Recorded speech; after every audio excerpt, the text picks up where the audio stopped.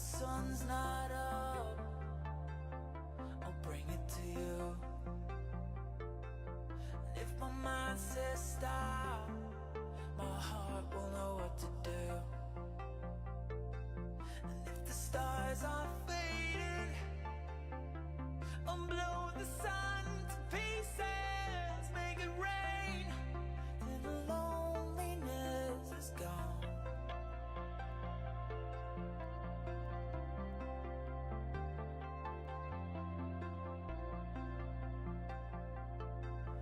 We could roll back time before we were broken inside. Leave it all behind and forget the world for a while. Or maybe we'd be strangers and we never needed fixing. We'd be okay, 'cause we never met at all. I could be coming, floating through space. 'Cause being lost in you is the best place. Let's go back to where we started. I'll be right here. Just follow the light, let me burn through your atmosphere. I'll burn for you. When the day turns night, you know where to go. You see the light in the sky, you know you're not alone. Maybe we could make it out here where the air is clearer than the blue, far away from gravity. I could be coming, floating through space.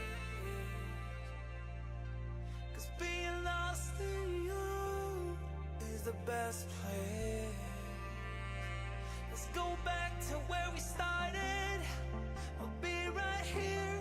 Just follow the light, let me burn through your atmosphere. I'll burn for you.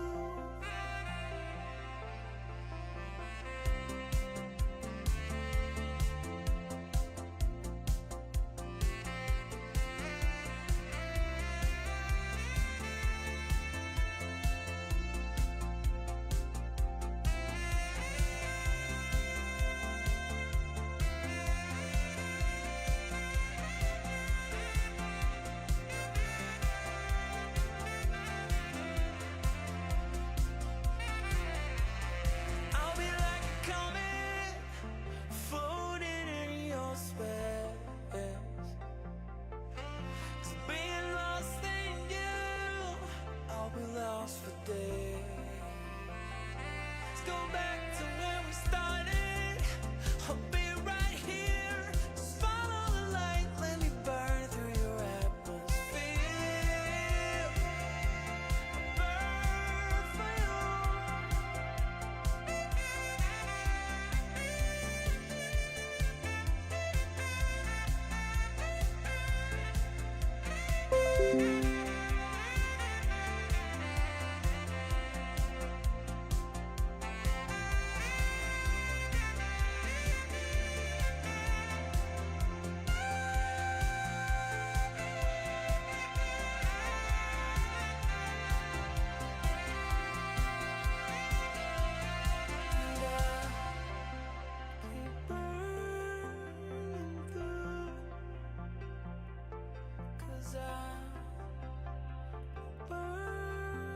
for you.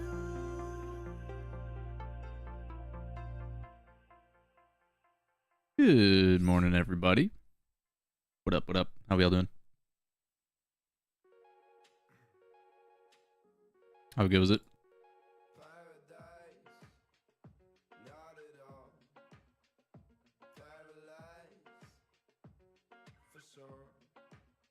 Y'all ready for some RLCS today? Jensen, what's up? What's up, Blue Grape? Matt's, how you doing, man? Space Station M80 going 1-2 is a surprise for me. Yeah, it was pretty crazy, right? I think it's a good sign though, right? What's up, Corn? How you doing, man?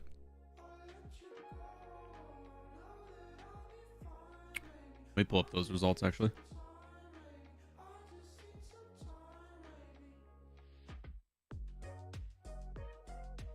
There we go. So Space Station, I think, had a pretty easy run. Let's call it what it is. I just woke up. How I feel.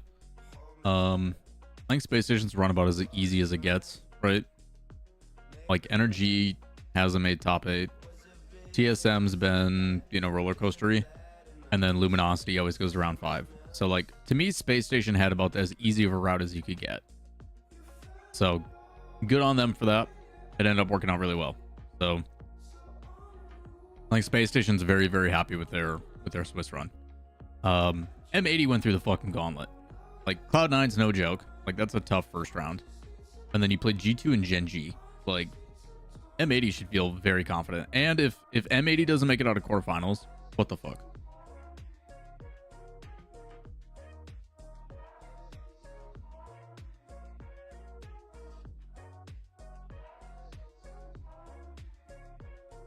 What in the world's going on with Luminosity? I think it's two things. Number one, their playstyle is effectively really good at like playing consistent. Like I think they do a really good job of having a certain playstyle that is going to make sure they don't lose to teams below them. And you see that. I don't ever see them losing to a Spate or a BDW or another little command, whatever Canada team. Like, I don't see that ever happening, right? But when it comes to teams that can go toe to toe with their speed, teams that can handle their aggression, I think it's a little bit sloppy. I think the other side of it too is play style wise. I think people have kind of figured them out. I think people have understood what's going on. And like, I predicted LG as a team that had potential to make top 4, but like, let's call it what it is. They got the most Mickey of runs to go to LAM. I think it was qualifier 2. Yeah. So in qualifier 2, okay, look at their run. In qual 2, you see a bunch of mistakes happen with everybody who comes through. They play NRG and then they play OG to make the grand finals, because Gen G messed up and they had all the good teams on the other side of the bracket. So like, to me, they had a Mickey run, and that second place finish basically hard carried them to get to the event. So yeah, it's when OG was finally starting to figure out how they were playing. Like OG to me is a solidified number 4. Like the 4 spot is between M80, Luminosity, OG, Rebellion, Cloud9, Dig, TSM, Snowman, all that. But your 1, 2, 3 should be Gen G, G2, and then Space Station. So this result really carried Luminosity. And again, I think they do well against teams below them, but teams that know how to handle their aggression, they are from what feels like a one-trick pony at times. So I don't know. I think it's pretty straightforward, and it's why I didn't predict them to make top 8 again.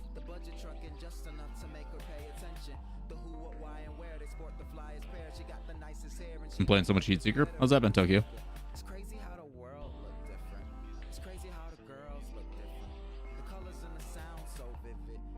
I don't know, man. Like, I think they've got plenty of talent on the team. Like, the team's good.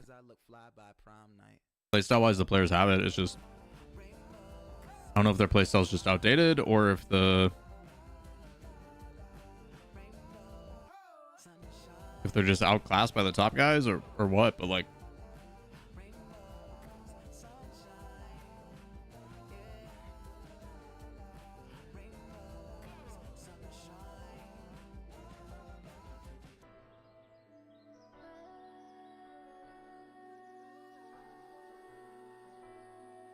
you think Shopify BG2 and then they can make top 2 in major roles? That would be crazy, John. but I think it's unlikely.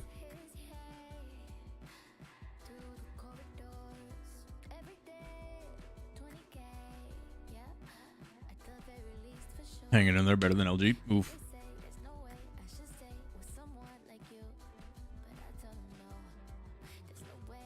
Savage Tokyo. What's up, Bug? Hey, man. Can you remember last week when talking about football, we talked about the crazy scenes in the Dutch second division? I think so. I think I mentioned you talking about that. Why? What's going on, Stolp?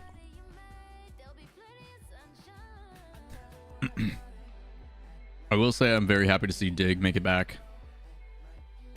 And Rebellion. I thought it was going to be one or the other. Turns out it's both. You guys can't see that. Sorry.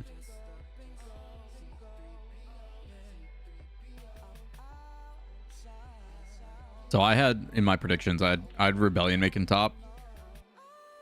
I thought Dignitas was probably going to struggle, and it was going to be NRG that made it through. Turns out, this is the difference maker. I think M80 finally gets a playoff win. Dude, if they don't beat Cloud9, I swear, dude. Like, just retire. Just be done. I was talking to JC about that yesterday, or not JC. Yeah, JC. JC was in chat, and I was like, if you guys don't win this, you have no purpose for being like.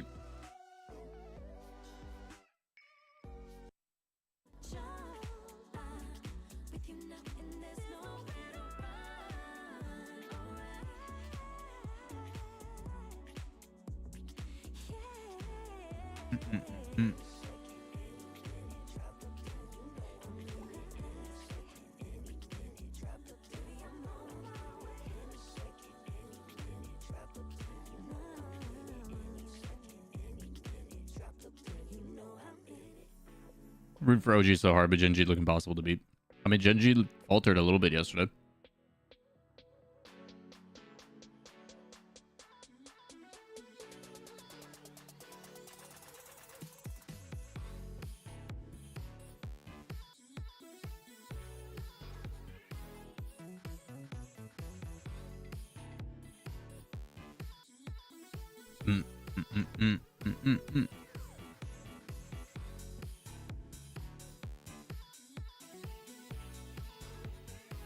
OG looked good yesterday. Their only loss was to Genji.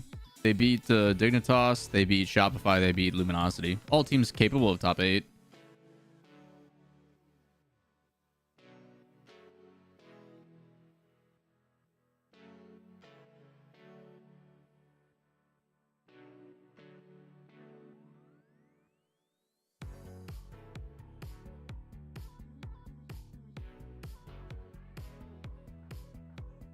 Sam got crazy yesterday as well. NIP beat Furia. Complexity only passed in the third. Damn. Okay.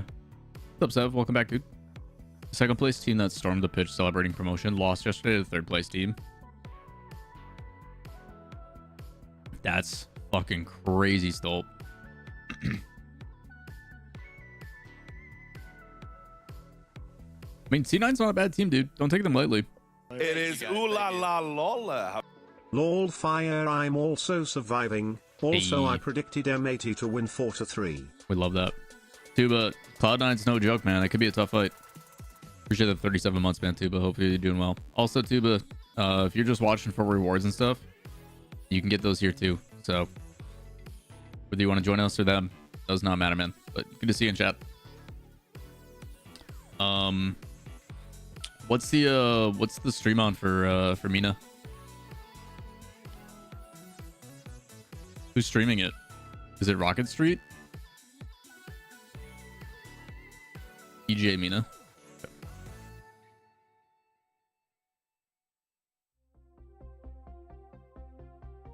بعد 3 دقائق و7 ثواني من زمن هذه المنافسة فريق فالكونز يحلق بانتصارين في هذه السلسلة ويحرم انيثينج بعد محاولات المستمرة في معايدة النتيجة ويحطم جميع آمالهم يمكن الآن في هذه المنافسة. Come on, anything. It's crazy they made it back, dude. Mesho's playing really well, dude. If anything that comes out of this situation, the only thing that comes out of the situation is this boy's stocks are going up. And Ocals are going down. And Ahmad's are going up.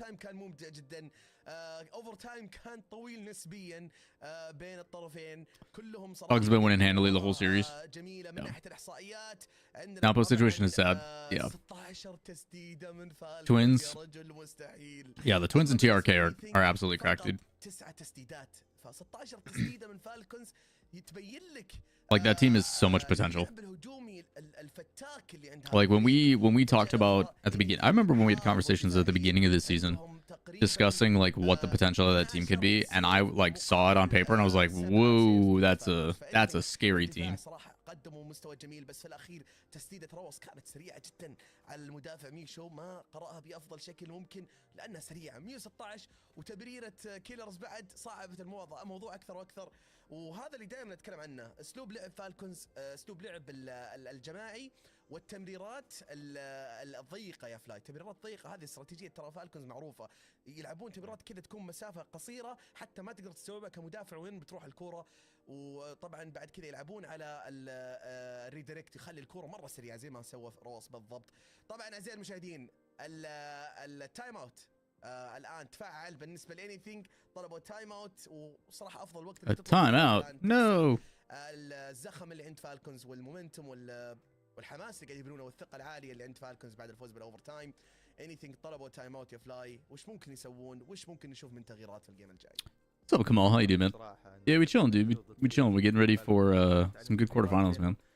غير انه سرعه التمريرات لكن الدقه ووضع الكره في المكان المناسب لاعضاء الفريق هي اللي حسمت المباراه السابقه. تمريره رائعه جدا من لاعب كيلرز الروس وزي ما قلت صاروخيه نتكلم عن 16 تسديده في مقابل عشان لا نقول فريق انيثينج عندهم فوق ال 12 تصدي يعني الفريق جدا متقارب بالاداء لكن الحسم كان عند فالكونز. اعزائي المشاهدين ندخل على المباراه الثالثه في هذه المنافسه. انيثينج كان يبحث عن حلول وناي كان يسالني ايش الحلول يلعبون على الديموز بشكل اكبر لانه ضد فريق منظم بشكل كبير زي فريق فالكونز لازم تثبت هذا الشيء. شفنا الان التفجير الاول اللي صار من اللاعب منهم للاعب كلاس وكذا بيحرمهم من هجمه. I mean, Falcons taking on everybody blue and green. Let's be honest, man.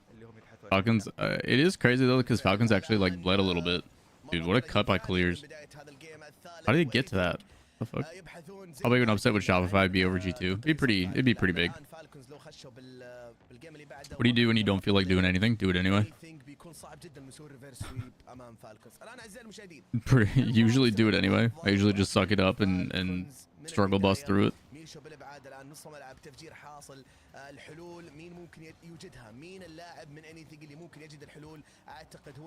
Realistically, personally, I try to find something that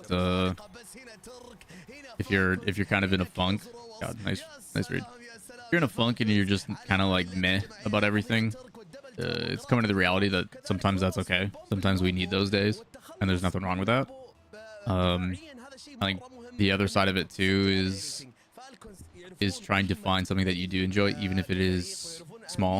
Maybe it's something little you've been looking forward to, like, oh shit, you know, Kaiju number 8 new episode is out today. You know, it's a 20-minute distraction, but it's still something that might sway the mood a little bit or help with motivation. But it's about channeling and finding the little things. Like, I've been kind of in a funk lately too, but I'm trying to focus on some of the positive news I've gotten lately and some of the things I'm trying to work towards. But yeah, it's tough sometimes, man. And that's okay. بعد ما روس اعطاه كل المساحه اللي يحتاجها في انه يبحث عن الدبل تاب وهذا هو الشيء اللي صار. فالان الكره في ملعب فريق فالكونز انيثينج يحاولون يحصلون على هدفهم وهدف التعادل الاول بالنسبه لهم. Wow, that boost got stolen. Nice Venom. فالكونز متواجدين سواء كانوا. What's it for the major? Do you think Falcons could get if any of their E or NA? لعبه واضحه على مرماهم. I think in NA they'd be a top 2. I think if they were in NA, they would compete against Genji and G2 weekly. Like they go pretty accurately close.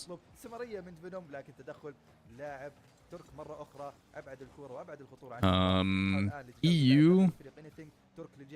I think they'd be part of the top 4 conversation. I think they would find themselves fighting for a semi-final, but top 8 for sure every time. الان يحاول بالاير دريبل. Because I think they're better than Galaxy. I think they're better than Oxygen. برضه نفس الشيء نشوف الان في تفجير في محاولات من انيثينج، صناعه الهجمه خلينا نقول الانهاء اللي يحتاجونه ما نحصله بالشكل Outside of Oxygen and Galaxy, like, he's wide open for the taking. So, but I could see them as a stable top 5. Love the KC Falcons match at Copenhagen. Oh, it was so good. That was such a bad touch from Napo. Why would you throw it there? Napo could have taken that and controlled sidewall and gone for a solo. That's a dangerous spot. Nice pass.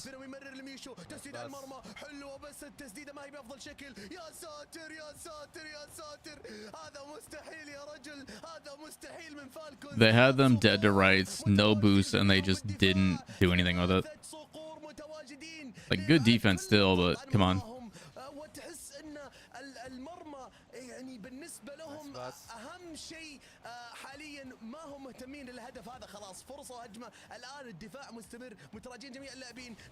No, Sev.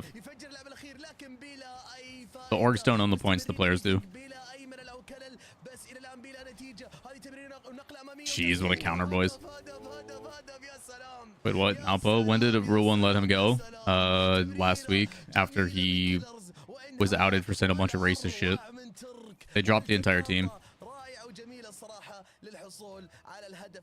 Shopify winning over G2 would be the biggest upset we've seen this season. Probably.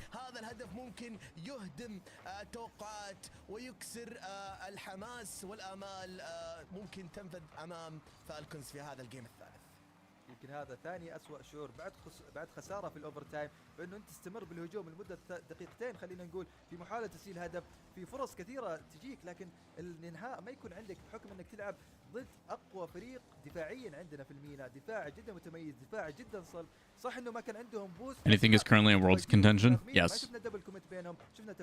And they're trying to find new representation. I know they have reached out to an org that I work with.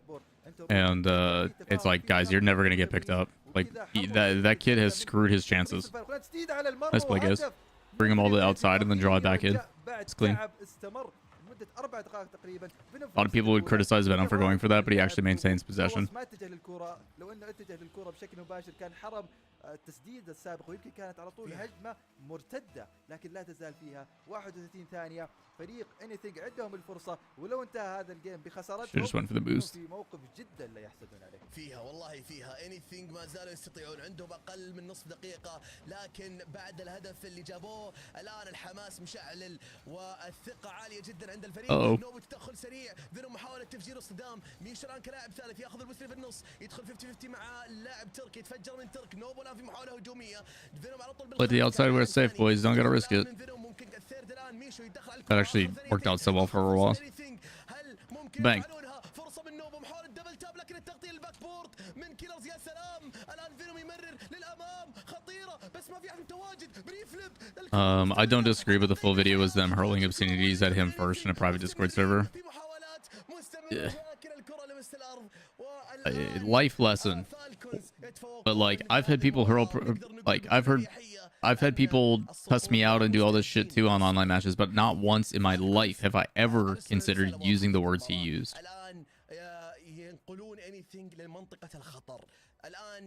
So, I don't know.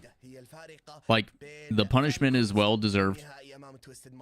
Yes, there's shitty people out there, but like, if you're pulled into a Discord and people are acting like that, excuse yourself from it. Like, again, I'm not here to excuse his stuff, but like, again, pro players are held to a different regard. There's some shitty people out there that try to attack you for whatever reason that may be. But like,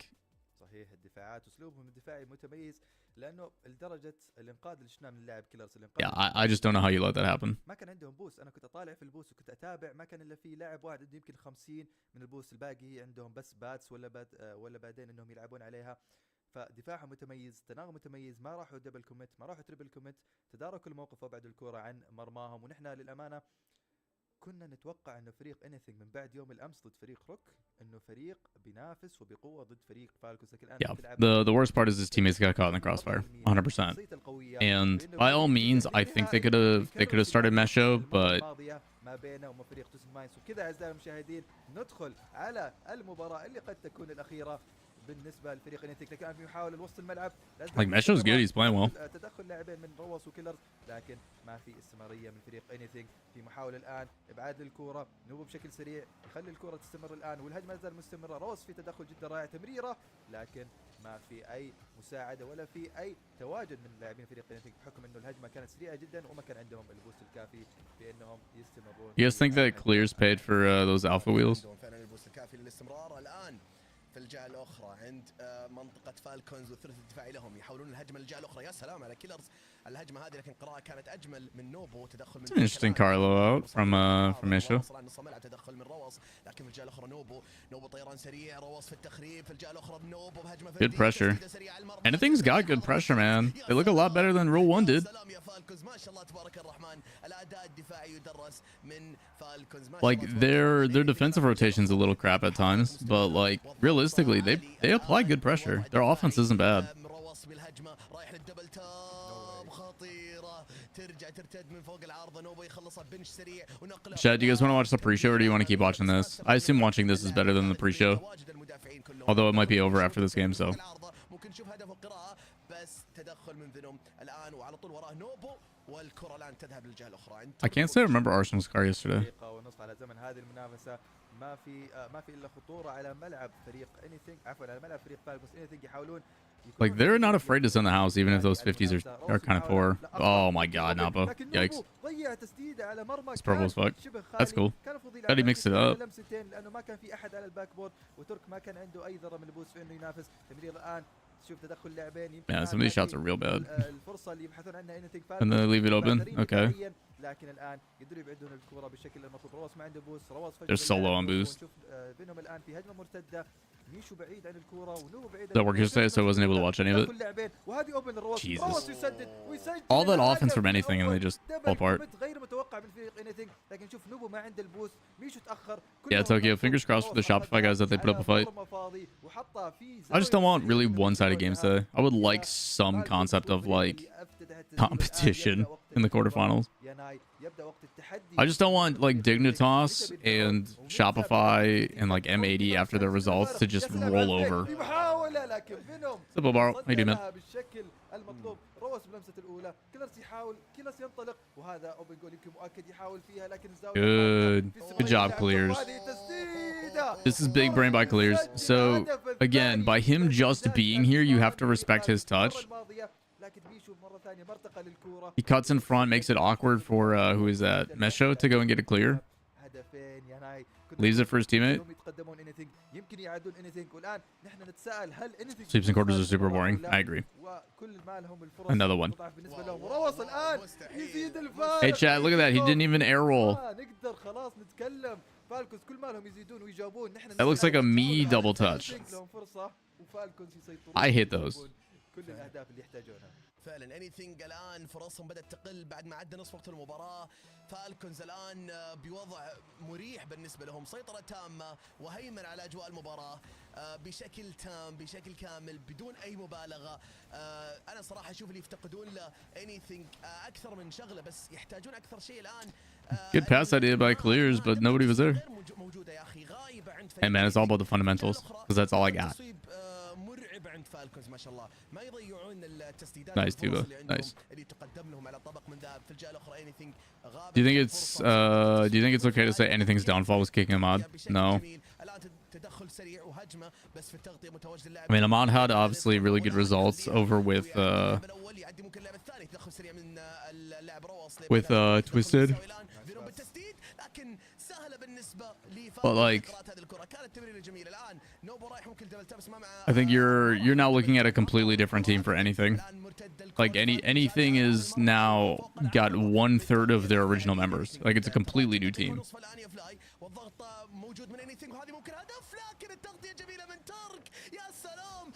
Also, the problem here is by Mesho and Venom associating with.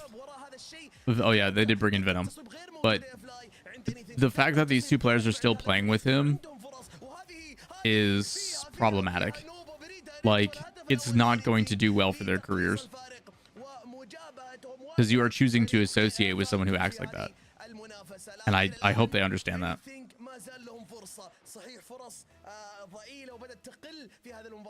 Oh yeah, 100% Rock. I'd agree with you on that. Anytime it's a big upset or a big underdog story that's like the shock and awe, you're like, oh shit.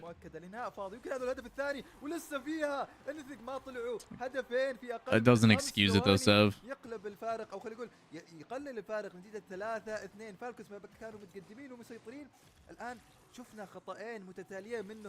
Like, it's one thing if your organization's shitty and like you're just trying to get paid.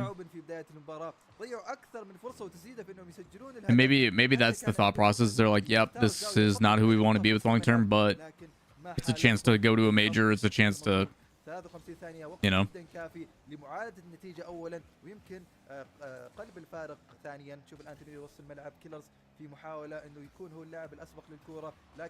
Oh, they're actually doing it? No way. Holy shit.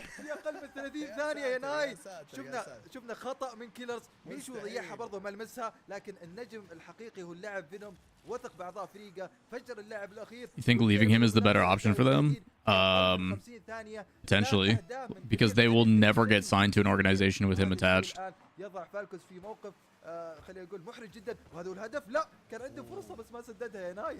Like, yes, maybe it'll put them in front of the limelight, but the issue is no matter what their rewards are, no matter how well they perform to meme, is their impact, their accolades are going to be tainted every single time, which is terrible. Like, and it's not their fault, except for the fact that they are actively choosing to play with it. Like, again, I don't think people realize how big of a God. Every time, dude. Every time it looks like things are trending for them, they're like, yep, Falcons has a goal. Nice second touch, TRK. So good. Yeah, the difficulty is no matter how good they increase their like individual value. Like, as a hypothetical, right?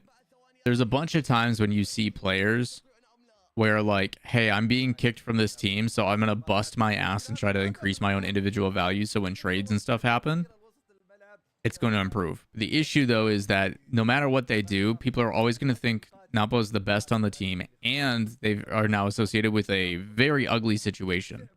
So like, even though they are trying to increase their merit and try to increase their value as individuals, and yes, they may get to go to the major, there is going to be this stigma the entire time surrounding them. So I don't know, man. Like, I don't know if it's worth it or not. Like, I personally am at the age where it's like, yes, I'm not going to associate with somebody. Can you feel me in with what Ahmad did? Ahmad was kicked from Rule 1 because they didn't think he was good enough, I guess. They brought in Venom instead, and then Ahmad went to Twisted Minds and got second place in the first qualifier of the split. London 3.0 will be roughly 2 years since we first met, a few weeks before Daywise. That's pretty dope, Tuba.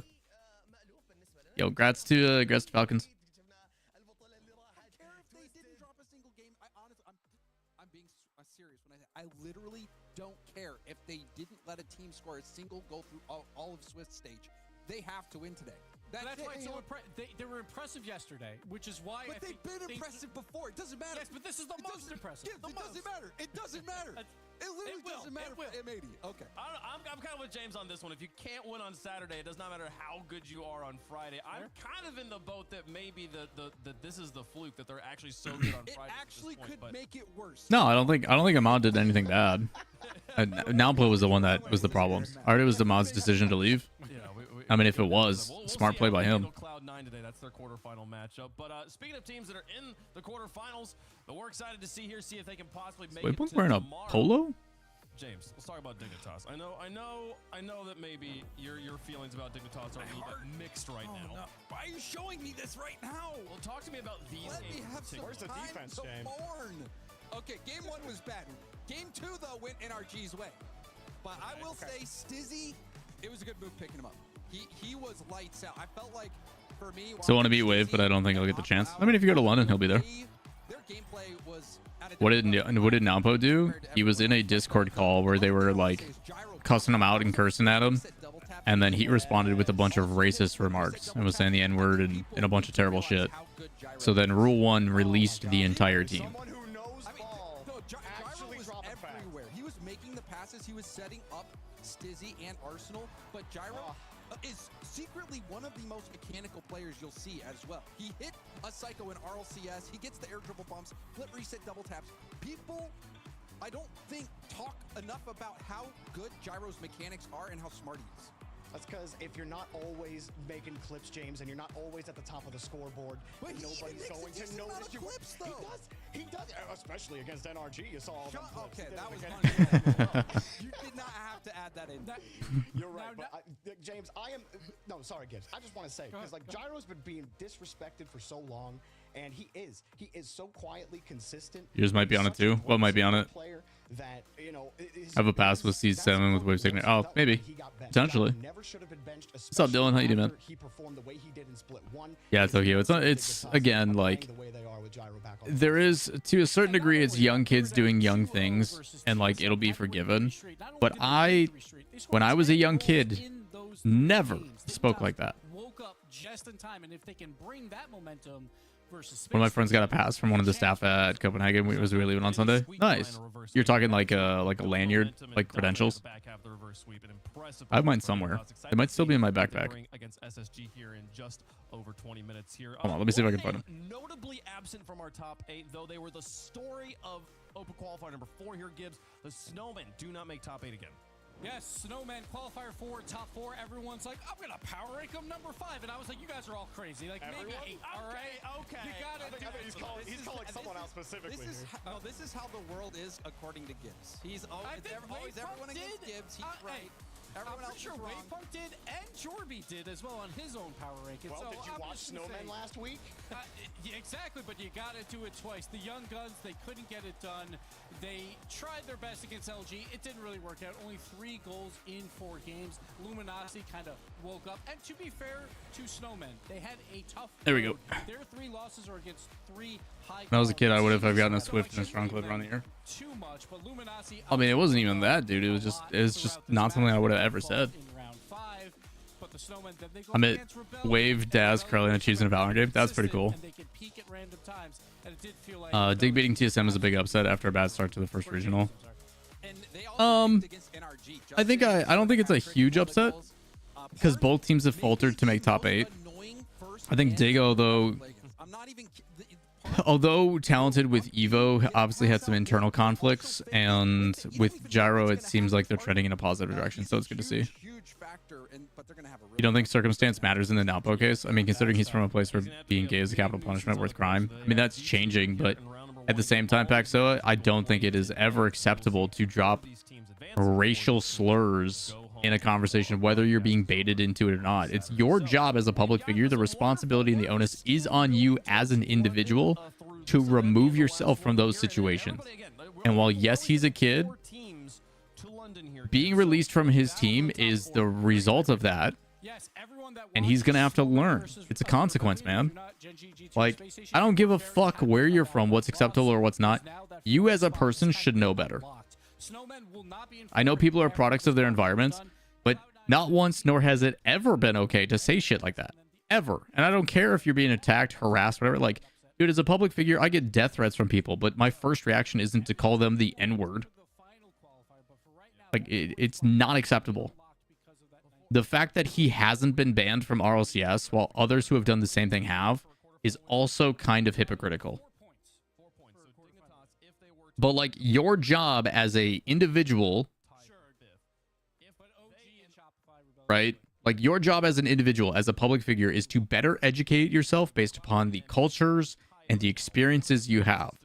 And if he is going around and joining other players and talking to other people from other countries and all that other kind of stuff, if he's educating himself as a public figure of, hey, I need to know what I need to do to be a good public figure, I need to be a role model, it does not matter.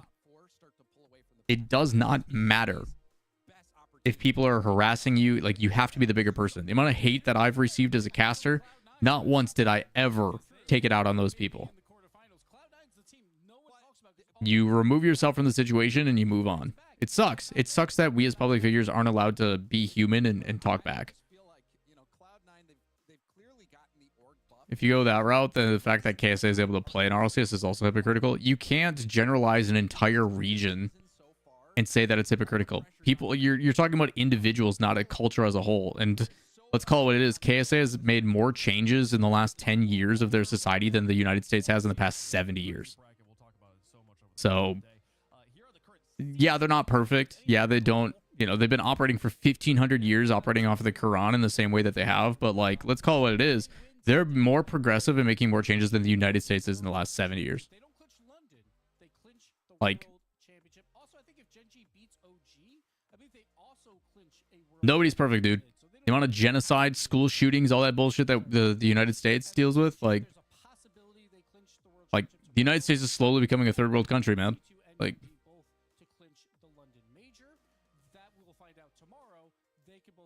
I'm not about here to say we're any better than some of these other ones, man. Like, fuck, we had Trump as a president. He made it okay to be openly racist. Even though they didn't make the third split, they didn't make London. Funny that it was London. Even though they didn't make London in that season, they still managed to make it directly to the group stage. Depends on how your perception of time is still. The season here that you can miss out on a major and still make it there. G2's trying to pull that off again here. We'll see if they can. I would hope so, Pexo, but bro, you're streaming Rocket League. Yeah.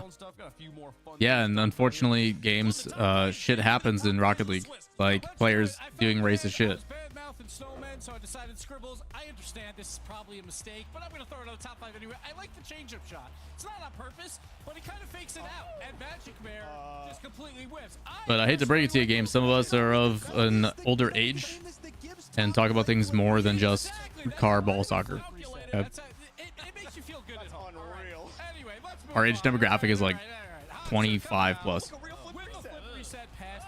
Extra touch is always so nice. The back wall defender doesn't know what to do. Magic Bear's like, I got no boost. Please help. Also, bro, you're watching a streamer stream Rocket League. Well done to Hopster. I don't know what your statement's about. From Dignitas, he had a world-class performance. Honestly, we could have made a top 10 of just him, but this play, the aerial dribble around 2 defenders, and Arsenal's like, I'm going to just snatch that goal here. But that might have been his worst. I think RLCS should do something. It's unfair that Zen got banned for a year. I mean, until 3 years delayed for playing RLCS early, and we'll get something way worse. Well, Obaro, it's a different situation. So to break down the ideology of where things are right now, Zen got banned because he played in an RLCS sanctioned event underage, which is against the rules. It happened during RLCS jurisdiction. Therefore, he got banned. What happened to Napo was in a private situation, in a private Discord, and while he is, yes, a representative of the RLCS, it did not happen on RLCS time. So there's that balance, right? There's that balance of it didn't happen on our watch during our event, during our time. But at the same time, he is a representative of what your game represents. Therefore, how do you enact a punishment? And they need to just make sure they call it consistently. Because as someone who's ran tournaments, I've done stuff where like I used to run women's carball, and the amount of issues we'd get where these girls would like report each other for being like catty and petty and shit and a bunch of stupid drama. It's like, guys, she called you a whore. Fucking block her and move on. I can't ban someone for that. Like, I don't know what you want me to do.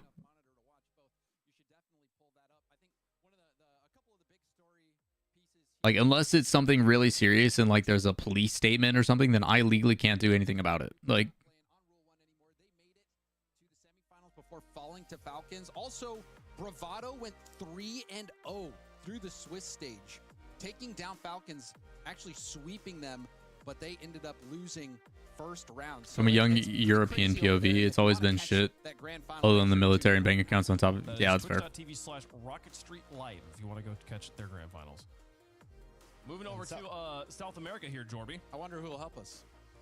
Well, you know, Crew, they make it through 3-0 in Swiss, and they've looked pretty good since adding Wisty over from W7M onto their roster. However, this is Furia's region, and it's not even close. However, take a look at the bottom side of this bracket. Complexity, Ninjas in Pajamas, Team Secret, and even W7M, all of these teams in position to make a run at that second spot. Furia pretty much have it locked up. It doesn't really look like anyone can beat this team. So that Complexity versus Ninjas in Pajamas could very well have been a semifinal, and those two teams probably your best two shots at making the major alongside. Lots of Furia. G8 teams in South America. Watch if you're a South American fan. And we got one more region. Saying there's a lot of lots of G8 great teams. Is that what you're trying to say? Yeah, There's a lot of really good teams in South America. It's always been super competitive, but there's like 4 or 5 really good teams in South America. Requiem got fully banned for the same thing when he was like 23, so I still think it is unfair. Yeah.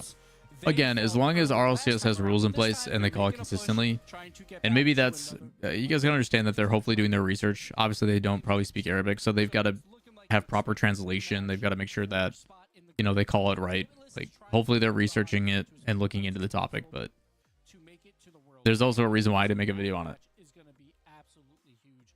Like, I'm not gonna farm impressions and farm video views just because of a shit situation that privately should be handled. Or, you know, just tune into the pre-shows. We got you covered. It is a lot of action to try and watch all at the same time. But 10 minutes or so here, a little under 11. I think this is the first time before regions are actually closely parallel in quality. I would say, yeah. I think, again, you only have like one team from some of those regions, but overall, yeah, I think the top of MENA, the top of Sam can definitely compete against world class, which is awesome. Correct. I was on the EU pre-show last week, and we had a fun fantasy league segment. But for North America, I feel like we can amp it up just a bit. Instead of just tracking goals per game, What's up, Chris? we're going to be Medium doing mid. goals plus assists per games. And also, you may have noticed the title of the segment is called Delta Fantasy. In mathematics, delta means the change. To make our fantasy segment spicy, we're not going to pick the team with the best stats, but predict who will have the biggest change or delta in their stats from the Swiss stage to the playoff stage. And not only will we have to lock in who's going to have the biggest change, but in which direction the player will go. Basically, we're M80. M80 is going to go from this to this. Or the biggest underperformers. And the analyst who accurately predicts the largest delta will be the fantasy winner. Okay. This is overly complicated for what this should be. Gibbs. Okay. I think we have snake drafted this. Yes. So Yes. We're driving 2 players. Yes. So we did a random order, and I did the random, so I'm picking first. So that's just how it works. So Thanks, Snowman. Make the major. It's gonna be real tough, Tom. Don't worry about It's gonna be really, really tough. With them not making top 8, it's gonna be very difficult. I think adding Aqua to the Shopify roster in place of Parth is good. It'd be interesting. It'd be too much of the same playstyle, I think, which could be problematic. Oh, you're a hater, huh? Well, he Ever was since involved. NRG, ever since NRG, just a hater. Anyone who touches NRG gives a hate for your whole career. I'm just But saying. Go ahead, sorry. It's not 2019 anymore. He did. He was involved in 1.95 goals per game, which is fantastic. But you're going up against the #1 defense in the world in G2 in the playoffs. I don't expect them to win that match. I don't expect them to score maybe more than 2 goals as a team in that match. So I have Justin as an underperformer, and then Hoxer on Space Station didn't have the greatest thing. Like, he doesn't really go on the offensive side that often, but they're playing Dignitas. Space Station could honestly win this entire tournament, but against Dignitas, I expect them to score 3+ goals Good picks from per game. good picks as from a team. So Gibbs. Hoxer will get more involved, so I'm going to say he's going to overperform there. Okay. Good picks. Which one was your, since you got first pick and last pick, which was your first pick? Justin was my first pick because I was just going to pick whoever's playing against G2 and just say they're going to underperform. So that's how I... And, you know, Love the streams. I appreciate it, Ethan. How you doing, man? Would you be able to do what's going on across these regionals? I'm listening at work. Yeah, man. TLDR, MENA is doing quite well with Falcons. They continue to win against everybody. They just won, I think, their semifinal match. And are moving on to the grand finals to play against Twisted Minds, unless that was the week before. I don't know if that was already the finals or if it was... Hold on, let me look at the bracket. Give me 1 sec. Obviously one of the most offensively potent players in North America. Falcons just won their semifinals, so did Twisted Minds. So we have a rematch in the grand finals between Falcons and Twisted Minds. That's going on right now. South America, Furia keeps winning. They keep being the best. OC is much of the same as well, between like Pioneers and Power and so on and so forth. In Europe, we had Oxygen, who brought in Joyo, and they are looking very, very solid. They're going through qualifiers right now. We'll see their main event next week. And then in North America, we had some pretty big upsets. Both like LG got beat, so they didn't make top 8. Space Station made, or Dignitas made top 8, and Shopify made top 8 again as well. G2 kind of faltered a little bit. They showed that they can bleed, which was cool. And M80 beat both G2 and Genji yesterday to make it top 8. So we'll see what happens. Commentators who are doing the beginning of the show here, Lemon and Daz, who are going to be making some teams here as well. Dazrin, who'd you pick? Well. I mean, is it obvious? Listen, I'm the third spot. Oh my God. I'm gonna pay for it. Just move on. Just move on. Lemon, Listen. This is those numbers. Jacket, dude. Can Let's you take even a look do at that? those numbers. 1.53. That's high. For who? Both of them. Are you losing? Have you lost your marbles, Jordan? Listen, I'm expecting a 2. I'm expecting a 2 out of every single one. Listen, on the GG stream, I talked to Jack. He said, yeah, we played pretty good, but we could definitely play better. I'm expecting better today and tomorrow. Give me plus on FK, plus on Jack. It's that simple. This analysis Bias brought to you caster. by Genji Mobile One Racing. Thanks for keeping the lights on. Thanks for shouting out the sponsors. Lemon, who you got? I was literally thinking that of like we've just Genji Mobile One, Genji Mobile One. Shout out to Daz. Get your bag, King. Mine, LJ and Com. Hear me out. Okay. LJ, top player yesterday. If you thought those Daz numbers were high, guess what? LJ, he could do more. Yeah, I said That's a bold pick. I don't think LJ can go any higher than that. 1.92 is a lot. What about second hat trick? Okay. Double hat trick. Double hat trick. The more he yaps, every time he stands up, every time they score, this guy gains. Yeah, it was a really shit situation, man. Get more French, but he does get It was frustrating to say the least. So I think Com will do good. Wave Monkey equals drippiest caster? No. I love Wave, but no, not even close. Wave will wear like a quarter zip with zippers on top of a sweater vest. I don't fucking know. He'll wear like 3 layers of clothes and they all make no sense. His combined goals and assists. He's the center of I that do like team the polo look against for Wave though. GG. I do think OG are gonna Brings me find back to his some step TCU up days. offense, and I think JNabs will end up overperforming from his Swiss stage. Chicago though, 1.75. Chicago's usually not lighting up the scoreboard. He averaged 1.17 goals per game yesterday. And Gibbs, you made the argument. Hoxer, there's no way that he has a 1. Wave could wear a Hawaiian shirt and look amazing while doing it. Which is why I also think Hey, Hawaiian shirts are a vibe, dude. Why not? Gibbs is like 45, right? No, Gibbs is like what? Late 30s? Guys, how did you? I got to go basically last year, and none of you picked 2-piece. That's true. 2-piece. Oh yeah, that was a bit of a What do you guys? I had to leave you one, Wave. You were dead last. That's not how this works at all, Jorby. You want to win. I know This is a you team do. game, Wave. He got a 2 goals plus assist average, and he's gonna face. It will be hard to do better than that. I know it's very early to ask, but where do you think Eva will go next season? Gosh, that's a good question, actually. I have no idea, man. His stocks are decreasing, it looks like. He's so talented, though. He's so good at the game. I hope you guys enjoyed watching. I can imagine teammates comes in yelling, now he's picked Daniel and Beastman. They're both going triple. Honestly true. When there was only 7 matches. I just win all the you wanna games. explain how that works? Yeah, so really quickly, 1 point per match win.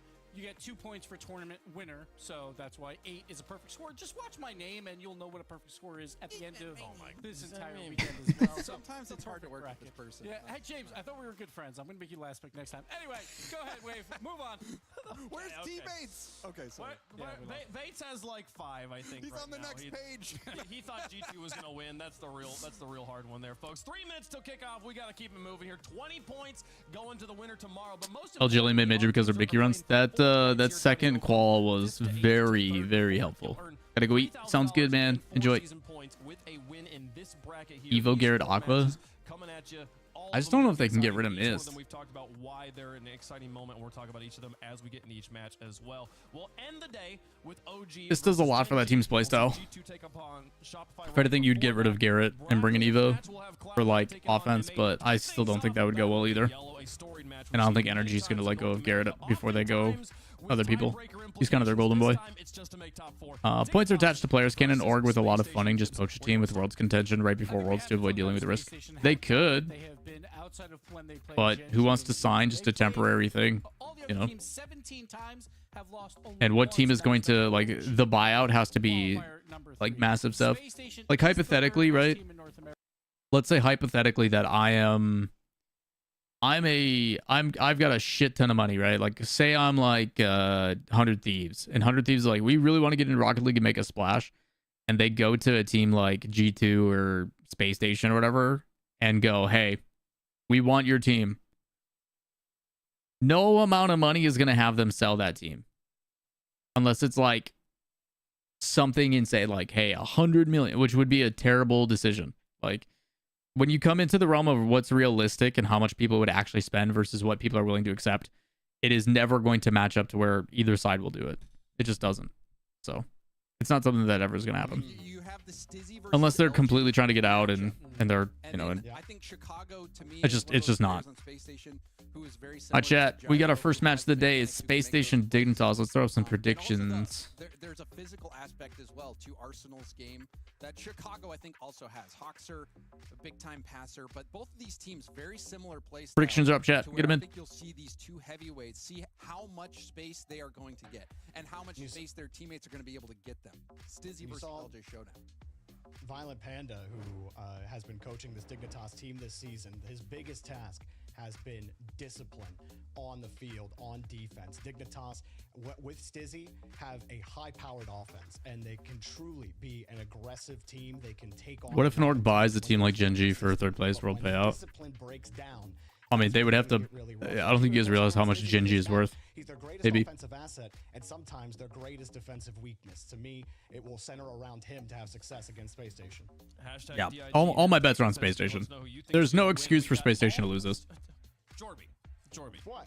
When you're on a team stream, there's like I feel like there's just like one job. Okay, it's just one thing you gotta do. Okay, I like it, You just- I don't understand. How are you not predicting Dignitas right now?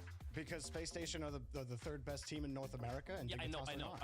I know that. We're just hold on. Wait, it's okay. I know that Dazarin has scarred us with his inability. We're not all built like Daz out here. Yeah. We got some frauds out here, folks. It's fine. It doesn't matter. We're gonna get into the games. It's time. Not going to side with your boy Aqua? What do you mean? Quarterfinals. I'm excited for the battle of the Wait, yellows. is that... It's been big and fierce in the past. Both these teams. Chicago was washed, but he's proven me wrong. Definitely upgrade over Arsenal. I think they're very different equivalents. I don't think Arsenal and Chicago are comparable in the sense of like what they provided. But what's up, Atanu? How you doing, brother? Watching this shit at a graduation ceremony? I mean, you chose right, Luchub. Hopefully that ceremony goes quick, dude. Those things are boring as shit. Mensch. Appreciate the follow, brother. How are you? Chad, if you want a bunch of channel points, the best thing you can do is root for Dignitas and put some points down. I know, and we got YouTube, appreciate it, B. cookie to Dignitas. It seems like Jorby didn't want to do that on the What's up, Hermes? Bet 100 on Dig? Yeah, man, take those odds. It's like putting 100 on Black. Fingers crossed it hits. Could be an upset, because look, already Dignitas with that early pressure. Tucking at the post, though, is Chicago with the save. Goes up the sidewall. And it's Ooh, good save, Stizzy. Jaro missed the boost. Save that away. And keep eyes here on the midfield here, especially looking at both of these teams. They've been playing really solid Rocket League. Both Be an odds goblin. That's one way to call it. What's up, Salty? How you doing, man? Black and yellow versus black and yellow. Yes, sir. So far, Space Station's doing pretty well on offense. They're forcing a lot of double commits. They need a demo. There it is. Oh, Gyro's going to get demoed, so SSG are going to steal LJ, I don't think you can get to that in time. Who had a greater impact on the team? Maybe you can't say one is better than the other, but how they play is magnitude of their impact comparable. Yeah, I think there's potential on that side. I think Chicago provides a little bit more stability, and his comms have always been really good. Like, Chicago's communication's been solid. I also think Arsenal was just kind of burnt out with playing a style that wasn't really built for him. Like, Chicago's usually a little bit more defensive, while Arsenal wants to be a bit more aggressive. And between Hawkster and LJ working up as a duo, it didn't really work out, in my opinion. So, yeah, Chicago's been a good fit for them. I think it was... There's definitely been some problems, but overall, I think he's really fulfilled his role quite well.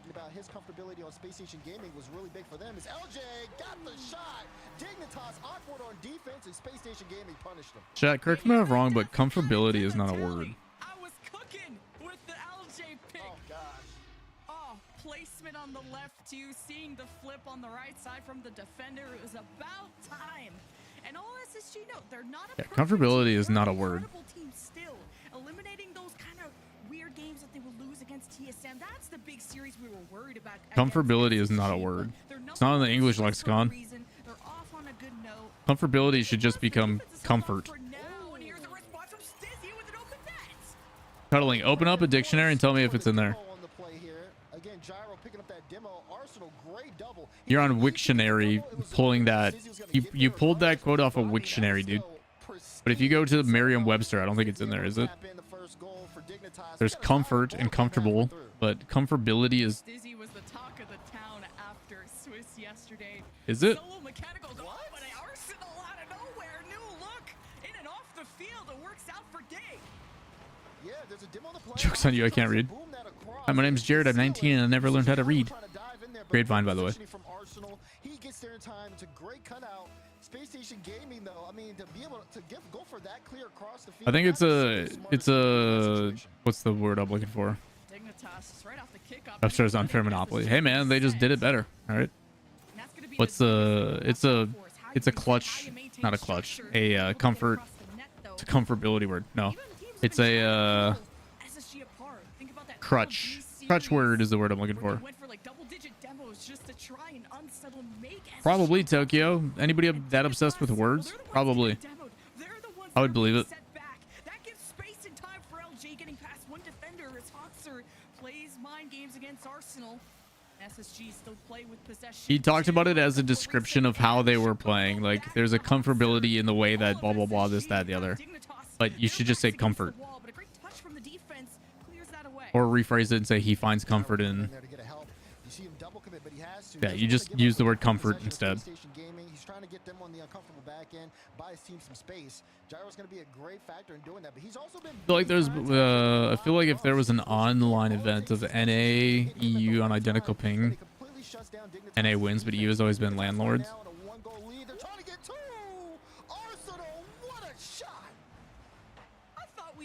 Both online, both online, I'm probably still going EU.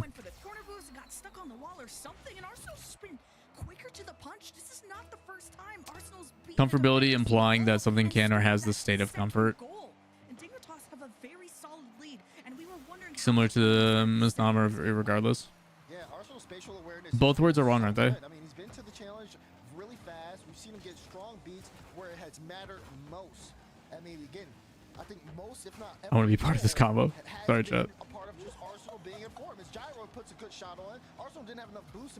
Irregardless is fucking hilarious to me. It's it is crazy. Like, they're wrong. Useless words. Yeah, see? Told you, chat. Dylan came in with the facts and used even bigger words to explain it. Like nonchalant is a word, but chalant isn't. It could be.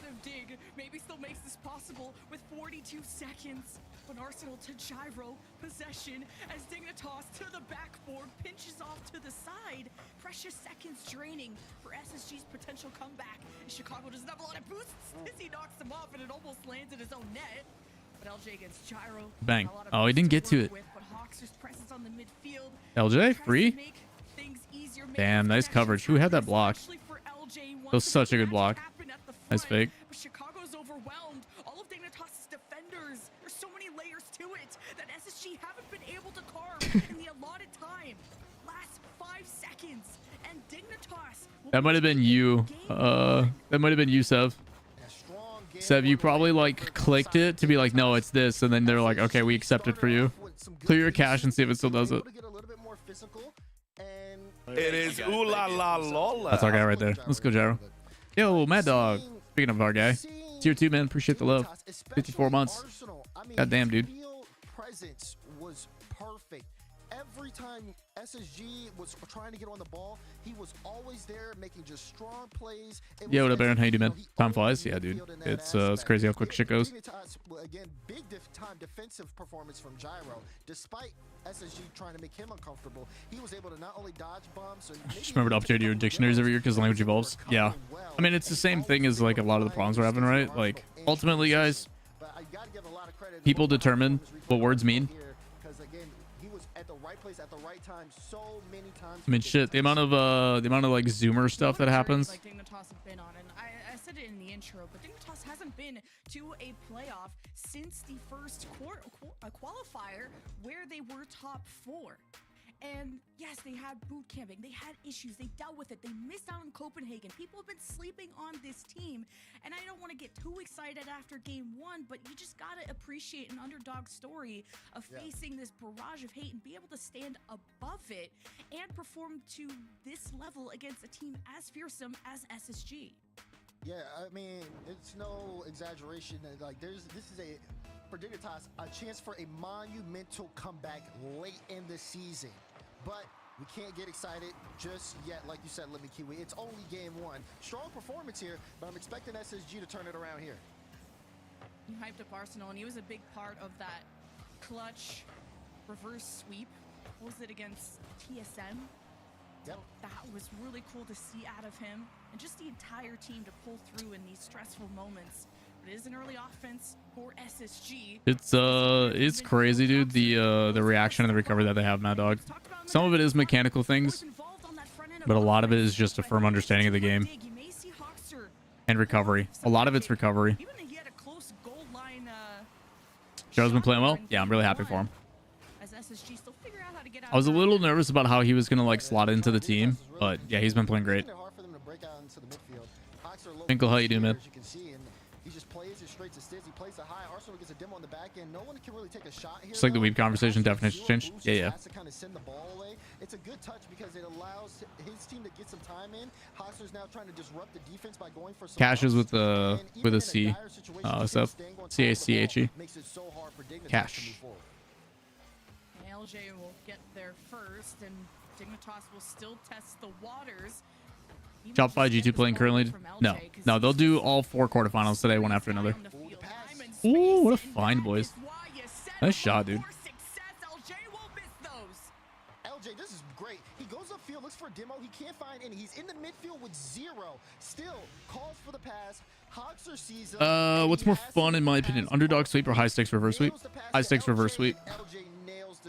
Always. High stakes are always more important and more exciting. When there's more on the line.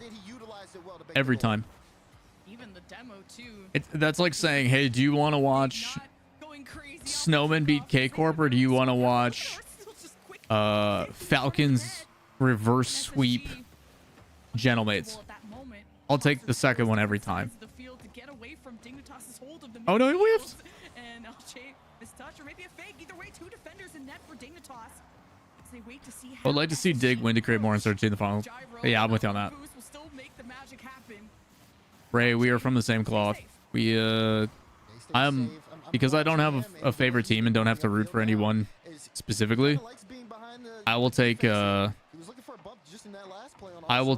anything that gives us really crazy tiebreakers and storylines. Give us like a 6-way tie. Give me some like best of 7 tiebreakers for the major, all that kind of stuff. I want predictions to do good. I mean, you can have that too, but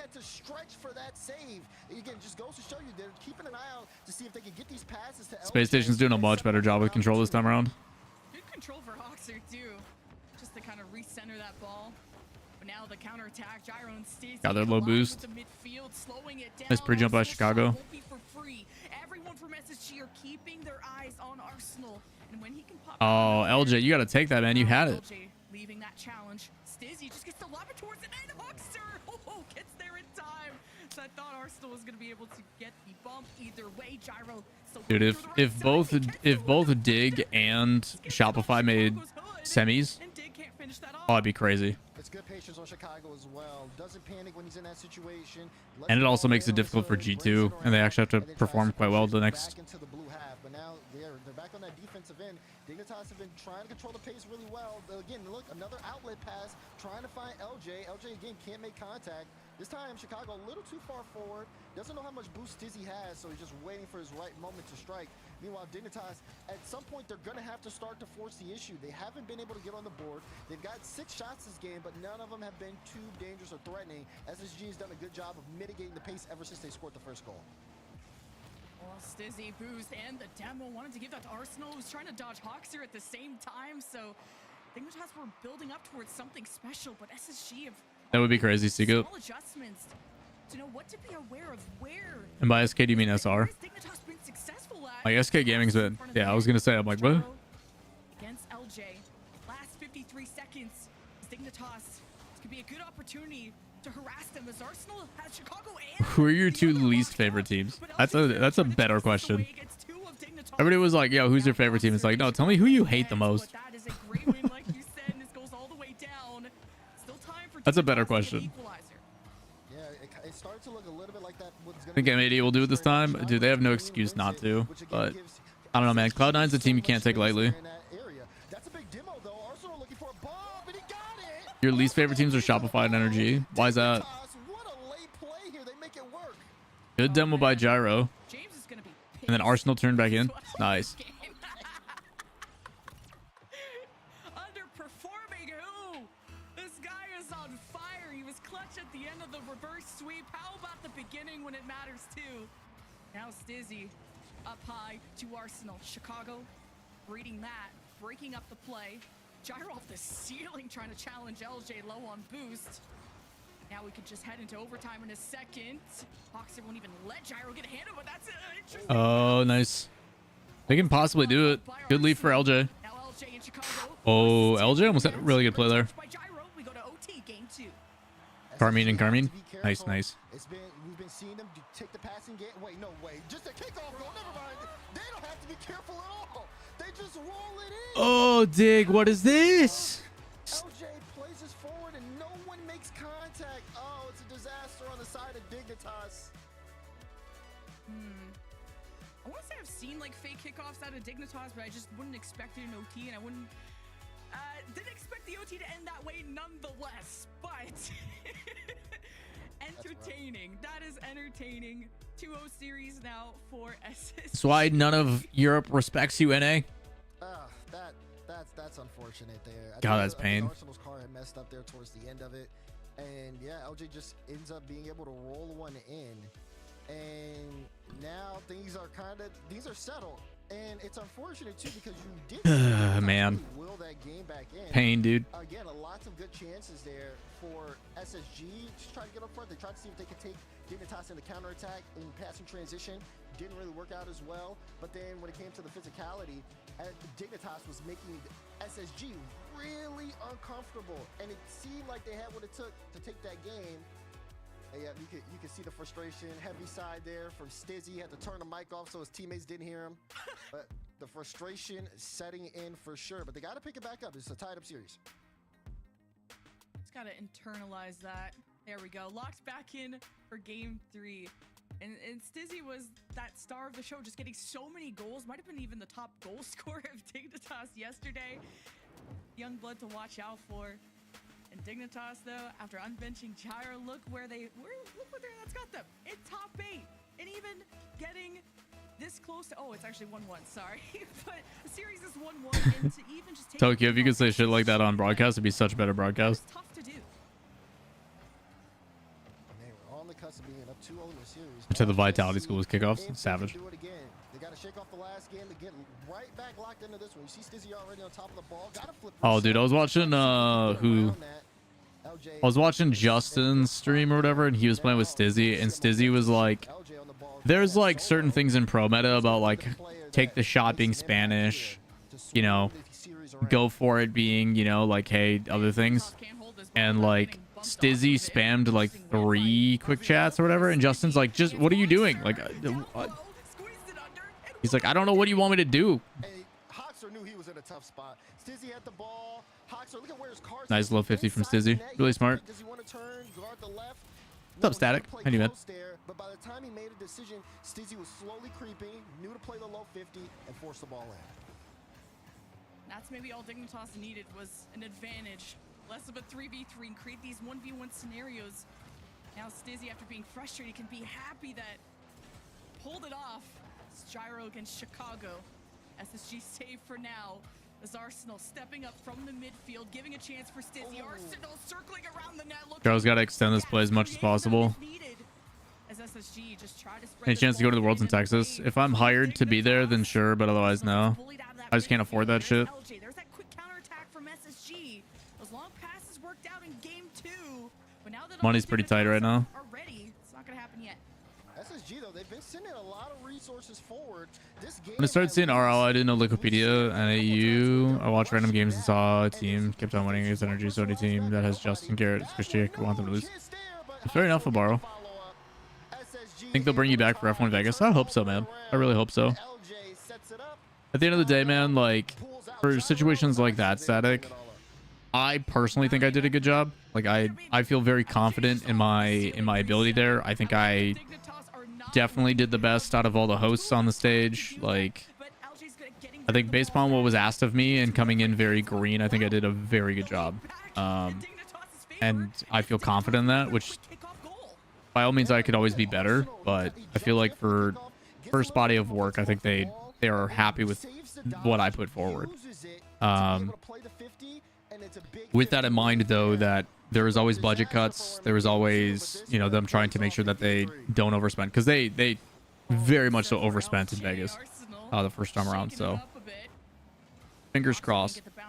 The corner, Chicago lands this in the box. Gyro to the side. LJ is ready. Devo in the net. 3-on-2 for SSG. Well, I can't afford to visit when they're in my city. It was awesome to know you're part of it. Hey, appreciate it, Static. Thank you, man.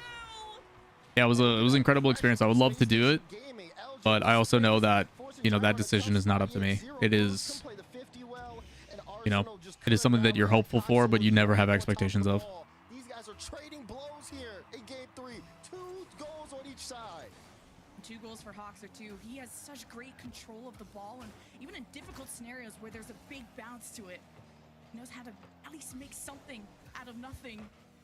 But now the pressure is on SSG, keeping Dig trapped. LJ. That's not gonna be in London. What? Why not? Able to backflip, get this away from Gyro. 1v2 though. SSG gonna need reinforcements. They want to get this lead, and they haven't been able to have too good of a lead, with Dignitas always having a darn answer. Now Demo's going off screen. It's Hoxer. I have questions I'd never ask you in a DM. Double commit almost, but Dignitas still get control back for now. I mean, Mad Dog guy, whether it be on Discord or otherwise, if you have a DM, like shoot me a DM and I'll get to it when I can. No boost, so he just plays this one close while Gyro gets it back. Good back pass to be able to set him up. Like Parth because he got his name from Skyrim. Trying to see if they can make something happen. LJ awkward, it bounces straight down. I actually didn't know that. That's pretty dope. Has he confirmed that? If so, that's pretty sick. But Dignitas, at least when they are in front of offense, they do such a good job of really forcing Space Station to try to react to chaotic situations. That is something that I wished, like on Liquipedia, they always had, like how people got their names. Unless your name's like Andy or Kevin, you know? Because then you're just gonna get, I'm Kevin. Can I hire you to be my bodyguard at Worlds? Do you need a bodyguard? Arthamax or whatever. Oh, yeah, that's cool. Oh, it was so close though. They had the pieces there. Arsenal got the demo on LJ, and then also won the 50 against Chicago. You thought it was a very close opportunity. Look, again, he's getting all these buffs. Depends on if I'm drinking. Well, if you're picking up a bunch of fights, I'm gonna be one of those bodyguards and be like, you're being a fucking idiot. That's on you. So far, we're approaching the final minute. It's still anybody's game. It's that clash of play styles that the desk talked about. That's pretty dope, Tokyo. And it may not even be in the demo count. Could just be bumping the player off the ball. As Arsenal with the backboard, but LJ is there. Gyro, beautiful catch. 12 boosts to work with. Hoxer. Chat, I'm just saying a majority of them don't use their first name, okay? 42 seconds. And they got this orange half in their hands. Now Gyro stepping up, Arsenal to his side. This could come out to Stizzy. Chicago doesn't have the follow-up touch, so the 50 up in Like the air. Chicago, I'm pretty sure Reed is because he likes the he liked the Bulls as a kid or something like that. Gyro, he's been super consistent here, but now you see Chicago on top of the ball, trying to set up Hoxer. Double commit on the side of Dignitas, and now they're a little low boost. Gyro's the only one who's really boosted up here. Has to play this right. That second touch was... I remember when Gyro first came into the scene. Played the solo. LJ's bumping Arsenal. Stizzy's trying to get back.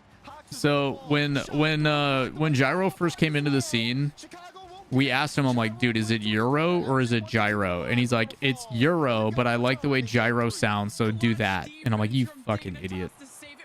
God damn it. Okay, now we can talk. Wait, Arsenal's just out with the gloves. Almost knocked out SSG Cole to open up that net. Man, these kickoffs are crazy to watch, especially. I think SSG Dude, Ace Ventura is so good. Such an underrated movie, man. Right, Dignitas definitely clean up their act too, for sure. Didn't Gyro start on Space Station? No, he was a Peeps to Pittsburgh Knights. OT kickoff worked out for them. That's what happens, I guess, when Dignitas touch the ball in the Woo. moment. Sails across, Yep. so close. Dignitas, you gotta execute eventually, right? But LJ knows he has to take. Is it underrated? There's a lot of people that think just, you don't understand, Fruit. Think about how many young kids nowadays just have never seen that movie. Like, it's definitely like a classic. Yeah, I'm surprised they didn't want another kickoff goal. Gyro never played for Space Station? I don't think so. Sandlot is my goat. Sandlot's a pretty good movie. Gyro, tried to see if he get a flipper set. Good on Chicago. Emerald's AXB. Was that a thing? Space in the midfield. He goes up. Arsenal, he gets past Arsenal. Why does that sound familiar? And has to stop Hoxer. Space Station gaming in a good spot. Nope. But Dignitas has been really good on the Peeps, defensive Pittsburgh end. Knights, Peeps, FaZe, Rogue, Koi, Left and right. Dig. SSG has been able to do the same. We went from such an explosive start here. It was Arsenal, AXB, and But now it's been a bit of a deadlock. Sathu, I think, at one point, back when they started as like bread or something. They lose to 50 and now they have to trail back.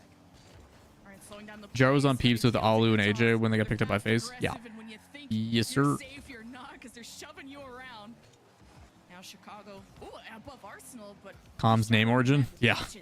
Dignitas defensive layers something to I'm worry about. I'm pretty sure Com didn't mean any ill will behind it. I just think he really liked Civ. He plays a shit ton of Civilization. Oh, what a play. That was clean from Space Station. Is Vatira overrated? No. Vatira is very good. Stizzy tried to play it right too. Stizzy tried to pinch back pass and disrupt for his teammate. I still remember the FaZe intro video. You mean the like them driving down the highway one? I've watched Goonies and Princess Bride so many times. In game 2, the only goal of that game to help I think it's like one of my girlfriend's favorites. that amazing play we just saw in OT to help them win it here by 1. This has been such a close game, and we Someone has the name Capitalism, or yeah, with the powers to make them change it. I don't know, Seek Up. I honestly don't know. And if they just went by Cap, Up to the level of Space Station Gaming right now, and they've been forcing SSG to really have to work to get a lot of. Appreciate you watching the goals in. ads. Especially we talk about this one here. Look, even Stizzy Or is takes you the ball Flakes? away. Look at that from Oh, LJ. That Flakes. extra effort is the difference between a win and a Wait, loss. Hermes, what's Flakes' name Huge origin? impact play. LJ's been making those plays this entire series. They haven't been on the ball. I actually don't know if Flakes is That's what right. happens when you have a superstar player who I don't know understands Flakes' you origin. don't need to be on the ball to It make is it. ooh la la Lawler. LJ to be able to do that. Hey, Hoxer Seek and Up, that's kind of you, man. Chicago are the only people who Seek Up, scored thanks for to gifting the make sub to it Rog. early, and that was all SSG needed. Dignitas do not take a timeout. Just so we can bypass the edge. Load up game 4. Really like cereal? SSG win this, the series goes on Flakes had a match crazy point. name? Oh, you're saying his OG name. Okay, kickoffs always make my heart skip a beat, okay? I didn't pass geometry, so the angles, you know, the post got him, though. That's what matters. Dignitas owe them a back. But we get to start off, like you said, with SSG up in the series, but not in the way they would have hoped, not in the cleanest way we would have hoped in terms of maybe people were way hyped up on SSG thinking this was going to be a sweep, but Dignitas have showed up in the biggest of That ways. doesn't surprise me at all. Now for Stizzy, hoping for the reset. LJ won't even let him use it, but Stizzy will still patrol for bumps. Gyro wants to slow down the midfield. He gets pushed all the way to another dimension. And SSG want to capitalize if they can. Yeah, they're trying to. Dignitas have been turning up the speed, though. I enjoy Flakes a lot. He's a good kid. Quality challenges. Gyro now waiting here in the midfield. He's low boost, so he just wants to try to keep this center. The Dignitas, but SSG, I'm sorry. Have been able Seems to like he's kinda hyped a lot, but whenever I tune into stream, he's bottom of the leaderboard and being glazed by casters on a simple car flick.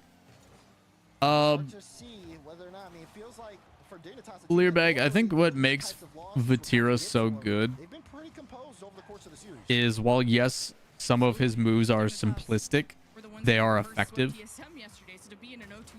Like Vatira does a very good job of turning a lot of nothing into something. Like he does a very good job of creating opportunities.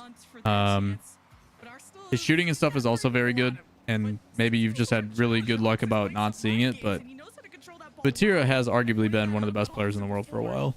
See what LJ can do. Chicago doesn't see an opening that he Barrow? can help him out with. Hoxer can just launch it too and see if he can draw out Dig from the midfield, but Yeah, Vatira very rarely is out of position. I'd agree with that. Chicago has no boost, and you got that corner denied by Arsenal. No one's been able to get on the board scoring-wise here. Been in very Vatira had the craziest top 8 streak, and I can't believe Cash somehow broke it. Yeah, I'm with you on that, man. I do find that crazy. him and Arsenal in that corner.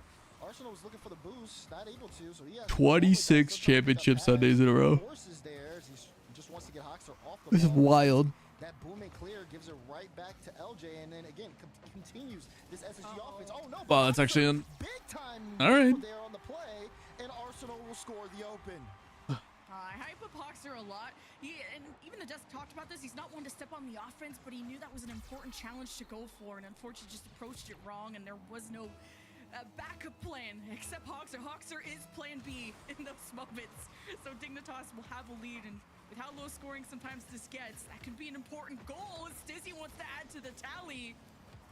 But there hasn't been a lot of mistakes to expose out of either side besides that one. Chicago tries to catch this and readjust, and LJ readjusted more towards the net, but still not in. Even then, with Hoxer trying to get the follow-up, it just wasn't enough. Dignitas defense settled. Dignitas offense trying to make something happen as well, but Gyro just couldn't get the flip reset in. They want to continue to keep up the pace here as they have been trying to mitigate things. They haven't had too many shot opportunities. Is there were players rocketing alternate names at events like Arsenal with R's and Beast Mode with BMO? Yeah, at the same time, though, we had to stop that because it was a pain in the butt for casting. Like, for casters, seeing those names change all the time is really, really annoying.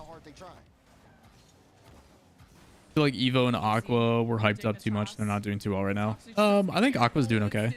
I think Aqua's just on a bunch of... Aqua's on a team where certain players are kind of, like, on their way out. Boo or Mies, boo. Good 50 by Chicago. He even went for the immediate counter. Damn. I think Aqua's playing pretty well. Evo's super talented. I don't think anybody argues that.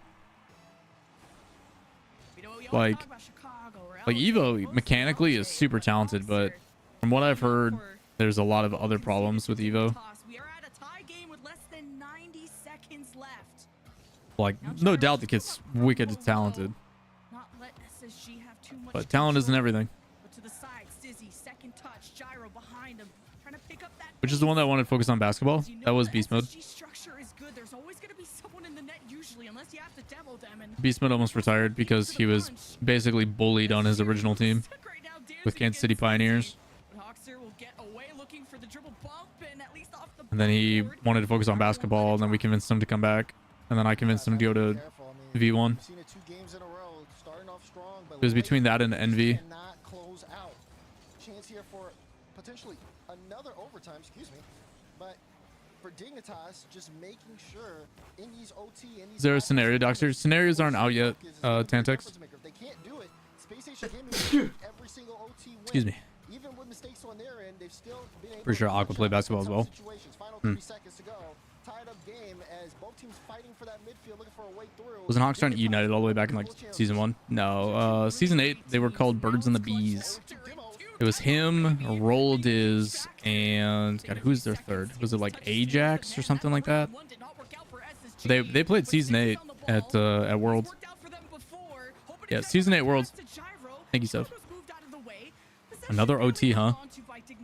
Another OT chat. Jeez, at least Dignitas has put up a fight. All right, here we go. OT Chicago goes for the kickoff here on this one. Gives the ball to LJ. I'd be shocked if Garrett doesn't retire. Able to knock it away. I think Kim and Justin and stuff have a. But Dignitas now still trying to fight. They have a very tough decision to make. I'm gonna grab a tissue with the little thingy. Didn't happen. Communicating well, but Chicago with a win. But this goes to Stizzy. Arsenal chasing LJ, but he is home free on the backboard. Trying to get this out. Chicago misses that touch, but. Chad, you ever see those videos where it's like, yo, what's one thing you like unrealistically boycott? And I think mine is tissue boxes. Like, tissue box covers, I understand aesthetically, they are cute, they are pretty, they are whatever, they look cool. But my God, if I just want a tissue, they are the most inconvenient things ever. Big beat by Chicago. LJ can take this away. Less than 30 boosts with the double, not on target. Needed that double to be on, but still in a good spot. Dignitas now trying to see if they can turn things around on that counter. Good challenge there from Chicago, and he's trying to go for the flip. Arsenal was playing his extra time. Favorite song? I don't have a favorite song. It's too good music out there to have a favorite. Good deny from Gyro, puts it right where LJ isn't. Ever thought of doing a feature on life after RL? What pros do when reality sets in? I've thought about it, but then I realized that most people don't care and wouldn't watch it. It'd be interesting, but people probably wouldn't watch it. The pro moves never roll TP at your desk? No. No. We're more sophisticated than that. Oh! What a save. He tried to force the issue. Said, I'm not waiting on you guys to get it clear. I will test you. If you're going to clear that on the goal line, I will try to take the shot. There's a strong chance he wins. I think Justin can still make a major Discar. I do. Dignitas cannot afford to slow things I do. down just yet. They're trying to play things the right time and get that perfect timing to make the challenges out. Like, I think Justin's still extremely talented. I just don't think he's found the right environment. Like, I think Justin still has the skills and the makings to do it, but I just think it's a motivational or an environmental thing where, like, I think if Justin was given a little bit more structure and guidance and someone was there to basically be a bit more strict with him and provide structure to his life, I think it'd be very, very good for his mental. I think it would do a lot of really good things for his career. But after a certain point, it's going to come down to the reality of, is that what he wants? Does he want to put in that extra effort to continue to grind this game? Which I think the biggest thing I noticed from Justin is I just don't think he's enjoying the game. Like, if I ever had the chance to like coach or manage Justin, my first thing would find a way to make him fall in love with the game again. Nice clear. Cut that really aggressive. Nice. That touch from LJ, but it worked. They've won every OT so far because they can play under this level of pressure. On them going to the World Championship, they know what. Just mirrors the amount of crazy saves that increased this season. Yeah, teams have gotten very good at recovery, as well as just reading the game. Like this season definitely feels like people are focusing on their fundamentals. Oh my God! There you go, Dig. Tied up, boys. Hell yeah.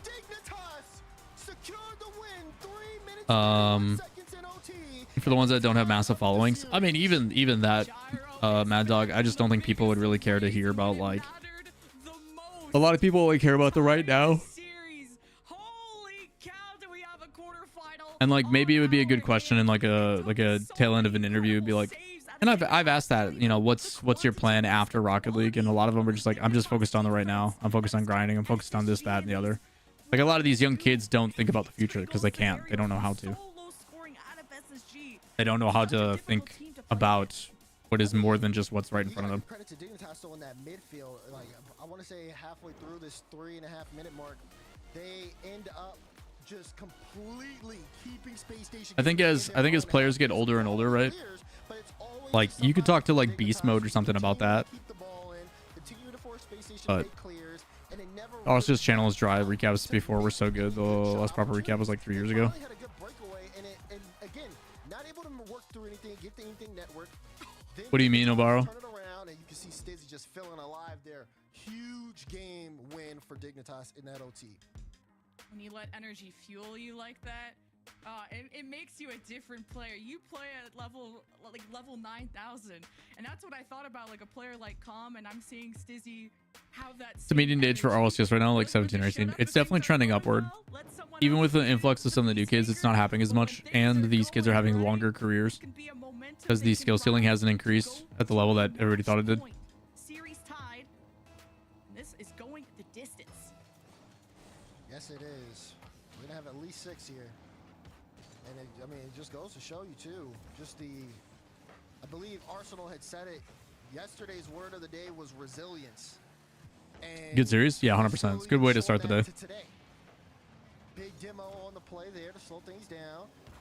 SSG have fought. I think there's much skill increase to be had. I don't think it's much skill increase. I think it's mostly consistency. To keep up this consistency throughout the entirety of the series, but no one has definitively taken control. So I think there's such a big emphasis on fundamentals and controlling the things you can, like communication, structure, foundation.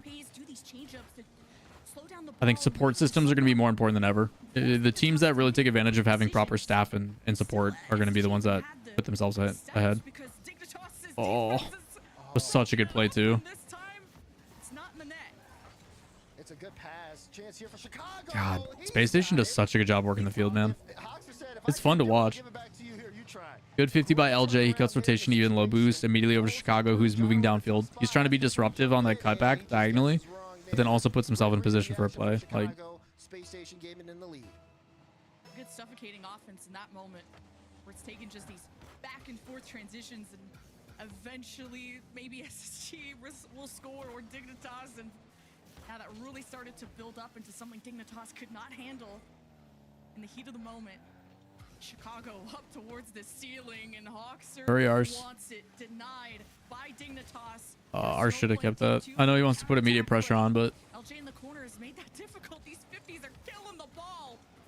And Dignitas, this is starting to be something hard to salvage. Oh, yeah, it is. Still 1 goal lead, still fragile. Hasn't really gotten too far away from the side of Dignitas yet. We know that they can get the goals here on SSG. play right back. Right now, Space Station Gaming just all over the field. You either got to deny a boost or you got to make that a threat. He didn't either. On Dignitas, it's just been constantly back and forth. Grab the ball. They won't even let the ball get to the midfield line before they go for a challenge again. It's just going to show you that A little bit of a doink from Gyro, but he's got no boost. Uh-oh.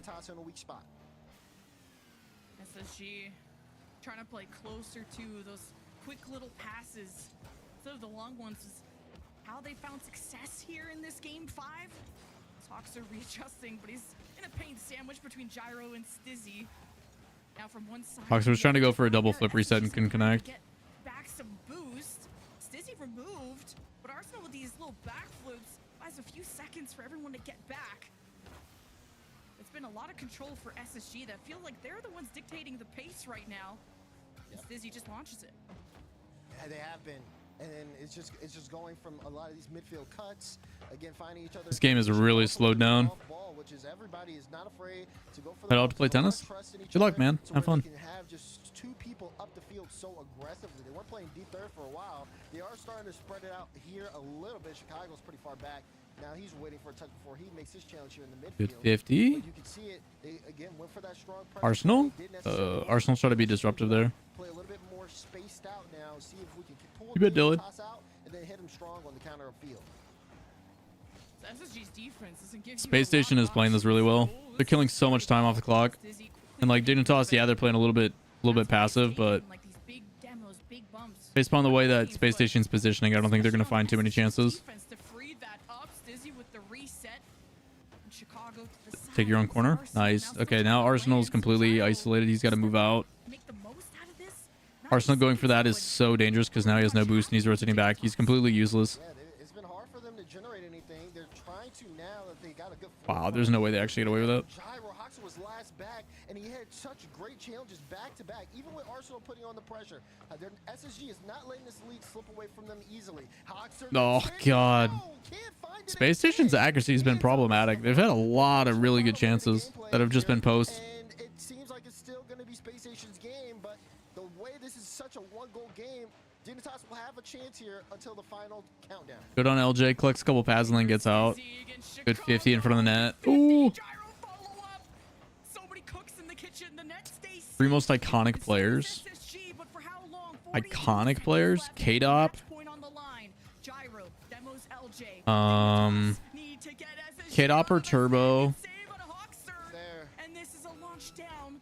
The gyro will get back in time. And he wants to return this to sender. What do you think? How do you define iconic? Like, what do you mean by iconic in Rocket League terms?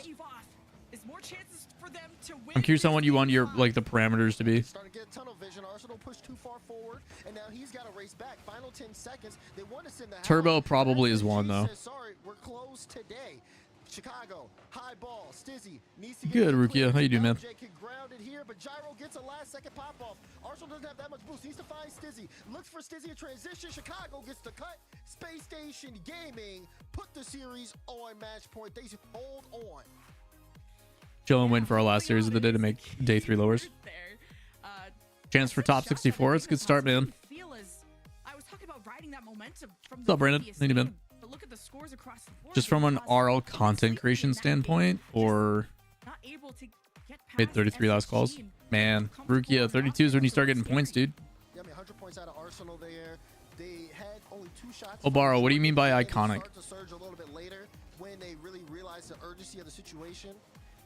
Again, no timeout though on the side of Dignitas. They're gonna play this all the way. Symbol. Take a look. A little bit of frustration there towards the end of the game, but Dignitas have seemed composed. I mean, like an RL legend, like one that will never be forgotten, like an influential. Squishy. And they're gonna do it all the way down to Turbo. If they get there. Right now, they got to get through Neo Tokyo, and Space Station Gaming has been just playing just a little bit better, and that's all it's taken from them.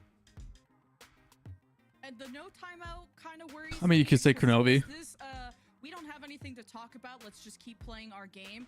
Or is this, we have a lot to talk about, and it's not good. But this will start more trouble if we talk about it right now. Anybody who has mechanics after them, you know, players like Cookser. No timeout here. Just again, I feel like they are just more confident in their play, confident in the fact that, yeah, if they just have to clean up a couple of things, but taking that extra minute, is it going to do more harm than good? And it's also going to give SSG. I think it's tough because the game has changed so much since then. Wow, LJ. Oh, they still save it. No way, bro. Wow. Breezy? No. No. Not Doomsy. Not Breezy. Not Typical. Typical's too forgettable. Like, Typical at one point was in conversation for best in the world, but he's very forgettable, unfortunately, because he doesn't have the big social presence or personality. He was never like a vocal leader to push forward. I mean, they called Garrett Captain America for a reason. I don't think you guys realize why they called Garrett Captain America, and I'm not about to tell you guys why, because I can't. The real reason Garrett gets called Captain America and how that started, I will never be able to tell you guys. He gets demo from it. Stizzy playing a miss, but no, the shot wasn't on target. Didn't have a lot of boost though to be able to really wrap around it from his positioning. And now it's still a 0-0 game as both teams in that midfield. Chicago with the ball has LJ, got the flick, and he got the goal. It's because he fucks. No. You love to see it. Wasn't it the 51 states thing? No, it started back in season 1. Season 1 RLCS is the origin of the Captain America thing, and the reason why. That is an SSG goal that should have happened. It felt like ages ago, but a win's a win. And even off the kickoff, it's an SSG offense early debut. But how LJ approaches this against Gyro gives a chance for Chicago to start centering this out. And Dignitas' defense has held on. Don't do it. I can't tell you. I literally can't tell you guys. But SSG have always eventually found the gap, even if it is just within one. If I ever meet the man, I will have to ask. He doesn't know. He's not the one who gave himself that nickname. Dignitas have had good opportunities, at least in terms of just trying to be able to force it upfield, but they have not necessarily been able to generate it now just because of that midfield presence. Can't because of NDA or can't because he's your homie? I can't because it is inappropriate and I'm not allowed to say because of some of the shit that happened behind the scenes back in the day, dude. Arsenal just didn't want to wait around, and that's got to be the biggest difference maker.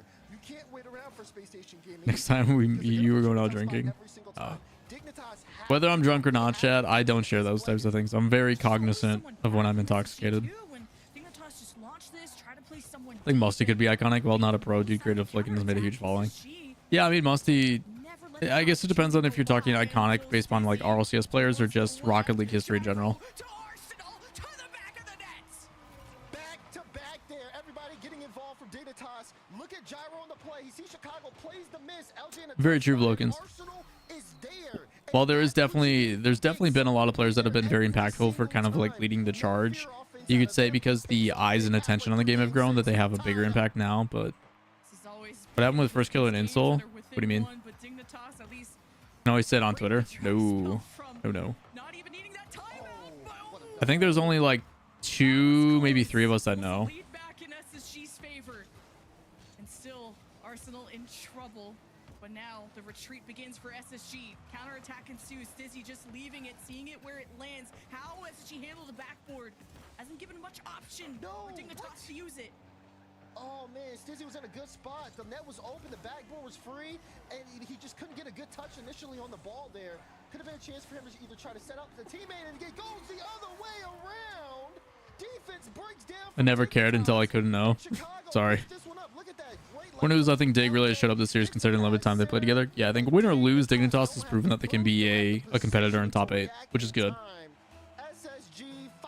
Just for my records, who are the other two? The other two what? The other two iconics? I think if you're talking about people who made an impact on the scene, the people who like changed the way the game is played, I think you can talk Turbo. Turbo's play style, like he made a career and is a 4-time world champ off of support. The other two that no. Oh yeah, I can't say that either. One is another caster because he's the one who made the call. And then overwhelmed is absolutely right, Limit Kiwi. Gyro just staying on top of it. It's a good initial. And then I think one is a pro. Which forces LJ to be awkward. Gyro then applies the pressure. And it's tied. The crazy thing, Chad, is the Captain America thing isn't even the origin of it all. That offensive potential from Dignitas, once it's able to develop, It started as a different name and then it got changed. now launched towards the net. Stizzy saves. T-Bates was the first person I heard him call that. No. It stems all the way back to season 1 before T-Bates was like a twinkle in his mom's eye, dude. Not against a team like SSG, but it's how you sit up in that orange end and how quickly you Dad's can eye, do it. not mom. Giving the toss the advantage they need against a team like this. What would be one of the best LAN series of the OG seasons? Doesn't have to be finals, but best series in a LAN. Oh god, I'd have to go back. How many gifted for the T? Not giving up anything pure for free. And it's been a tight game. I can't, dude. I can't. You can try gifting and it's not gonna do anything, but I can't. 30 seconds, ball on the blue half. Dignitas got to get out of this situation. Good passes out of SSG, just the transition, but that gets broken down in that midfield. Dignitas taking this inch by inch, hoping for miles. 20 seconds left. Maga versus Orbit, dude. I remember the first time watching like Orbit and them like actually beat top tier teams and going toe to toe against like iBuyPower, Cosmic and shit. Now, Dignitas wait to see how SSG can work this. Sorry, Seth. I'm just not about the. I'm just not. Dude, another overtime. God damn, dude. Yeah, that would have been season 2, Brandon. Is this the last one of the series? Dignitas still fighting. And now the eternal OT Nice patience by Chicago. Got a demo. All right, bring it back towards net. What do you got? Boxer, another demo. Get it one more. He's just shadowing it. He got the bump. Ooh. Uh-oh. Uh-oh. What happened between First and Insol if it's not too bad? I don't know. I didn't know anything happened between those two. I mean, Insol just started liking weed a little too much and was lazy as fuck. It was crazy. Insol was so good, but like the boy just did not fucking care. He probably played like 3 hours a week. He showed up on weekends and then just balled out.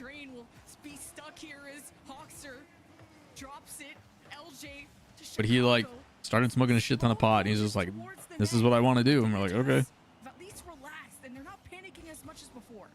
And SSG trying to slow it down too. They're looking for these passes here in transition. But there's these off-ball demos. There's a Brandon way back. There's a lot of really good series from back in the day that just had a ton of hype around them. I still think like the season 4 upper finals between Method and I think they were still Method. They weren't Complexity yet. But Method Gale Force season 4 was so good. Garrett told us that Insol and First Dad had beef. Oh yeah, First Dad threatened. First Killer's dad like threatened somebody or some shit on social media or something. First Killer's dad's unhinged as fuck, man.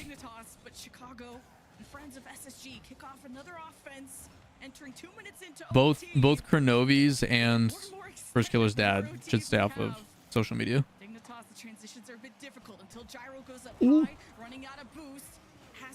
Lot Metza, can't remember third. Magnus. Metza, Mog, and a lot.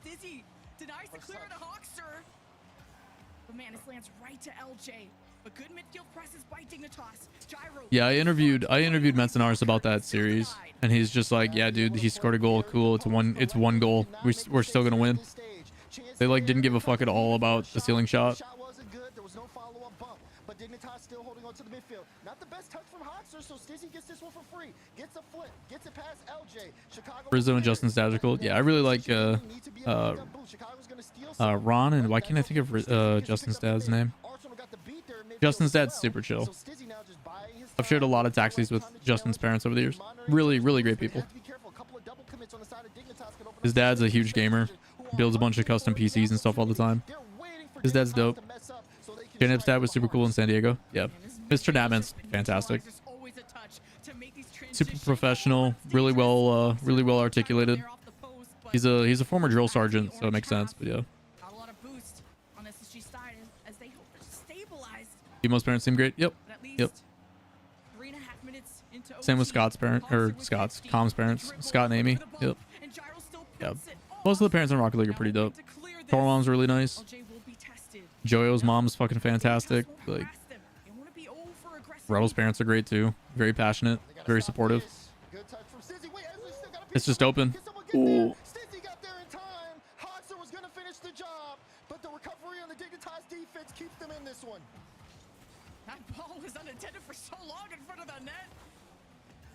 God, they are just sending it right now.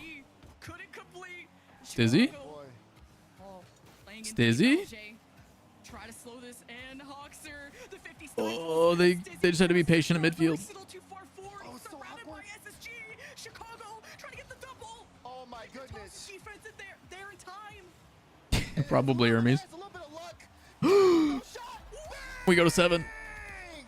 We go game 7. What a transition from Dignitas. Arsenal, what a flip reset to Gyro. He dusts the defense and pushes it to the top right. Another Gyro OT winning goal. Holy cow.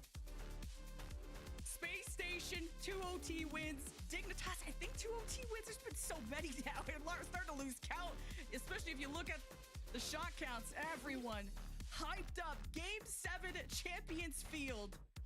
It's time to breathe a little bit. Are we even going to get a timeout, or do you just... Oh, we got a timeout. We got a timeout. It's timeout Space Station Gaming. As that overtime really did force... I mean, it pushed everybody to the distance there. Channel points looking spicy, chat. Mr. Natman was a former drill sergeant. I'm pretty sure he said that in our interview with him. Yeah, Mr. Natman's fantastic. And they just had one hell of a performance, but it's not done yet. Game 7 is inbound.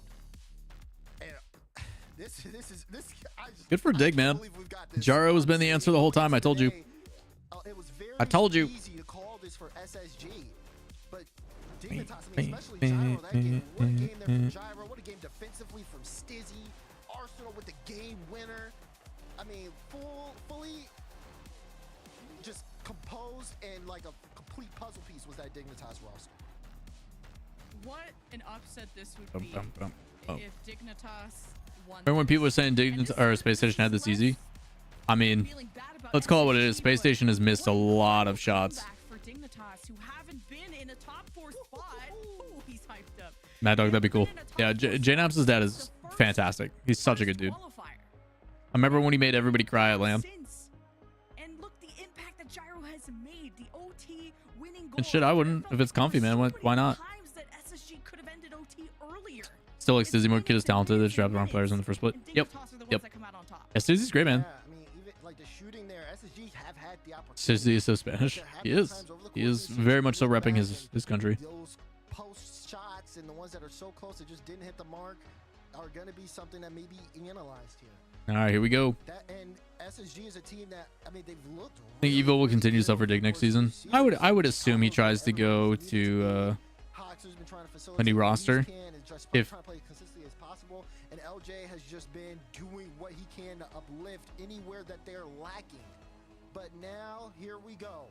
5 minutes on the clock. Dignitas versus Space Station Gaming. Game 7 is live. I assume he'll look for a starting spot, but I think people like his stock has definitely been like, hey, teaming with this guy's kind of a pain in the ass. Oxer being a bully. You know, Jorby definitely hyped up Dignitas, but you know, the co-streams and all. But this is an incredible showing out of Dignitas. But I don't question SSG. Low 50. A win would be a win. Oh wow, they actually get that in. No way, dude. Will there ever be a big NA play move to EU? Probably not. Not until salaries in Europe go up. But let's call it what it is, Brandon. The first one that was supposed to happen. For those that don't know, Kronovi was supposed to go play for Flipside. So after RLCS Season 1, Flipside Tactics offered Kronovi to replace Mike Rules. And he should have did it. It would have been Kronovi, Marky, and Cookser. And that team would have been so fucking good. Stizzy doesn't have enough boost. Arsenal calls him off. This low quality shot that LJ can save, but Stizzy wants to do the most. Arsenal tries to read this bounce. And it gets That stream's so unhinged, Hermes. Good thing he's on the left side of that ball. Yeah, I mean, it's a good dunk. It would have been tough for a follow-up shot to be made. I know Justin was approached by Oxygen last season, I think. He was talking about it on stream. He just never saw the message from Jorius. Wow, that's crazy, bro. Cthulhu needs its sacrifices. Well, both people on stream right now, I'm pretty sure, have been sacrificed, so Cthulhu is slacking. Flip reset? Oh, he tried to fake it. Oh, Chicago? One time it? Transition play. Chicago with the shot. Dignitas saves it out again. They pick up some demos, but they are in danger. Space Station Gaming on these counterattacks has been so deadly. And with that demo, at least it does lead them to Really happy for Hoxer. Yeah, I'm happy Hoxer is finally getting some of the attention he's deserved. Again, I personally think there's a lot of players that are kind of in that weird bubble area that just haven't been able to be given an opportunity to play with like real structure or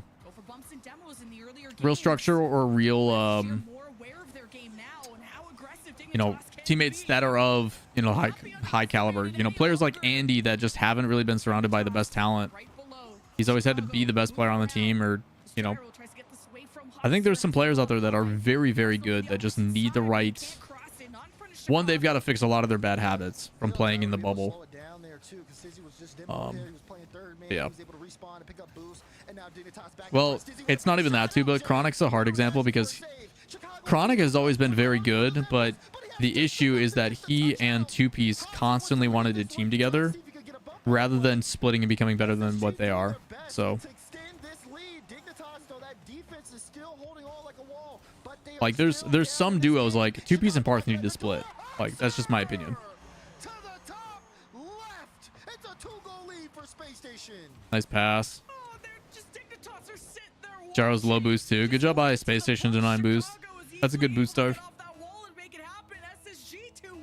I'm better than Monkey Moon. Yeah, same. Weird kickoff. The 50 off the kickoff though to SSG.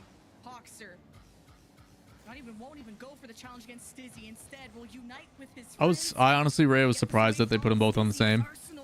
Like, no ill will towards Herc or Lemon, but that is probably the least educated like combination they could do when it comes to like game knowledge and stuff. Objectively, it's the two newest. and least informed about the game. So choosing to put them both together was kind of weird. SSG as well defensively. Stizzy, good challenge. Gyro has to go all the way back on the play. He's sitting midfield, so he can't really get up and make a challenge here. And then even if he does, LJ can't pre-jump it. Unlucky. It's not a shot that's being put on. Good job, LJ. So smart. LJ could have immediately played that to corner and in, but there was no one there to support it, so instead he plays it super slow, goes for 50. The other two then get into position, and now Space Station's still on offense. Really, really smart. That's all SSG have to do is run the clock, but Boxer is demoed. Dignitas just look for any advantage they can get. Uh-oh. Good bump. That gives possession back. Oh, Stizzy, no boost. Rip. He's got to turn on it. Where's the shot? All right, Arsenal knows a chance. Back mid. No, you gotta slam that middle. He had the corner. Flip reset. Okay, no pressure. Good patience. Go for a demo. Space Station's gonna break out. Rip. Yeah, that's the question here. 30 seconds. A lot of people will say this would be GG at this point. Does Dignitas have anything in the tank that would prove anyone Nice wrong? save, Hoxer. Wrapped around, but the shot's off. Was it good enough there? That was the cleanest shot that they've had in the last 2 minutes. Why have 3 casters to a game instead of just 2? Doesn't it overcomplicate the transition from person to person? You can do 3 casters on LAN, but yeah, having 3 casters, like, you have to have a lot of rapport and a lot of understanding of like who's going to be doing what role. Good job, Space Station. Way to close it out, boys. Tough for Dig, but that's a good start for like Dignitas can't basically make the major unless they win the whole thing and get some help, but we trust them to be a top 3 team, but they want higher than that. They know they have the potential to win. At game 7, yeah, it's a win's a win. Does this pose any Space Station, Gen G likely in the semis. It's less about SSG not playing to the highest potential, but their opponents. All right, chat, enjoy your points. Good. You're seeing TSM hit a peak to go to game 5 against them. Dignitas hitting a peak to go to game 7. Can't wait for you guys to split a bunch of SSG nothing. will see if they have what it takes based on today and tomorrow. They have what it takes to go to even the grand finals. Can they get past the top 4? But 3 casters can provide some fun dynamics. You basically have one person doing like wicked crazy analysis and just sitting there waiting until they have something, and then they basically tap and say like, yo, I've got a impactful statement to make. It also provides a really good conversation in the like 60-second breakdown. But yeah, Rocket League I think should focus more on utilizing the space and stuff that they're given rather than word vomiting all the time. I think the best showing NA can produce is G2 Gen G M80 Space Station. Possibly. Where's my YouTube points? Sorry, Tokyo. I don't think we have those over there. That being said, we've got so much more Rocket League. It's a great way to start the day. We'll have more after the break. Get throw devs.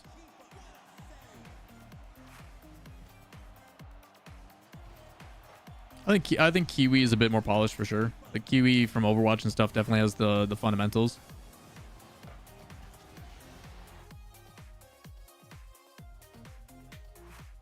Close one, Dig. Close one. Almost had it. Alright, chat. I'll be right back. I'm gonna go clear my plate and stuff. Everybody get up, stretch. Everybody relax a little bit. We'll be right back.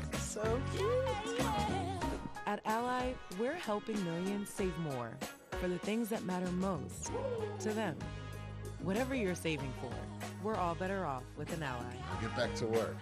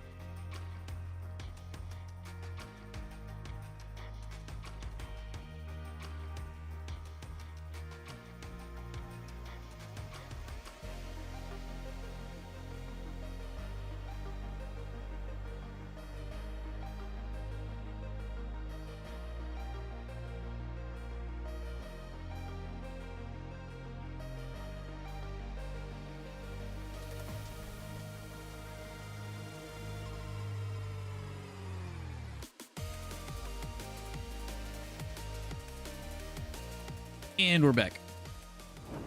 What's up, Corex? Corex kind of weird. Yeah, don't hit on casters.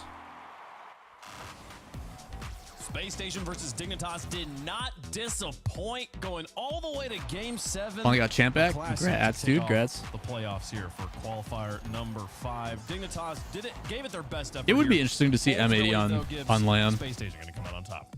Oof, this was so close. Like, Dignitas looks so much better than Twisted Minds the took previous second. day. I felt Falcons like 4-2'd. they keep improving throughout this qualifier process. It just might be a little bit too late. At this point now, very likely at least the grand finals next time, maybe even have to win the entire thing to make it to that major and have a world championship. Hopeful, but Space Station, 2 top 4s back-to-back, very likely going to be locking up their London major spot as long as they don't do something catastrophic next time around. Space Station, though, clutched up when it mattered, Daz, with that 2-0 Game 7 win. Yeah, they did clutch up. I mean, but they had to clutch up, which is like a good thing to say, Dude, considering Dignitas' season, which hasn't I'm telling you, been the man, best. if I mean, M80 does not win, I swear, dude. Yes, we can still take it to the top of your NA, but at the same time, they got going a little bit too late in the season, and that's really unfortunate for them. But we were able to see kind of, again, just moments of brilliance out of them to be able to fight tooth and nail, especially considering they were losing games like this, but they wouldn't call timeouts. They didn't call a timeout the entire series. SSG was the one who called it when they ended up losing in that Game 6 to 4's Game 7. But the SSG, their passing was really solid. The way they all looked individually was great. They played for each other. Incoming 4-3. Who's up their, next? Their best shot.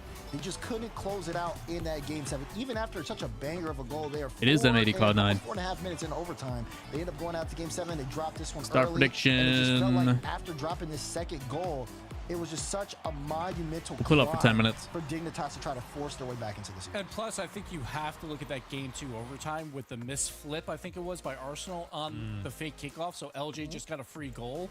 When you go to Champions Field, sometimes it is one of those overtime mistakes earlier in the match that really cost you. It seems like that one cost Dignitas there.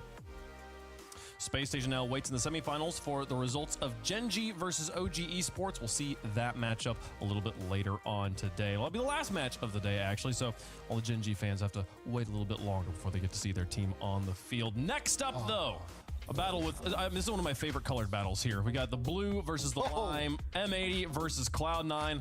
Looking fresh. We'll see how fresh they're feeling out there on the pitch.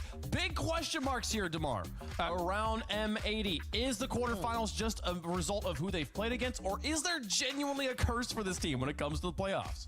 Yeah, that's the thing here, right? But this is the, now keep in mind, we call M80 Swiss merchants, okay? Like they do well. So the last event wasn't really too good for them, but this time they go back into that form. A win against G2, a win against Gen.G. You're thinking, here we go again. I was upset we got M80 in that third round of Swiss because I knew, yeah, we're probably gonna lose.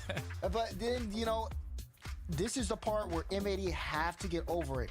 Every single event, they make top 8, but they don't get past it. And they need to be able to get past it here, Yes, sir. at least to be able to try to make top 4. If they could do the same performance, I mean, I see no reason why M80 can't win an event. It's just anytime they get into the situation, they just fall apart. Chat, let us know who you think is going to win here. Hashtag C9, hashtag M80 Gibbs. My question, though, is like, okay, if Cloud9 wins, what does that actually say about Cloud9 to you? So really quick, there's a bigger curse, though. We know M80 is 0-4 in quarterfinals so far. Percy, though, in his RLCS career, he's been top 8 14 times. Can you guess how many top 4s he has? 0. I guess 0. 0. So, I mean, sure, 0-4 for M80, but 0-14 for Percy on Cloud9. Cloud9's defense has to hold up here. They're the That's number a one pretty defense rough stat. throughout this tournament. They have to hold up, hope that M80 just overpressures, and they get some cleanup goals. Cloud9 doesn't really have an offensive game. That is not what they do. They play defense, and they wait for mistakes to happen. M80, if they feel that pressure... Chat, we are going is to clear theirs, this garbage there's a that I possibility started here for myself Cloud9, under. But M80 just beat G2 and Gen.G this time. It's hard to pick against them. Well, who do we think is going to win? Get the predictions on the board. I'll go ahead and say that if M80 loses this, I'm never predicting them again. I'm just. But Well, this you know time what? you are. But this time you are. I mean, But this time I am. This time I am. I think they've got it. I think they've got. We all have them here. We all have faith. Yeah. In the strength of schedule. That's really crazy out of you, Wave. You're saying you never pick them again. There's only one event left. So like, you don't really have that many times to really pick them again. And that one time, there ain't no chance they make the quarterfinals. Doesn't matter who they're playing.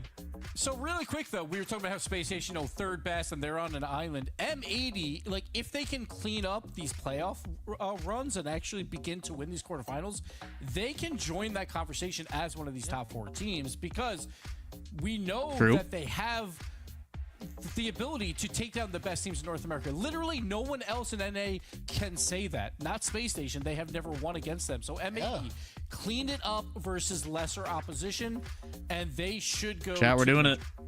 We've talked about what Cloud9 needs to do here with keeping their strong defense. They've had the strongest defense in the tournament so far. They've got to show that here if they want to get the win for M80. Is there a weak point you can point to and say like this is the thing? This is the reason maybe why they've not made it past the quarterfinals at this point? Is there a player we're looking at here, Gibbs?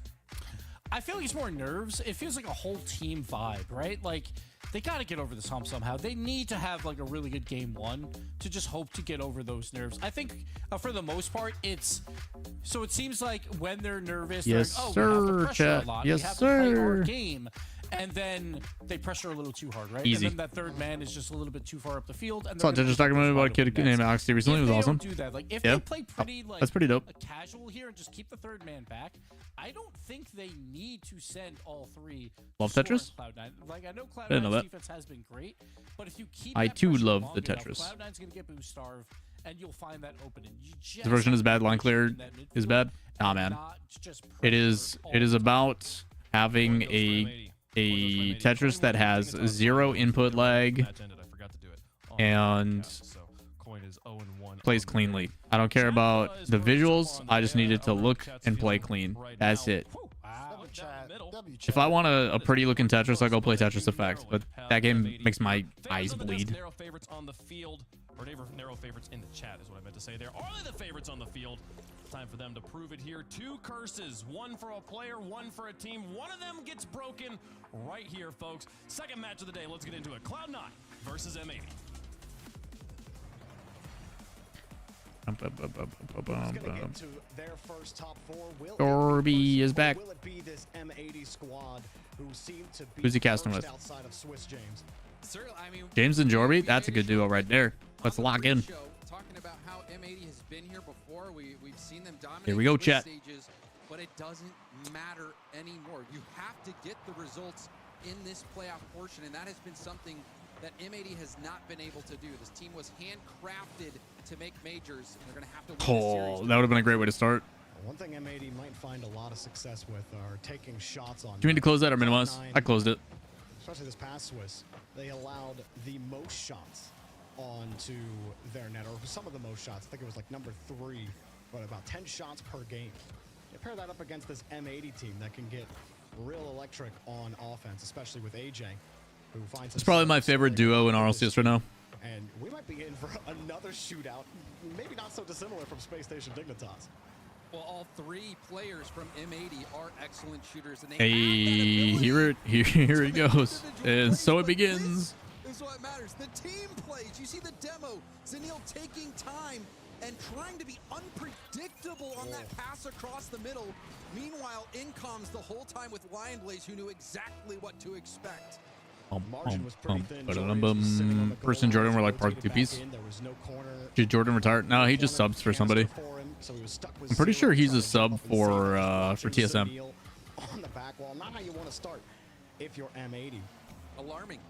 I mean, M80 has developed a reputation. Double commit on defense. To not deliver in these situations. Ooh, that was almost pretty. Seeing them pressed back, another attack here going on. I think C9's underrated. Me2. I mean, when they were originally Omelet, a lot of us expected them to be guaranteed top 16s. And then they kind of fell apart and it looked like poop. But it's gotten better. Who's C9's coach? Do they have one? Who's coaching C9? Saw Nas and AJ both low boost on that situation. However, Nas maintaining his composure, being able to get that low boost 50. but it's been all defense for M80. We'll see Did if he? they can Who's get that? something going on the other end. Nas took the corner boost on the left side. He won't get a chance to play it. Percy knocks the ball away. M80 have the midfield now. They take a quick pass back to Nas. Joyce lets it go.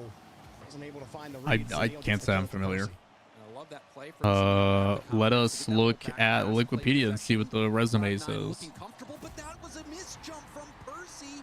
We'll have to 72 take a look at the PC. replay. What Oh. was the jump here?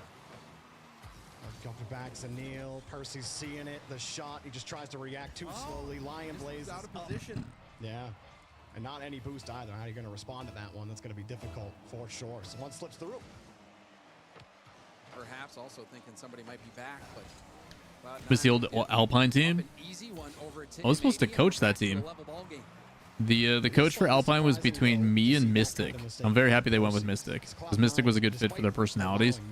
I also was way too passive in my tryout. They do not allow that many goals. Yesterday, they allowed the third fewest. AJ drops this down. Lion Blaze, nice 50 to square that out underneath him. I think this is where we'll see mistakes, though, Jorby. When the stakes are this high, you're sitting in this quarterfinal round Escape where pinch. top four might be the difference. You know what's crazy? Whether you go to London, Cloud9 is an extremely defensive team, but they are dominating offense right now. Players feel that extra layer of anxiety, that extra pressure is going to affect them. God, so many boom balls. And for M80, for Percy, you know, what's the bigger curse? Percy. Does anybody want to hold on a fucking possession, guys? Never winning a quarterfinal. It feels about even here. Thank I guess, with the you. expectation and, you know, the kind of player that Jorius is. You might think that curse is a little worse. It goes up, no contact. And that always, usually that can work out massively in the offensive, or the defense's favor, excuse me. Sometimes you can catch a defense out, though, by not taking that challenge. I even saw that yesterday with Parth on Shopify. Being that Nice first man, rotation. Good job, Nas. not making contact on the ball at all, especially if it looks like it's an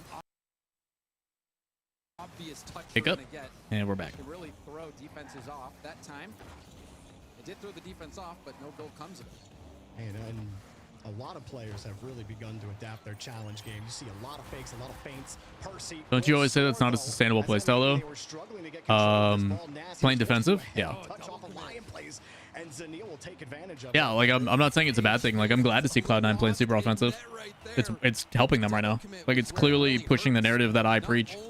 Was it a double commit, but the 50 But like if they're gonna keep playing boom ball like we're seeing right now, if M80 can use that to open up opportunities and then they use their solo play between Jorius and AJ, they could find maybe some opportunities. But this is the best chance we might see from Nas. Going for a flip reset 50, but is kicked right back out.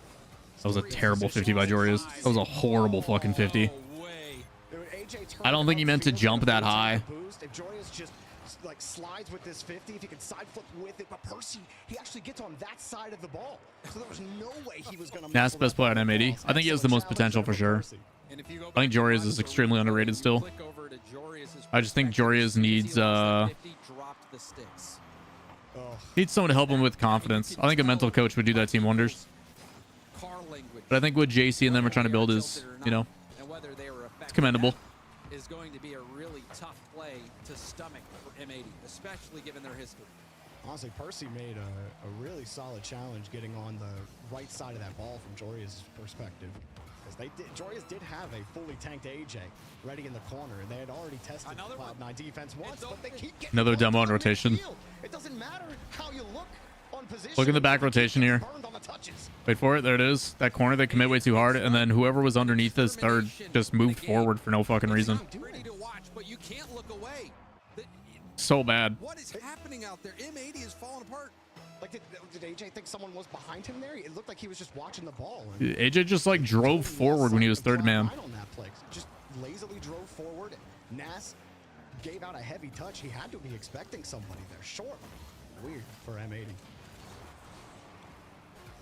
Well, so I mean, this game one. Hold on, will we see something in the final seconds? M80 struggling to make plays. Cloud9 Chat with the W. dominant game one.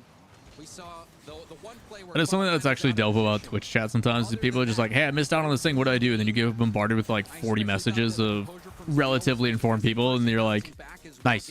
Thank you. I didn't have to do any homework on my own. So all around, Cloud9 just played a consistent. Twitch chat is just a very refined Google search for very specific topics. It's gonna be tough for them if they don't make any adjustments at this point. I mean, I'm almost wondering if this is a game 1 timeout situation with how badly that went for M80. It just didn't seem like the awareness was there. I mean, at the beginning. Why don't they just use the old C9 decal for them to face off? They were able to shake the ball out to the corners. I honestly don't know. Threw a couple of times, sure, but the It'd be smart for them too. At the halfway mark of the game on. They also may just not have it built. Very head scratchy. Because I don't know if that is that decal still in the shop. I don't think it is. So they may not have the ability to do the renders on it. That was pretty poor. Do I need to remind you, Jorby, that M80 went 3-0 in Swiss? They beat this Cloud9 team. Oh yeah, we don't talk about main Twitch chat. Main Twitch chat is a different breed of mouth breathe. And then took down G2 and Gen G. Yeah. This M80 team has all of the tools to succeed, but there is something about this quarterfinal round that gets under their skin and Still built into the game. If I can get it from box mouth, I can get it from render. True. Of this season. And that first game, it was not a Very close true. game, Jorby. So this is when you already start to break the glass on the panic button. I definitely did not have Cloud9 high pressure offense on my game 1 bingo card. Sometimes Rocket League will give you something you don't really expect. But I guess if you look at it differently, James, like you said, maybe we should have expected it with how M80 had performed. Oh, wow. He's that name that kind of is behind that quarterfinal curse, and his shot comes away empty-handed there. It wasn't a badly placed shot either. Percy just dives in at the last second and gets the save. See Cloud9, how they do. Big corner boost steal by Lion Blaze. AJ Jorius both low, so is Nass and Net. Good opportunity, but Percy also nothing in the tank. Lion Blaze coming to support quickly. Zanil gets aggressive as well. That could have been a great. What is going on, dude? Flies right through with no boost. We're not getting OG, TSM, Splice, and Alpine, and Mouse. Had no idea that Nass was out of boost. Yeah, there's some. God, I gotta.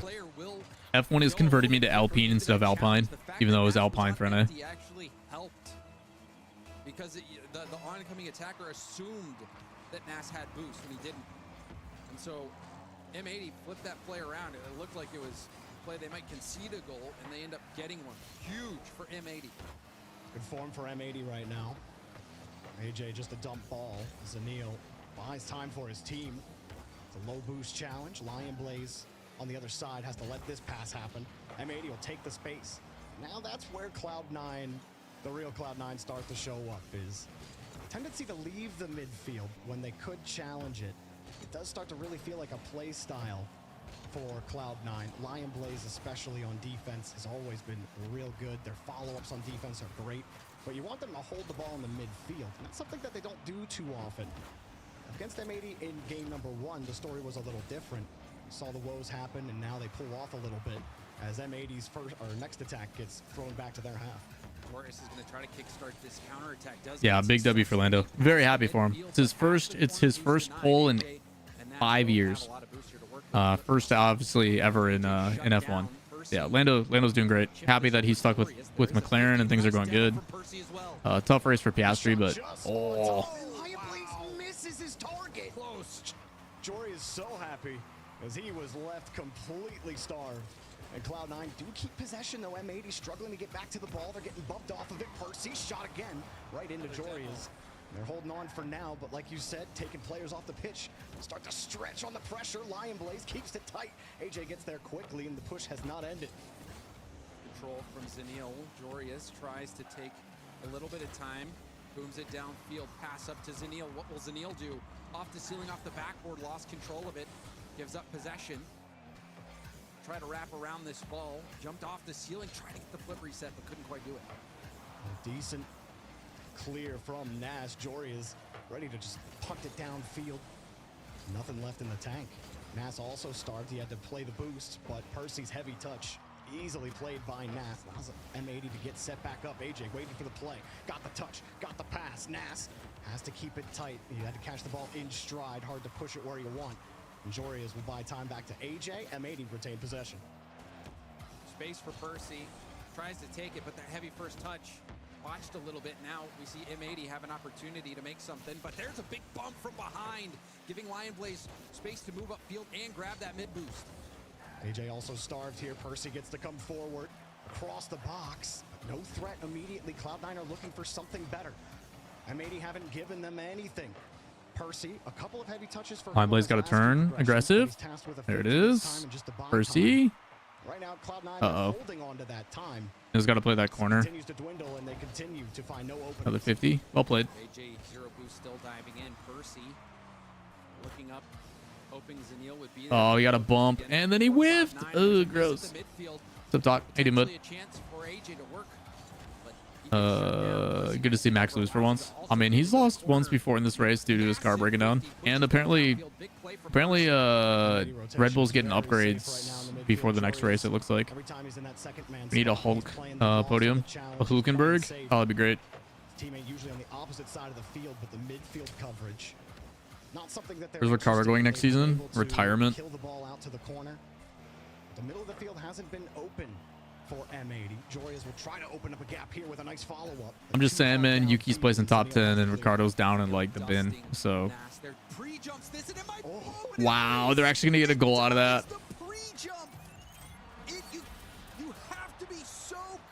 Third man just whiffs. Oh, Zanil, that's two now. So saucy when he jumped for it too. It looked like, okay, Percy's getting it. It looked like Percy was getting the follow-up touch. So he jumps, anticipating Percy's touch.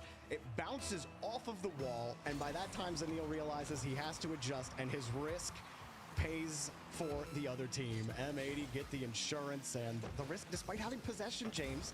An interesting pre-jump decision there from Zanil. One back, and it is.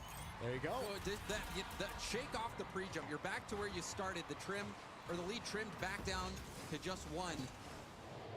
And we've got another ball game, and if you're M80, where these quarterfinals have been a monkey you cannot get off your back, now they're going to have that extra pressure, knowing that a 0-second goal could tie things up and send it to overtime. They're going to have to play this one clean. They did the standard cheat up, and Cloud9 won the bout, but Nas holds the ball, and with security like that, it'll be hard to crack the code as it pops off the wall. Comes back down, Percy had space. AJ back over to the corner. He's got the boost, he just needs to hold. They don't gotta do anything fancy, but sometimes it's great to add a little bit of sauce to the meal. And the sauce boss, AJ, finally plays a part, beautifully done. The flip reset, so mechanical, so clean. And it's plays like that you expect more of when it comes to M80, but this was a stabilization game. They didn't have to burn a timeout. Game one certainly was a disaster for M80, but game two, a fantastic start, especially from Nas. The low boost 50 to that first goal allowed them to get that lead, and M80 never looked back from that point on. Cloud9, typically a risk-averse team, and the one risk he takes, actually both risks that Zanil takes, he got burned as third man. You know, that's rough. It must feel like you're not getting anything done on offense for Zanil to have to pre-jump that.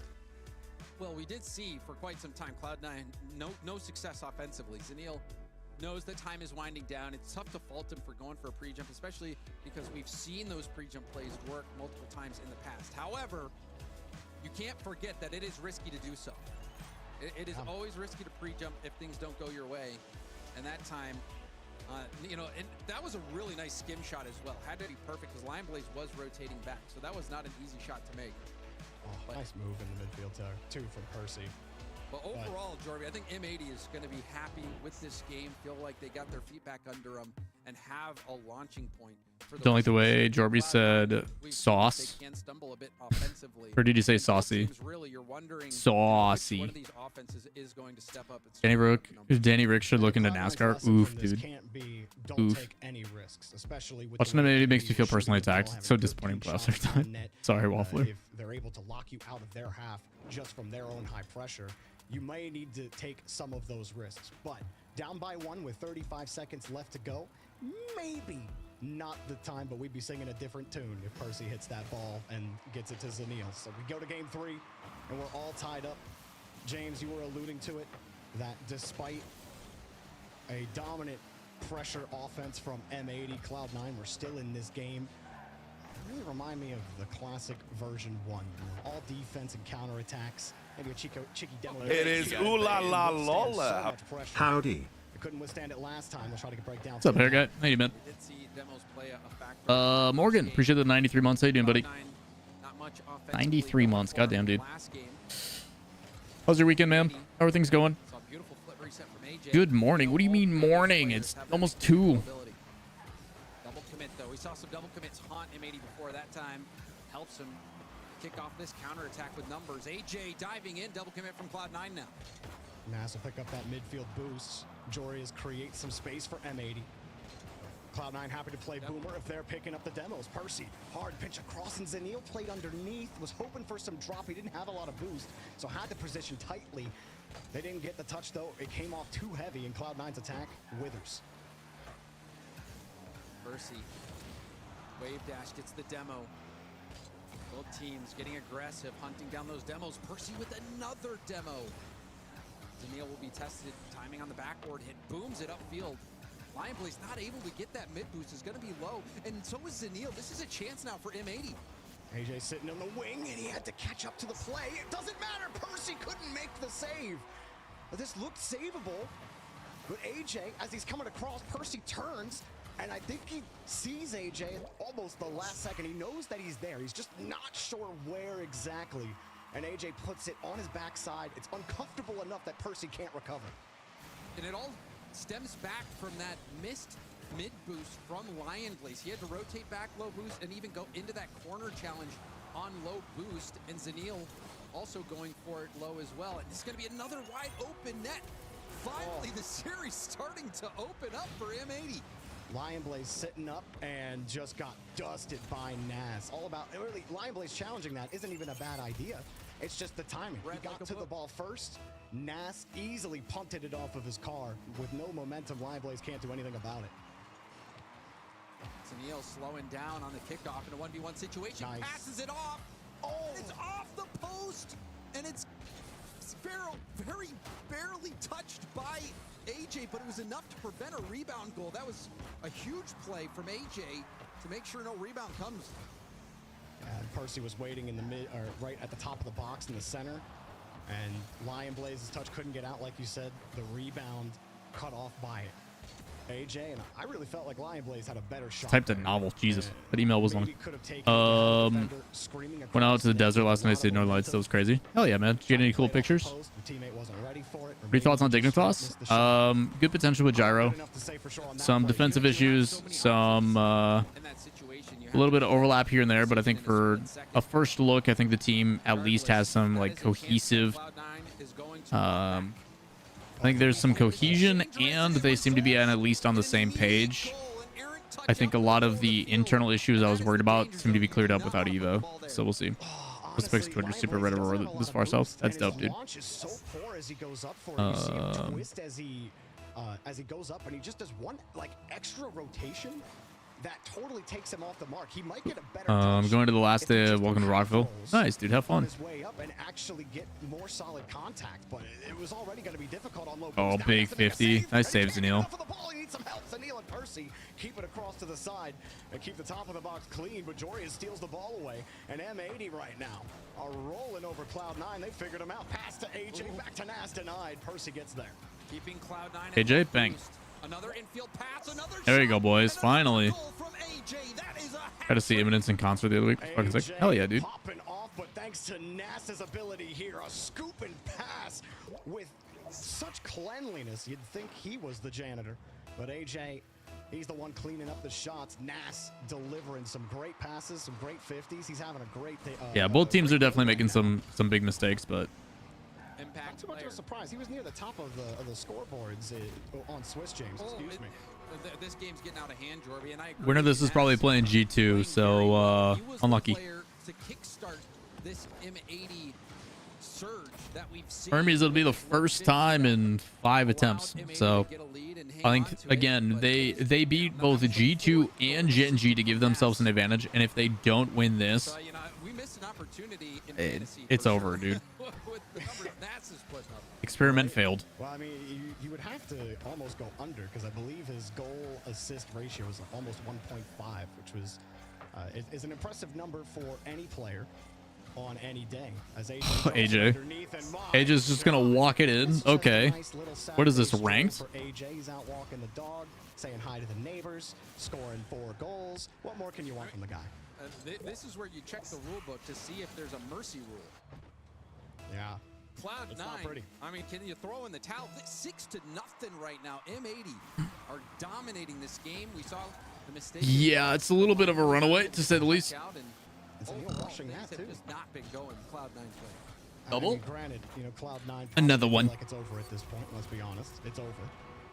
But still, even in a quarterfinal, Tokyo, I don't think so. Dramatically on Cloud9's half, even before the Lion Blaze mishap on low boost. That would be crazy too, Bo. Touches for Percy earlier on. He wasn't hanging on to the ball. They were giving it back up to M80, and M80 were taking advantage of that and creating more space, making themselves more unpredictable. If M80 is able to do it 2 days in a row, that'd be fucking crazy, man. Same rhythm they had in game 1 at all. They're being boost starved and pushed back, and the thing you're seeing from M80. Yeah, the rules of Rocket League is Cloud9 needs to make sure that M80 doesn't score on their own goal to prevent the Brazil. Well, if you give them the space to go up and have an uncontested touch in front of net, they will find a vulnerable spot on the backboard and put it there. One of my main questions headed into this series, I felt like this was one of the few series that Cloud9 had maybe a chance in, not just because of the curse, but also because that defensive counterattack style feels like it should match up against the way M80 plays. I'm going to run a tournament someday, chat, where I'm going to put that in as a rule. It's the pressure that Cloud9 are missing. Okay, so hear me out, chat. Pros never read rules, ever, of any tournament. They never look at the fine print. They never look at anything. So I'm going to put in a cheeky rule to where, say hypothetically that you're playing and like you're getting blown the fuck out. And then in the rules, it's like, by the way, if you happen to get a Brazil and you get Braziled in any way, then it flips. But it gets canceled out. So like, hey, say you win 7-1, but they're the ones that scored the 1 on themselves. It's nullified. They actually get the win. So all of a sudden, like, you have this one team that's getting absolutely shit stomped, but they paid attention to the rules and they own goal and nullify it. And they're like, we denied the Brazil from you, so we win. It'd be so fucking funny. Be like, hey man, it's in the rules. Plus assist that game, and there we have it. Confirmation that Cloud9 will be taking their timeout. Like, you see them, they're up 7-0, and then all of a sudden, out of nowhere, they're just like, oh fuck. Kickoff completely changes, all that kind of stuff. I want Sonics on April Fool's to have an auto forfeit if Brazil scored. That would be pretty silly. That would be pretty silly. A position to make the major. Yeah, you feel like this is the moment, Jorby. This is the moment where you're going to be punching your ticket to London or not. Or if you this is a chance for you to miss out on that opportunity. Things are going to have to. Yeah, there's a lot on the line right now, chat. Like, people forget this is the second to last qualifier of the season. But a top 4 is. If you Brazil and score the own goal, equals instant series win. Yeah, the game just ends. Cloud9, will they be able to get this top 4? Percy is first. Make a tournament where it's snake draft format of 8 teams. I think it should be called something cool like the Brawl or something. Also, make sure to invite Ronicky. It's not a bad idea. Ronicky Turbo on the same team was like a blessing I never knew I thought I could have. In this situation, James, if you're the coach. Already got a dub in game 1, and don't give them space. Also, you have to take a few more risks to get boost and get out. We're seeing very conservative gameplay. Shit stomped is a good description for that last game. Yeah, it was or less, and multiple people are taking that risk. You know the Minecraft material Iron. If the moon. Take a little bit of extra time. Pick up some small pads and then go for a bump or demo from behind. Trust that your teammates are going to get you out of that situation because you need boost. Yeah, it's just Salty, I can tell you right now it would be awful. Like defensive style where you're catching every ball and it'd be so bad. You're flushing it out to a teammate and you're getting a quick counter attack. To get the same quality of touch, to keep ball security on defense while you're being pressed is so hard. It's so hard to control your own boost. It's so hard to do anything that way. So I 100% agree with you. More aggression out of Cloud9. More like that game number 1. There they are. All time, boys. But I'm going to buy a second for my team to touch, rotate in. Maybe content?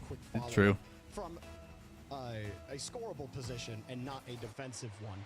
But hey, this is how Cloud9 have gotten every single top 8. Is this style what keeps them here?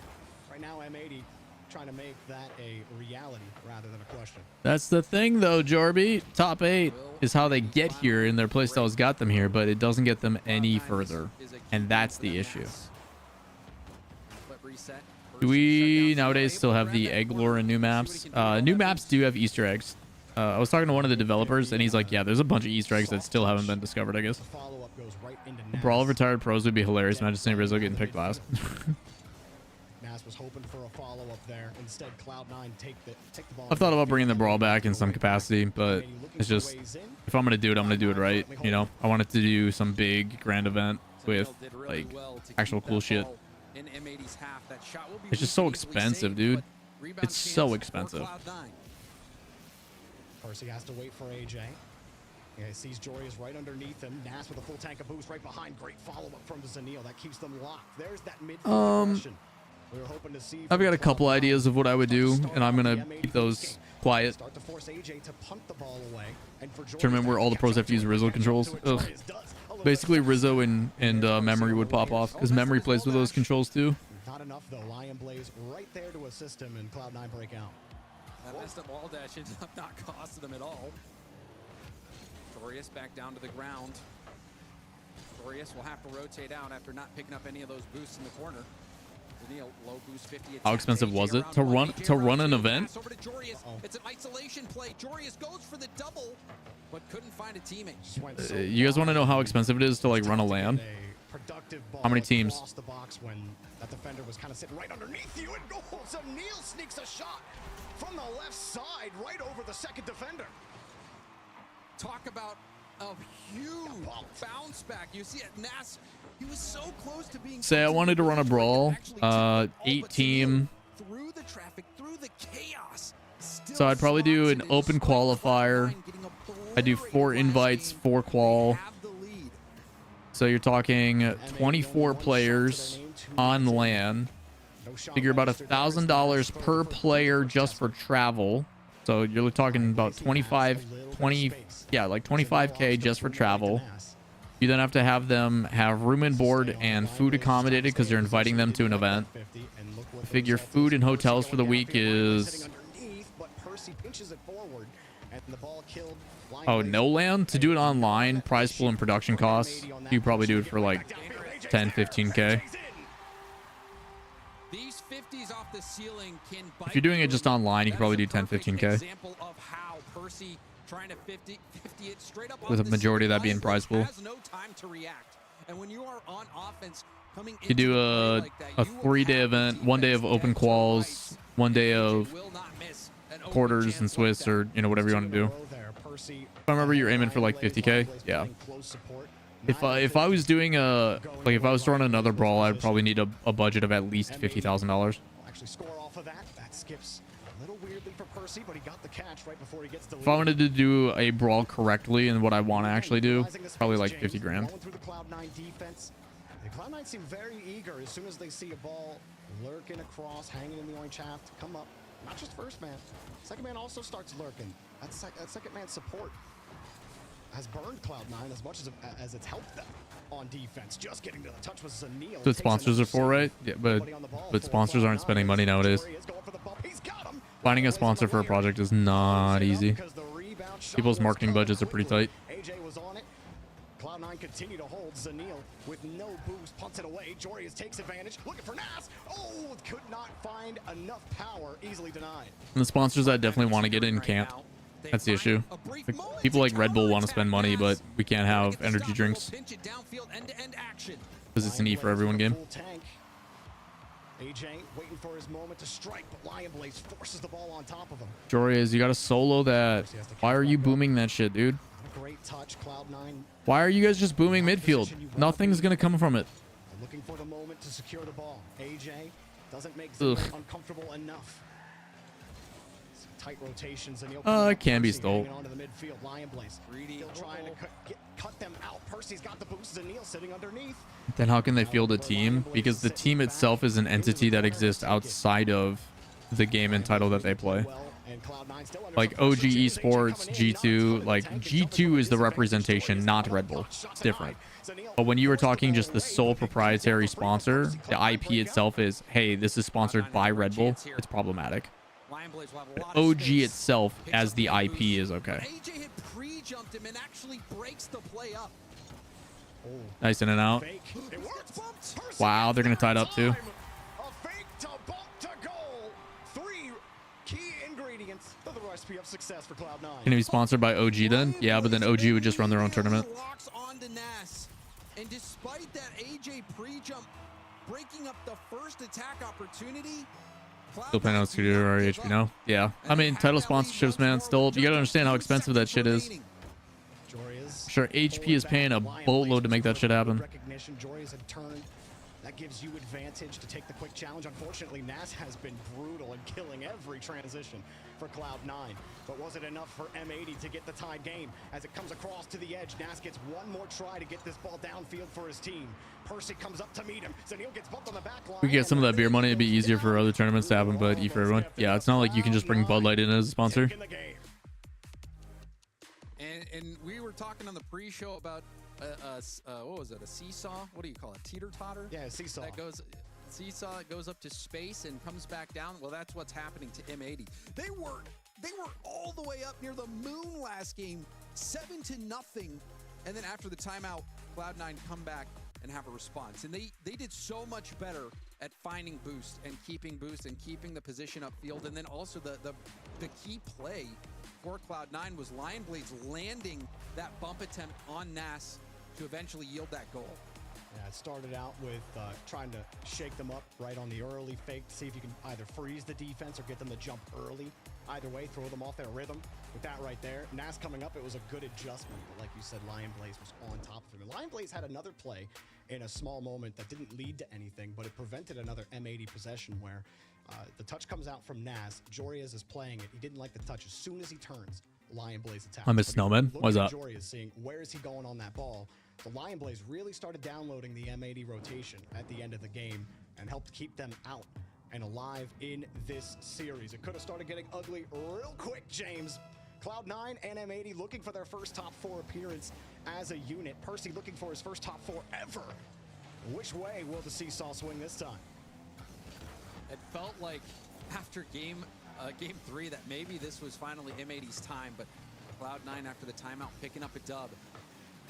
They put some stuff in the game and gave it a T rating. Yeah, I think Rocket League actually, like, there's a lot of benefits and a lot of tax benefits and like opportunities that Rocket League gets because it's E for everyone for sure. But I think if the game was T for teen, which a lot of companies do, it would open up a lot of sponsorship opportunities. It would allow them to do a lot more branding activations and stuff like that. Like, because Fortnite's T for teen, yeah. Damn, good pressure, boys. And I love this play from Percy. Yeah, like Fortnite's T for teen, so they can get away with a lot more because of combat and stuff. Where AJ's low boost and will be challenging, he opts to pop it high and trust his teammate will get there. He knew that everyone from M80 was going to be low on boost, so if he could get the height on it, it will put his team in a position where they will score. Big play from Cloud9, everybody getting involved, and that was immense pressure. But now on the other end, it's bouncing off the post, the bar, everything. He got pulled. Day 3. Hey, congrats, rookie. Into the save. There's no shot he's getting there. If he doesn't get bumped, that ball is to the side of him. It's a tie game, but instead, it's Cloud9 up 1-0. Well, that's insane. That's where I hit the forfeit button, James. And it's not even 3:30 yet, so that's not an option. That shows you my mental. You gotta keep playing this one out. But M80 still very much in this. They seem to have this tendency to be hot or cold, and they are cold right now offensively. Yeah, what exactly is going on? Wouldn't have the umpteenth Star Wars crossover and we could get a different thing. I mean, you never know, man. You never know. Sizes this up. Are these ratings same as Peggy or something else? It's the ESRB rating. ESRB. That Diablo 4 recently been enjoying it so far. I remember you playing it a ton when it came out. What were your thoughts? I think the game's kind of mid, if I'm being honest. It's good for casuals, but for hardcore people that want to grind, there's just nothing to fucking do. The builds lack diversity. There's nothing impactful itemization-wise. Like, the game lacks the depth of games like Path of Exile. The new itemization and some of the changes that they're adding for season 4 will be good, but it's still, to me, not enough. Joria's bit a little bit. Saw Lion Blaze was up. Cloud9 not able to move towards the box just yet. M80 still off the ball. AJ's got the boost. Zanil gave it right back to him. He stole it. He got the catch. He's looking for Nas. Oh, Nas had no misread. boost. And like you said, couldn't figure out where AJ was going. That extra touch. Everybody's been in those situations before where your teammate's up in the air making a play and you're thinking, okay, just leave it. Don't touch it again. Don't touch it again. No.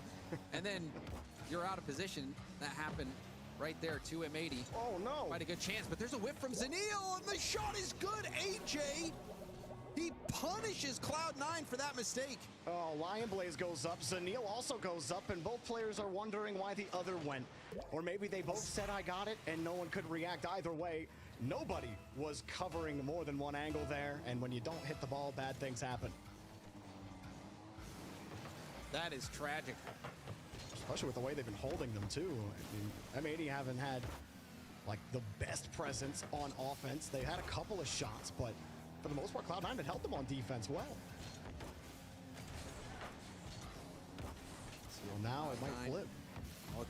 Well, He used to grind RL with me and was a huge C9 fan back in the day, so I told him I saw you play PoE on stream. He was like, what? I remember Lawler. He has sick stats. Tell him I still have them. They're, if anything, I have more now. Tell him to come to chat, dude, if he's not doing anything. We can talk about PoE and Cloud9's playing. Zanil's been so uncomfortable. Seems like it's the same package, just more detailed. Yeah, I think so. For the last 20 seconds, literally on no higher than 37. Now he expends everything just to get smacked by AJ. I'll call him. Yeah, call him out. Be like, what the fuck, dude? He's going high. AJ getting a little Nice low fit. Oh, I pinched the other way. Rip. I've been in the RLCS stream since the start, and I'm here for like 2 hours for it, and there's still only 20% first rewards. I think it's broken. Hit F5. Maybe he isn't as tuned in there. And when Nas was on the Let's refresh your page, man. May have wanted to play that patient. Either way, they hang on to the ball, and Cloud9 do get boosts. So I mean, he could afford to let that possession Sleep schedule's well because he's an entrepreneur. Sounds like he's living the life, man. What's he pursuing? Demo from behind, though, and Jorius lands another bump on Percy, but Percy turns back into the play. The shot is weak. That shot had so much more potential. Percy could not get around it, though. That was the go-ahead opportunity for Cloud9, and that chance goes begging. And you say M80 have been hot and cold. Percy also hot and cold. That is not a shot you'll get every day against M80 or really at any point. That was almost nasty. In the playoffs in Rocket League. That's weird, Tuba. Zanil driving downfield for Lion Blaze. They'll go tit for tat. Go for another. Zanil puts some power behind it, and he finds the mustard onto the burger. 2-1 for Cloud9. And Lion Blaze looking for Nas, trying to get in his way, goes for the bump. Does I mean, I'm still getting reward progress. Another physical play from Lion Blaze helps give Cloud9 that extra. I've got my 2, and here's another one. So we're getting there. Now they got to hold on for these final few seconds. And I'm literally just watching, and I get credit for watching on my own channel, let alone. Cloud9, however, lovely touch will give it one more opportunity to M80, but it hits the ground. Somehow that didn't bounce up the corner, and Cloud9 barely. What's up, baby? On and are now on match Good to see you lurking, man. point. Well, there's a world where Nas hits that onto the corner of the ramp, and Zanil is left stranded in the box with no boost. We might be talking about an M80 0-second goal if that one touch goes a little differently. But instead, Percy, despite missing that shot, doesn't get punished, James. They don't get punished for the missed opportunity. And when we talk about the risk management, you're not seeing Zanil in those positions where he's just taking a bad risk and losing poorly for Cloud9. Outside of one double commit, maybe 2 at the end if you want to count that one. Cloud9, really tough for M80 to get through. I am a little worried about Zanil and Lion Blaze on the back line together, though. You're worried about Zanil and Lion Blaze in this situation? I'm worried about them I'm more bumping worried into about because they bumped into each other twice. M80 Rio and Swiss. They beat Cloud9 and Swiss, and now they are on the brink of being eliminated in the quarterfinals once more. How many beatings can M80 take? It's not over yet, but the timeout has been called by M80 because everybody out there who's been following along this storyline is now waiting to see if it will happen again. The dream. Surely they can force game 7 at least. But yes, James, I am a little worried for Zanil and Lion Blaze as they did run into each other a couple of times in that last game. And these are not like stops that Cloud9 are getting. These are 1-goal wins. And you know as well as I do that you can just make one stupid mistake, even if it's a poor 50, and it leads directly to a goal. M80. We saw it happen to Blaze. You know, he had that little touch into the middle. Yeah. And it resulted in that M80 goal. But you have to worry if you're M80. Just, you know, it's getting kicked in the same part of your shin.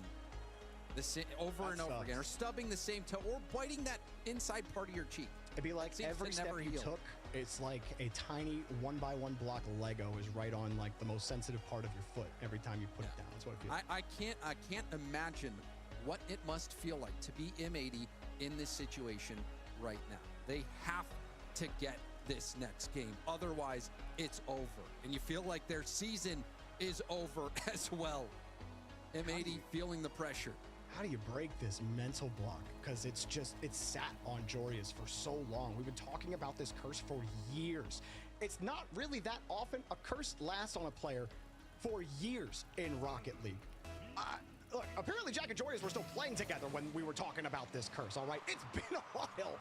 And now they have to force Game 7 against a team that pretty much nobody were giving any kind of lick of a chance to be a top 4 team, James. Everyone's saying Cloud9 probably only top 8. Feels like they're 8, like, you know what, at number 8, if you're talking about the top 8, like here they are in position to take down M80 for Percy to get his very first RLCS top 4. And Cloud9 are in a prime position right now to keep Jorius down in the quarterfinals. This first goal going to be worth its weight in gold. Cloud9, a chance here. Zaniel with the pop-up. AJ scrambling. Percy dives in at the perfect time. And that's a big miss from Nas. Percy goes for a low 50, and he'll have Lion Blaze backing him up. They need Nas to be consistent, even if his touch quality is subpar. Certainly better in that position than just missing. But pass downfield, Percy gets a great pop. That'll force M80 back. Unfortunately, he's still got to work to shake it off Nas. Percy just wins it for free. Bro, if M80 loses, man. Get a chance. Double commit though. Jorius and AJ both wasting boosts and not able to get in perfect position. Drop down play, AJ stays upfield. So M80 recovered nicely after that double commit. And AJ will have plenty of time to deal with this. But it's a watched first touch. Oh, and Lion Blaze had no boosts. So afterwards, he's just hoping he can find a way to get it out to a teammate, but his car's not really in a position to do so. AJ taking a nice pass again. M80, they have the right idea on how to move Cloud9 up and get first man out of a position. But then when it comes to holding pressure onto Cloud9, they've not been able to do it. AJ, just less than half a tank, forces the 50 up. Percy beats Nas to the ball. Cloud9 are just faster. What a touch from Lion Blaze. That's going to be very awkward for Jorius. Zaniel goes for it, hoping for the miss, but Jorius makes contact. Good demo from behind. Nas taken off the field. Lion Blaze. Percy is right behind him with full boost, and Zaniel has boost as well. Will be able to turn. That touch is straight up in the air. And a late challenge from AJ, but I don't think Zaniel was expecting a touch like that either. It was a good idea, right? If only it was a little shorter than that. He had to use all of his boost to get back to it. Not much you're going to be able to do unless you have the support in place. All that being said, James, Cloud9, oh, careful. They love double committing sideways. Just throw the ball right in the middle when you see Cloud9 on both walls. You're guaranteed to get a double commit. Cloud9 has recovered every single time so far. We're already halfway past this game being over. Still scoreless. You can tell both teams feeling the nerves. Blaze sitting close. Doesn't see an angle to go in. Zaniel will instead cover. I do think it's just a mental block. I really do. They have moments of excellence, and maybe it's just a lack of adjustments. Maybe Nyx to be criticized. Again, like, I'm just speculating at all the different things, but like Cloud9's clearly making some good adjustments and providing some offense. But I also think it's paired with a mental breakdown and like I don't know, man. Like challenges, trademark of 1v1 players. Percy play it back. Oh, good demo. Uh-oh. Uh-oh. Take the lead in what could be the final game of the series. Oh, Zaniel. It's a touch you could dream of if you want the demo downfield where you catch the ball halfway through your flip. It's a perfect touch out to Percy, and you have momentum. You didn't have a ton of boost, so you don't have to accelerate a lot. You're already going supersonic, making it a lot easier to track down that last defender. And Zaniel coming up big time, but AJ just misses the target. Zanil came flying in, not over, and AJ redirect it. He knew the defender was coming, James. He tried to snipe the left side. He was out of boost, at a standstill. Everyone saw the opportunity, but he couldn't get it. Nas also not able to make the play off the ceiling. AJ, do it to him. Oh, it's the calm special. Good defense on backboard. Cool, calm, and collected. Percy, stay patient. Nice. Major chances, their tournament life. Percy staying patient puts him in position for that. Off ceiling, it's a wide open net. His touch was bad. He didn't have the boost either. Position to make the major. With both of these teams tied in points. Like I said, one of my favorite duos scheduling. Lion Blaze keeps the ball tight, plays the 50 to keep it tight to Cloud9, and Zanil gets the touch downfield. Oh, bang. Have been not able. He gets punished again. No ball for M80. All goals for Cloud9. Jorius caught out in no man's land. Did he not see Lion Blaze? He thought AJ was going for it. Did his blue car blend into the background? He thought AJ was maybe getting a touch there. He just turns up. Maybe, I guess he didn't see Lion Blaze the last 3 times he went down the field.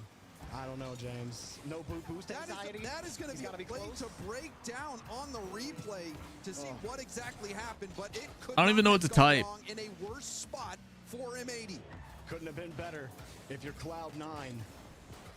You know, a team that a lot of people commented on when Cloud9 picked them up and gave their thoughts about how they felt. But Cloud9 are telling all of those people how they feel right now. You've been able to consistently make the top 8s, and now with 10 seconds left on Neo Tokyo, add another car to the scrap pile.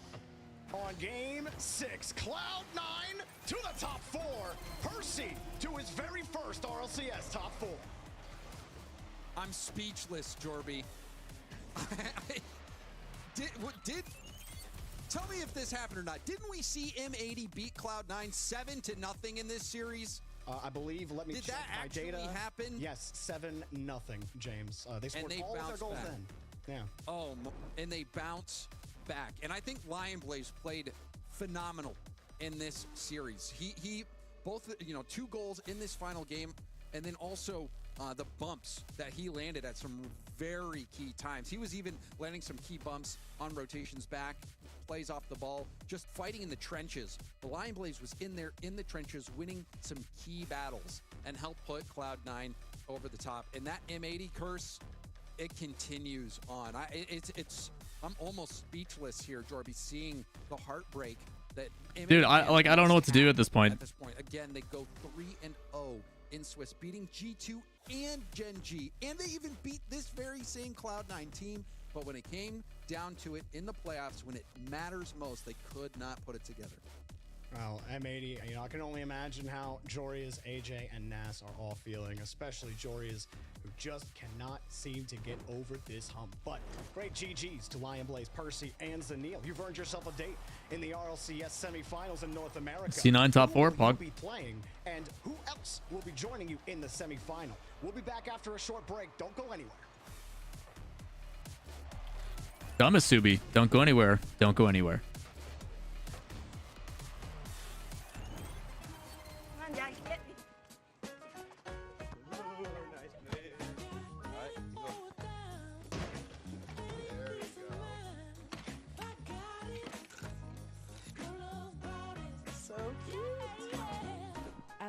What year is it? That's a good question. My brain is mush after that series. To them, whatever you're saving for, we're all better off with an ally. Get back to work. Oh.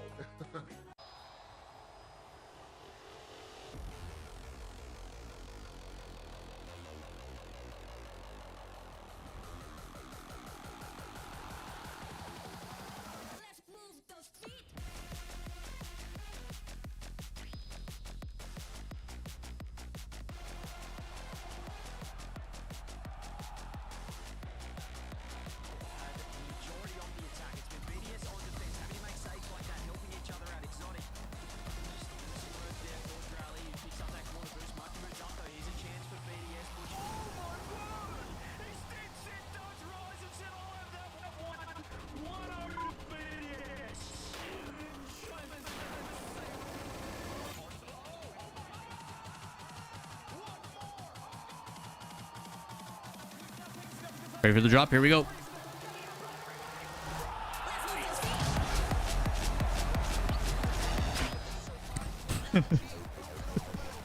This is not my type of music at all, even though it's a bop.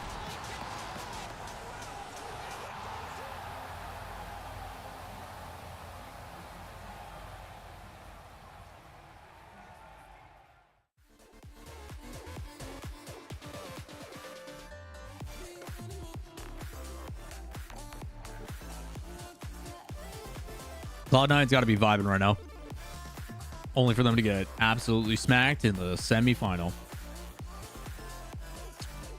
Choose prediction. None of you picked C9. Y'all crazy. Should have believed in the curse. Enjoy your points.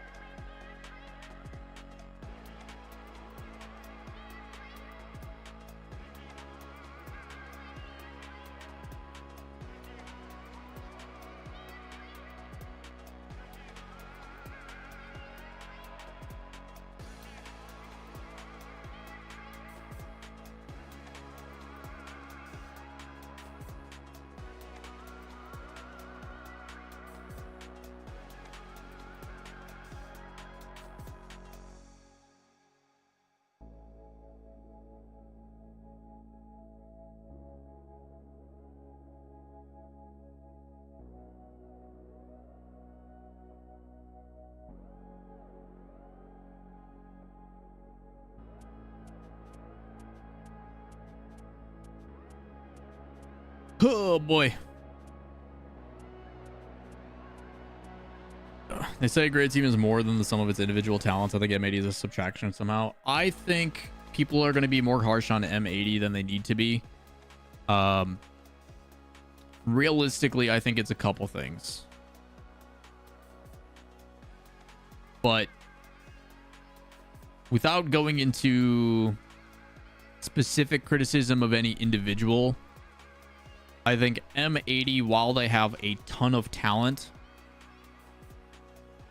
are dealing mostly with a mental hurdle. What's up next? G2 Shopify.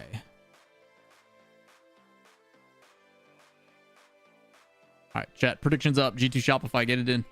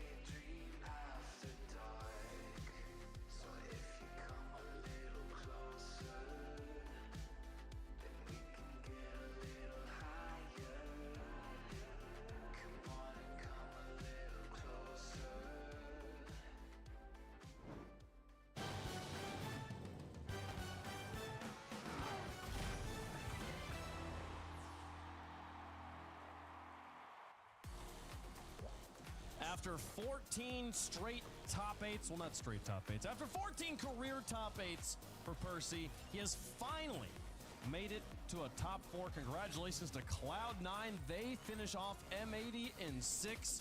The Firecrackers are in shambles. Nobody has any idea what to do with this M80 team who cannot win no matter what they try in these quarterfinals, Jorby. Yeah, I mean, look, as soon as Lion Blaze started getting aggressive in the midfield, it was over. They figured it out. They were like, oh, we just need to actually press M80, and then they lose. That was frustrating to watch if you were watching as an M80 fan. I'm sure it was frustrating to play for M80. I mean, no touch was going their way. Eventually, the field vision just plummeted to 0. And where was the 7-0 team in game 2? What happened? There was a lot of wide open nets, I think, on both sides early on, and like I think that's a problem M80 has faced before, where it's like just don't give up these easy goals, especially to a team like Cloud9, not known for their offense, and you're just giving up freebie after freebie after freebie. And I said game 1 is going to be crucial because you just got to get over those nerves, right? For M80, Cloud9 came out swinging. They played fantastic. M80 did bounce back a little bit, but the longer it goes, you expect those nerves to build and build. And for Cloud9, they did not feel those nerves. A 3-0 victory to close it out. Huge congrats to them. They are now a top 4 team. The pros, by the way, at the beginning of the split, they had Cloud9 ranked as the 11th best team. And now they have a top 8 and a top 4, and they are 4th in the NA rankings. Congrats to them. But for M80, they're the best Friday team. They might be the best team on the championship day, but we'll never see them there because they cannot win on Saturday. You know, it gives you say that, and I feel like I got hurt. Like, it's rough to watch them play as well as they do in Swiss. You beat the best 2 teams in North America. Like, how? Like, no one else beats those More teams. importantly, you beat the team that you just lost to. Sorry, guys, I'm talking to Jorius. Close at the end. I don't understand what happens to this team where all of a sudden they face a little bit of pressure and their entire structure melts. They make weird decisions with the amount of boost that they have. My mind is boggled with this team. I'm super happy for Cloud9. I truly am. But M80 are a puzzle that I don't even think a quantum computer could solve. It is crazy that they went 1-1 against Cloud9 this weekend. The one loss, though, really the one they couldn't afford to lose here. We're halfway through our schedule. Live interview. No, that's I'm not gonna be disrespectful. You know, obviously they're in a very emotional situation. The former Kings of the North trying to reclaim their title here. G2 taking on the Rebellion. Will do everything in their power to finally keep G2 from a grand finals. What a streak they've got going right now. Rebellion trying to end that streak here, Gibbs. And Rebellion, they kind of got through Swiss kind of easily. They didn't have to beat anyone too crazy. They beat Energy, Moist, and Snowman, and they lost to OG and TSM. So not the greatest run for them, but that's why they're 3-2. And then G2, they finally lost to M80, and you're thinking, oh, they might be vulnerable. Well, after that, they win 3-0, 3-0. So G2, I think, is back in their proper form. Just one small mistake. That does happen in Rocket League from time to time to even the best teams. G2 is the #1 defense in the entire world. They showed that at Copenhagen as well. They showed it all through North America, through every single qualifier. It comes down to Rebellion. You're gonna have to peak because your offense is fantastic at times. You're going to have to peak for 4 games and just hope that G2 defense crumbles a bit.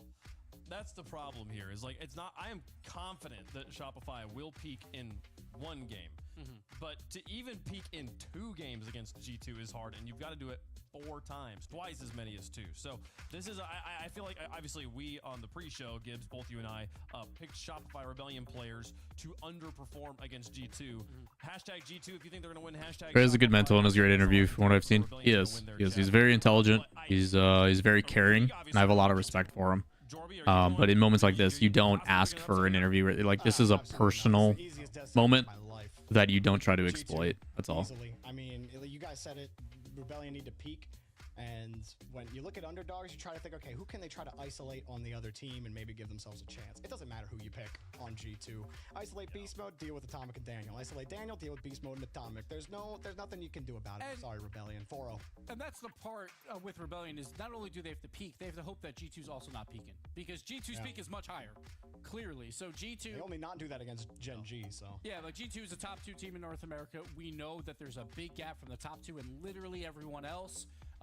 G2 internationally is so fantastic. Rebellion, though, like, if they do win this, puts them in that conversation. So They're gonna hope for the big upset. Let the coin go. Wait, he dropped it. The coin went past the camera. I tried to flip it with one hand in a different way I've ever flipped it, and it's now under the desk. I'll be right back.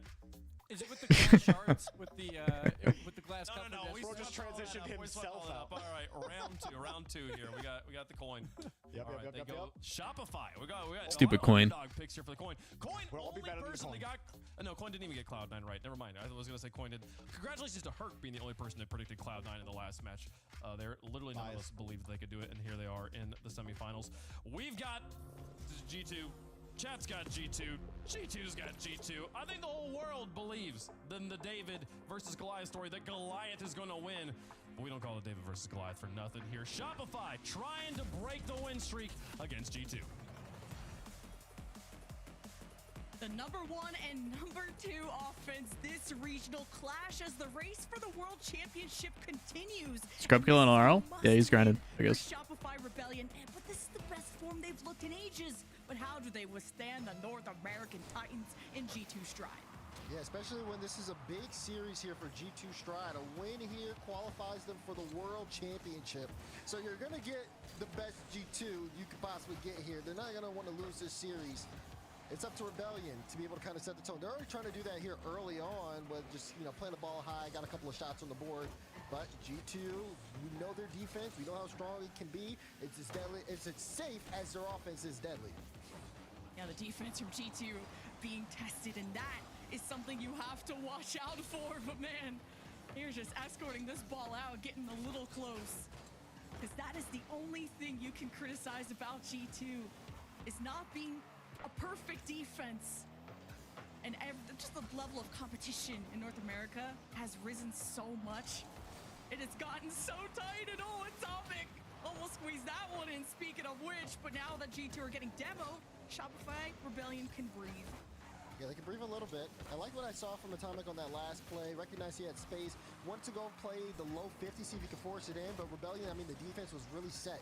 And Atomic's still trying to make plays happen, but G2 have to be a little bit careful. You can see the positioning from Rebellion just a little bit forward, waiting for a mistake on the G2 side. And even though G2 are so good, they're not perfect. Can Atomic set something up here? That's a good play, but Daniel too far away, couldn't make the most of it. G2 still knocking at the door, but possession still tough for Shopify Rebellion to have some good ball security here until Justin goes up high off the backboard, down almost a two-piece before Beast Mode gets in the way. Hearth, Justin in front, looking for the bump. G2 tipping it away and having a hand up just a bit higher than Shopify Rebellion. Yeah, they've been able to get there fast enough, but it's got to be a communication thing. Atomic, though, this challenge with no boost, you've got nobody behind you. You have to win that 50. I'm surprised he went for it. His teammates were both there sitting in the midfield. I guess he really was confident he could get the win, but you see what happens if you lose. Two-piece, sticks to the ball like glue, and rolls it into the net. Some people were worried after the M80 loss, but it went the distance, and just even the lower teams are starting to improve so much. It's starting to shake up the top, and the number 1 spot in North America has changed, and number 3 and number 4 has been controversial. This is not as easy of a series to predict as one may think, especially after we saw the Dignitas, Champions Field. Man, I feel bad for these kids, dude. And not like, well, I feel bad for them. They suck. Blah blah blah.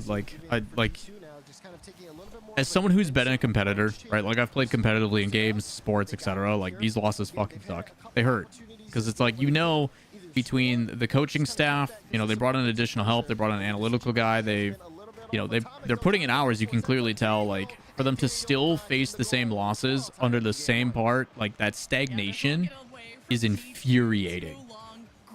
It is so frustrating to deal with. So like you just feel for the guys on like a personal level,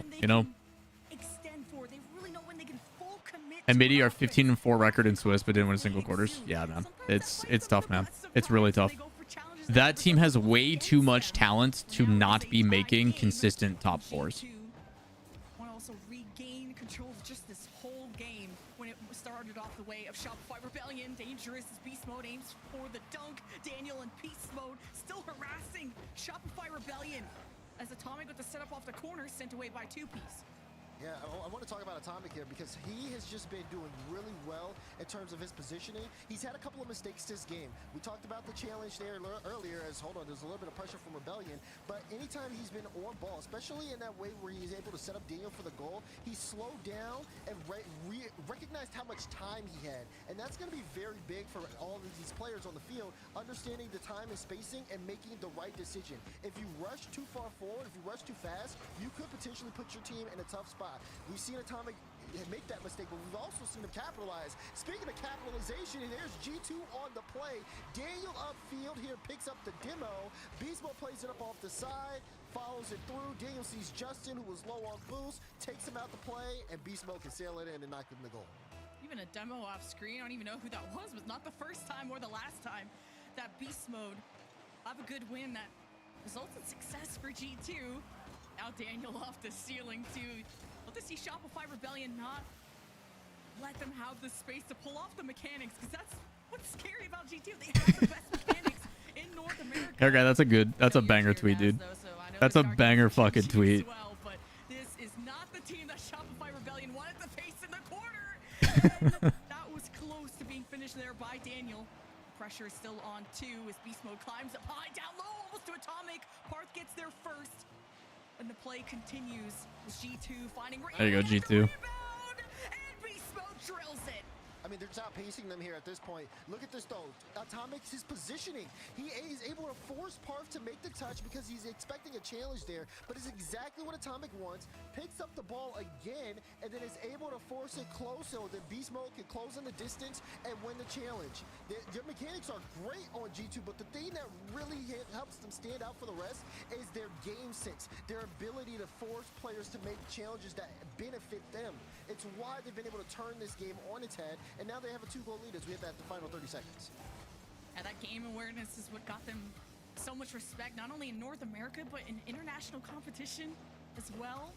Shopify Rebellion, this is the best they've looked in ages, like I've already said, and Swiss proved just that.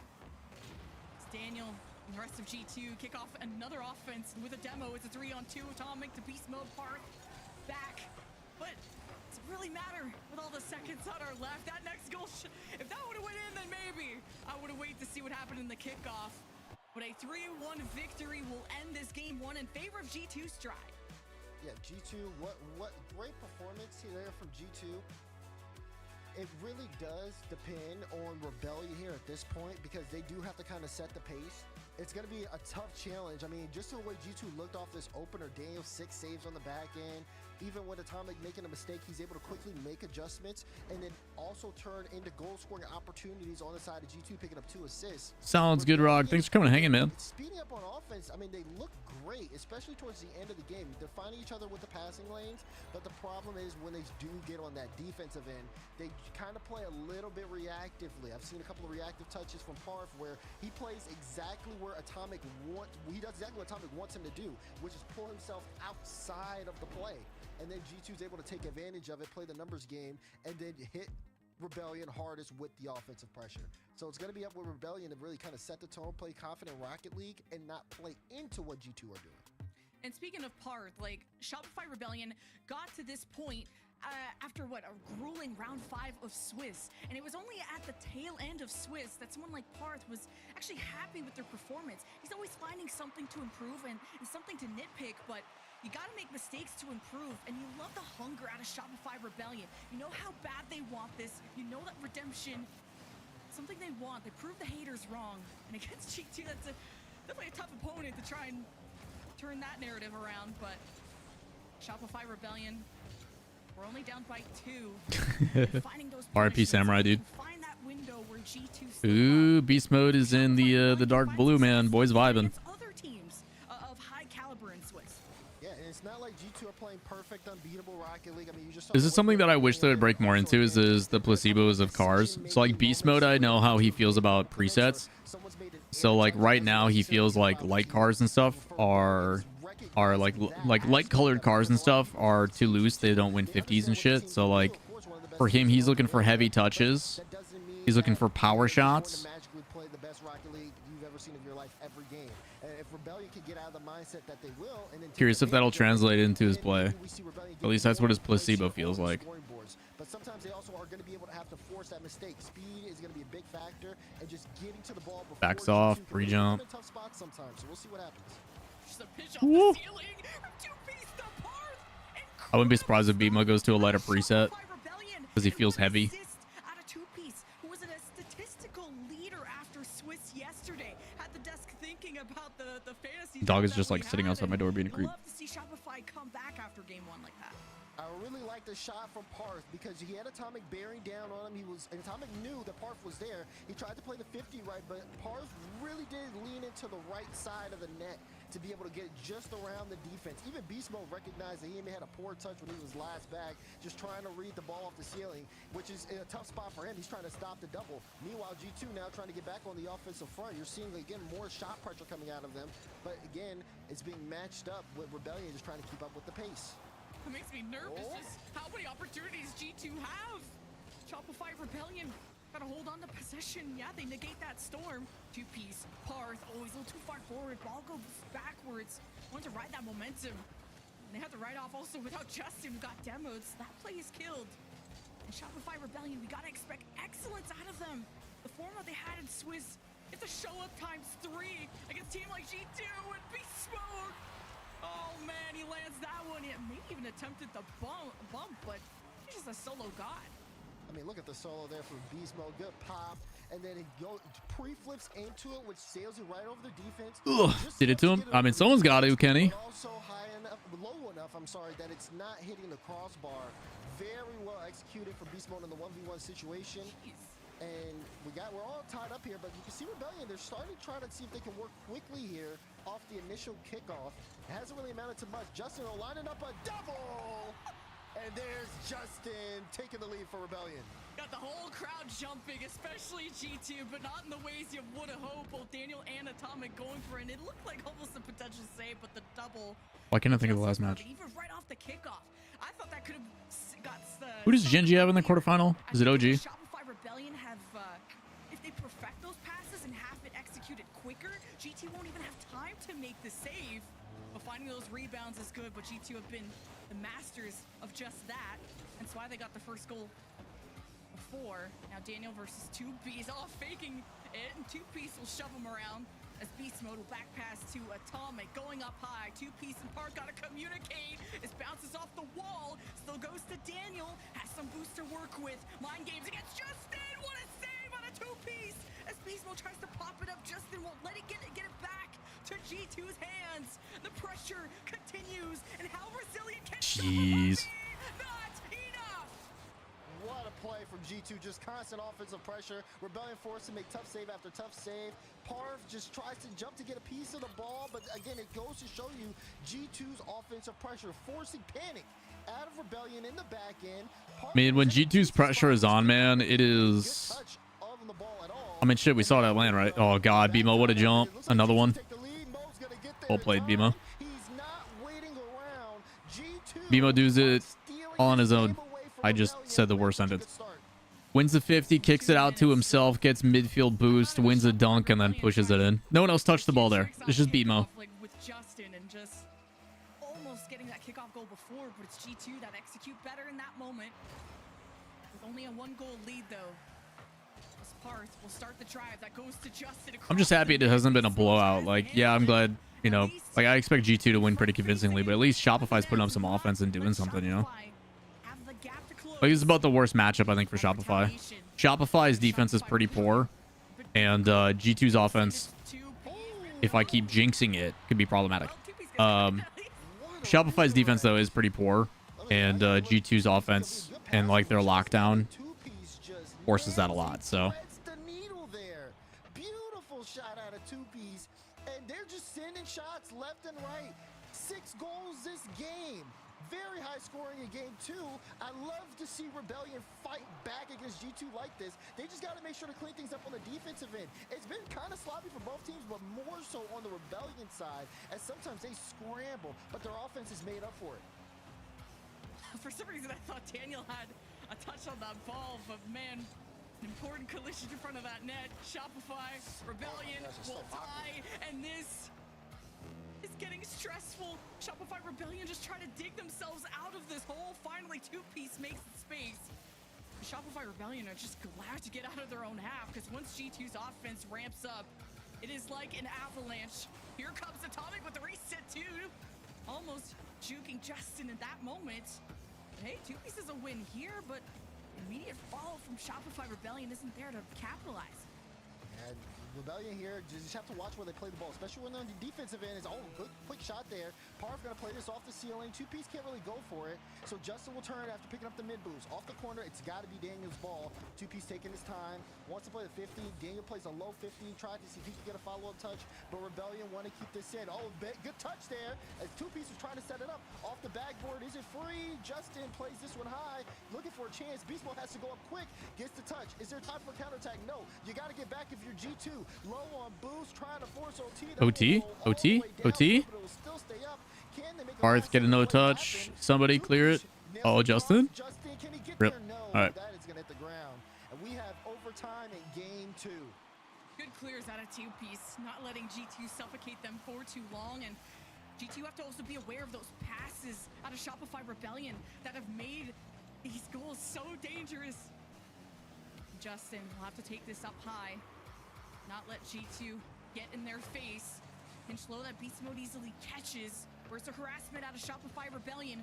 You gotta lead with confidence. Bang. Beast Mode will lead also with a boost. That's Ooh. where Atomic steps up and It's open. It's open. It's open. Oh, what an angle, Daniel. That's not an easy angle to hit under pressure. Nice shot, dude.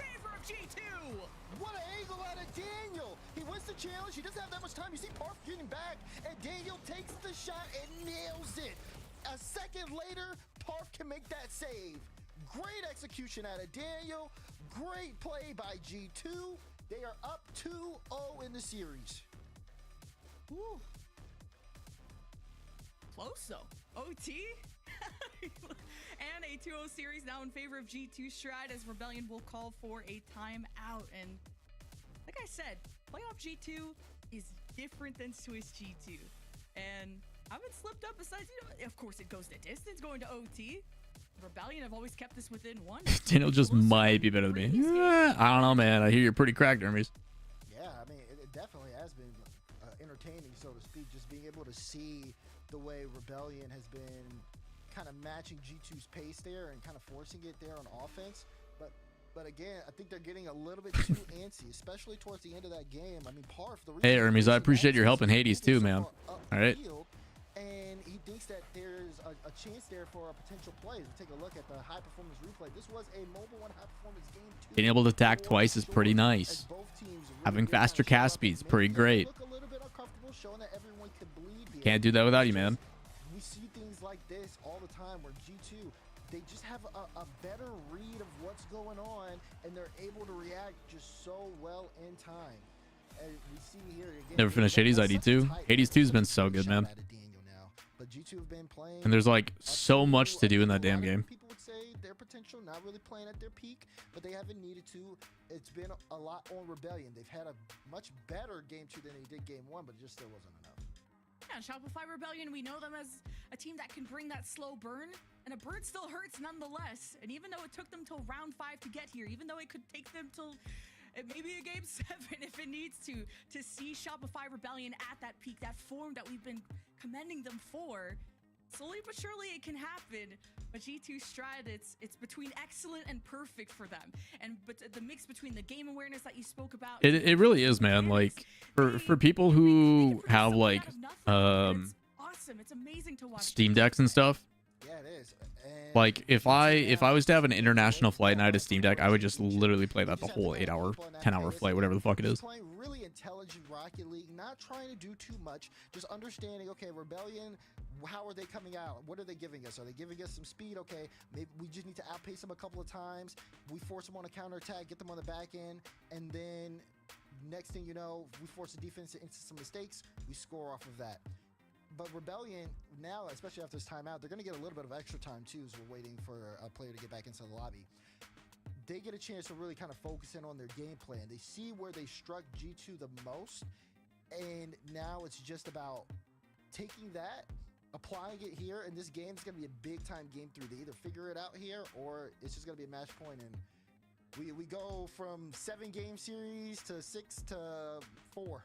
Like you just go down. It's like the opposite of the day for us here today. But I have a feeling Rebellion will be able to Might be savvy, might be. at least this or swing this. Well, we'll find out, dude. We'll find out. Not be enough to win. We'll have to see how they come out here in game 3, but they've shown signs of life in game 2 that. But I honestly right now just BMO just relogged. I think someone's having some issues though. Someone's probably feeling some memory leak bullshit because the game has been really rough lately. If they don't make it here, like there's only one regional left. But I still think that Shopify Rebellion can leave whatever happens with their heads held high, especially being able to make playoffs now consistently after Copenhagen and leveling up in a way against everyone's expectations. Really just getting off social media, head down, locked in for these games. And look how much better Shopify Rebellion have looked against most of North America's competition. Yeah, and that's definitely going to be, you know, something to kind of take a look at. We've just got word. One of the players, I'm not going to say who, one of the players' computers has a Windows update right now. So we don't know if they'll be able to kind of return. There's been like weird hiccups. There's been there'll be times where I'm in game and all of a sudden it'll just like shit falls apart and everything. Keep eyes on that one. But we got game 3 underway. We were a little concerned. We thought we were going to have to go to break. No, not at all. We're just kind of getting things kind of just figured out here with the lobby, and then once we have everything sorted out, we'll be able to bring the game back to you guys. But close call, we're totally fine. Now the biggest thing here is going to be kind of everybody refocusing and resetting, which is going to be, you know, the big factor here, because now we've had a lot of time. And now everybody has to kind of get back into lobby reset. This is The quarterfinal losses. Listen to these quarterfinal losses from M80. Shopify, OG, TSM, G2, Cloud9. They realistically should have won 4 of those. To reiterate the monumental task that Shopify Rebellion have to do what almost no other team have, to do what M80 and only Gen G have been able to do, and to beat G2. And the losses that Shopify Rebellion. Oh no, Windows update. Run. They did go to round Everybody 5. run. A loss to TSM, a loss to OG, teams you would consider, at least on the First season Neil's first top 4 though. So to lose against them and then hope to be better, to be against G2 is like an insane ask of Shopify Rebellion. So they've kept it close, but can this good performance actually turn into good results? That is definitely going to be the case. And Daz did not hear anything she just said. Too. Now for Rebellion and G2 here, I think the biggest thing. She asked him a question and he did not reply to it. For not only is it getting back into it, but just kind of assessing the situation now, because how do you continue to kind of play at that high level despite everything kind of going on here in real time? How do you kind of focus up for the series? Can Rebellion get back into that level of focus is going to be something I'm willing to see. What's wrong with Luminosity? I mean, realistically, I think their playstyle has kind of been. Let's call it what it is. They made the major on a pretty Mickey run. They beat an OG and an Energy to make grand finals, which is kind of whatever. But I think playstyle-wise, the teams online play a lot faster and a lot more aggressive and don't get demoed as easily. And I think people have just kind of become accustomed and figured out their playstyle. And if like those things aren't connecting and they're not, playing off ball well, like kind of easily beaten. And once they did that, it was just okay. Now that we have you guys in a tough spot. Zanil's underrated. I'd agree. I think Zanil. I heard Zanil had some pretty good tryouts and he was supposed to go to like NRG potentially, but it didn't work out. Everybody gets a chance to kind of calm down a little bit. Players are loaded up in a test lobby. After they're done and we're all good, we'll have game 3 up for you. But making sure Windows is still windowing. And the controllers are all working. Everything. Windows can break and do some crazy stuff, okay? Reset the audio. You never know. That's valid. That is valid. I've never had a Windows update mid-series. Not for me personally. But I had one happen to me while we were we were doing we were on E-League 2018 and I was doing replay analysis on desk, and the laptop had a Windows update and it was terrifying. I'm like, this shit ain't gonna work. I'm nervous. Where maybe G2, yeah, they're a momentum-based team. They're winning all the time, so sure. But like, I think it's a personnel issue or rework of the game plan.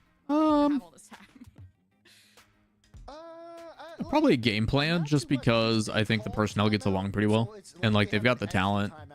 Reynolds can be disruptive and can be, you know, kind of a facilitator. Cheese and Magic Rare both have mechs. It's been about 5 minutes. Could also be a confidence thing. You never know. Remember the start of season 9? Yeah. Shit broke. Season 9 servers went down. Everybody spammed a Dorito in chat. It was great. Everybody thought that I DDoSed the servers. Turn the series around. DFH Stadium is the stage. 5 minutes on the clock. Everybody loaded into the lobby and ready to go. What will be the difference maker? Can G2 force the series on match point, make all the time not matter at all, or can Rebellion pick things I don't know when they threw that in here. turn the series around? Okay, and it's just beast mode almost. Oh, you know me. Already shaking up Shopify Rebellion, who got Well, Morgan, so if you don't remember, so season 9 was the first season I wasn't involved. And then everybody in chat spammed this snack to bring Lawler back. And then servers went down and they had to reschedule, and everybody was like, "Oh, you dog, you did it." And I was just like, "Nah, man, I'm trying to watch the games." Like, it wasn't me. Now I've got nothing to do on stream. Like, still funny though. Great pressure so far from G2. Yeah, like Cloudflare servers or whatever the fuck it was called were down. Dang, nice infield, clean, a lot of space. But it's just coming so much slower because Justin, he has all the time in the world, puts it to the top right corner, and Rebellion sets its own. Love how active Long time ago, Morgan. It's crazy to think about how long ago that was. Setups this time really working out for his buddy Justin. And Shopify Rebellion lead up by 1. Never a comfortable spot against a team like G2. A win for 2P. The K-Dop DDoS. Yeah, good times. Tip the ball up and not let Shopify Rebellion work off the double. Justin can't be Daniel off to the ceiling too. They're doing everything to get past Shopify. Atomic? 2-piece in the net and almost dropped off right on him. Good save. Parth hit him with it. Nope. Parth Notice how Daniel doesn't just boom that shit. He plays it solo and now forces the defense to make a play. They've been playing this one a lot closer than they normally are. I mean, Gonna be the M80 Cloud9 series. Daniel tries to push out and get into the right position, but even You know, keeps it close so often. You have to. You can't give shit away for free in today's day and age of Rocket League. Otherwise, you will be punished for it. If you just boom it the other way, there's someone that's going to be in position waiting for it, or they're just going to boom it right back, and it completely does nothing.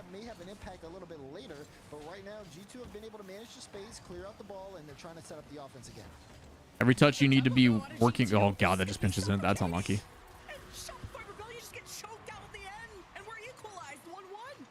What happens here? This is Parth goes back here for the challenge. Like, let's call it what it is. M80 had a free win in that last series. If they would have just kept it close on a couple of those dribbles and stuff, they would have been fine. So again, just getting a little too antsy here on the defense because Daniel didn't really even force that. He didn't dodge into the ball at all. G2 Live, I like their overlay the best. I think their overlay is a little bit too difficult to read. I like the concept of it, but it is very difficult to read. That energy, beast mode and atomic, very close, kind of almost running into each other. And counterattack for G2. Nice play by Atomic. Organized, Justin slowing it down. Atomic meeting him down low. A lot of people would rotate out there immediately, but he stays up high and then backs off and then comes back in for another 50. It's a midfield. Who is gonna win that? Shopify It's Rebellion. leggable. Some ball security to work with, and 2-piece not allowed to take the shot. Not that quick.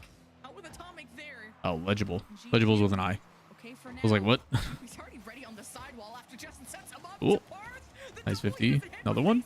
Good patience by BMO. Great patience by BMO.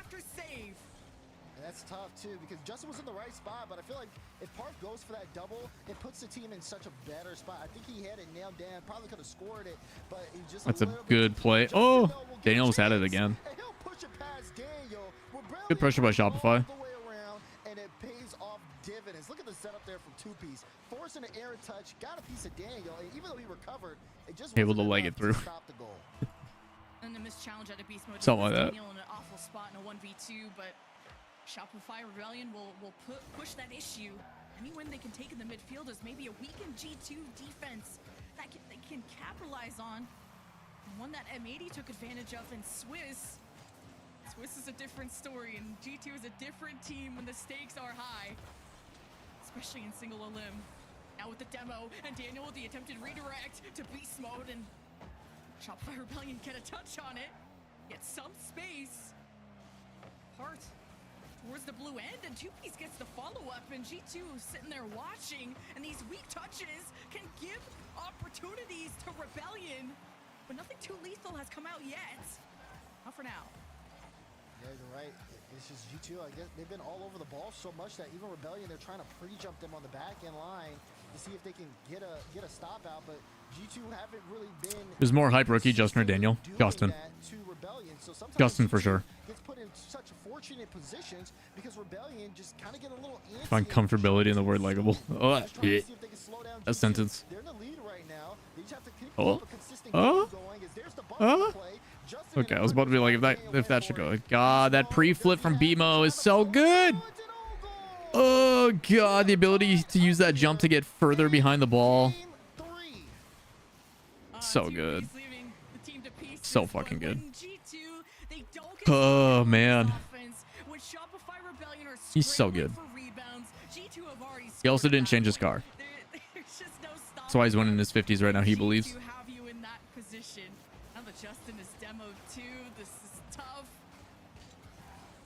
Or Daniel.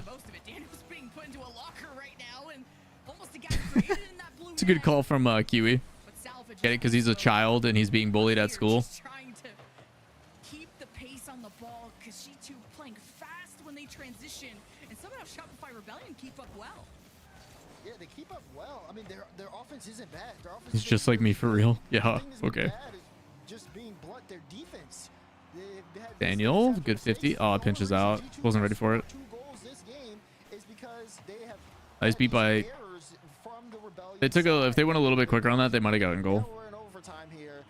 Who takes this game? He's just gotta instead of he's gotta dump that off after that second touch and then go for like a demo or something. I mean, G2's ahead of Like if real talk, if M80 wanted to be super good, right? They should play with their first man just looking for a demo. They should go for a one-touch aerial straight into demo searching as they like basically chase it, and then second person is always there for the secondary shot. They have with between Jorias and AJ, they could easily just like primarily go air dribble bumps into demos. Kind of like what K Corp was doing so well in like the first quals, second quals.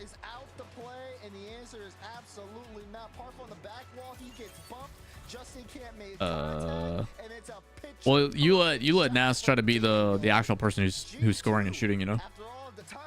Was there a demo? No, Justin just miscalculated his challenge in mid. Wrap it up. Yeah, we're probably gonna get a 4-0 here. It's not a spot you want to be playing in, though. During a series like this, with so much on the line for Shopify Rebellion, a win here gets G2 Stride a world spot, but Shopify Rebellion, they just dig themselves into a deeper hole. But maybe this is part of just a longer-term build for Shopify Rebellion to get back to the format, especially like someone like Justin, get back to the format he was known for so many years back, and he's already showing that in Swiss, and G2 was going to be an opponent that no one expected them to beat, or at least we weren't sure how close this was going to be. But being in a 0-3 spot and to stay composed and to try and Ooh, this is a cool little poster from. I like the style from Crew. Yeah, tough spot for Rebellion. Looks pretty dope. Justin had 7 shots that game. He was doing as much as he could there on the offensive side on the field. G2 Stride, though, everybody in sync, everybody kind of playing the game for each other. BMO bumped the guy on the backboard for OT goal. I gotcha. Hit them, respond amply, and it's that again, that pace that they're playing at that's really just kind of forcing Rebellion to be able to respond on a moment's notice. They haven't been able to live up to that task. They do have a good kickoff here now, but no one's going to be able to follow that ball. And it'll go straight back to G2, who are looking to pass. They force 2 out, 2-piece in a tough spot, and this is Yeah, it's cool style. where we left off. Really cool art style. Shopify Rebellion have had good wins off the kickoffs, and it has resulted in early goals. Good job by TPs. Ceiling, he still got. Emo did not play that as cleanly as he wanted to. That was supposed to be on target with a touch. That second flip was supposed to go into the ball. If you give space and time out of G2, they're just, it's gonna be disgusting. Daniel and Atomic against Justin does his best to keep up and follow. How many people knew of Justin when he was coming up? Oh yeah, they did. Catch it first, collides with Shopify Rebellion at the corner. Anybody who is anybody knew Justin was like 1v5ing lobbies. He literally, even in rival series, was solo carrying 1v3 against pro RLCS teams, dude. Like anybody who, like everybody knew Justin was going to be the next. Like mechanically, he was so ahead of his time. G2 reacts so quickly when there's opportunities like this. Just when you thought Shopify Rebellion, oh, they had possession. Okay, we're gonna clear. Just the ball's high. All of a Got into Rocket League after season 9. Missed his come up, dude. It was crazy. Like he played for he basically in 6-mans and in ranked was a guy who just otherworldly with his mechanics. Like you can go back and look at his montages from like 2017, 2018, and they still are some shots that are nutty to this day. And then when he played in rival series with Lichinio and like Epic Johnny or some shit, and 1v3 teams, like convincingly. Like they didn't even blink at the competition in rival series, just dominated. Played in qualifiers, qualified immediately, got picked up by Energy, and then went to a grand finals there that they almost beat against the world champs. Like yeah, Justin was fucking cracked, dude. Atomic just couldn't get a touch. What happened? Atomic tries to back off. Oh, Bimo misses, and then he just unlucky. Bimo missed. What happened to Auto Style in season 5? They were like one of the worst performing teams of all time. They're like, it's like Team Secret, AS Monaco, and like Out of Style as one of the worst performing teams of Rocket League history.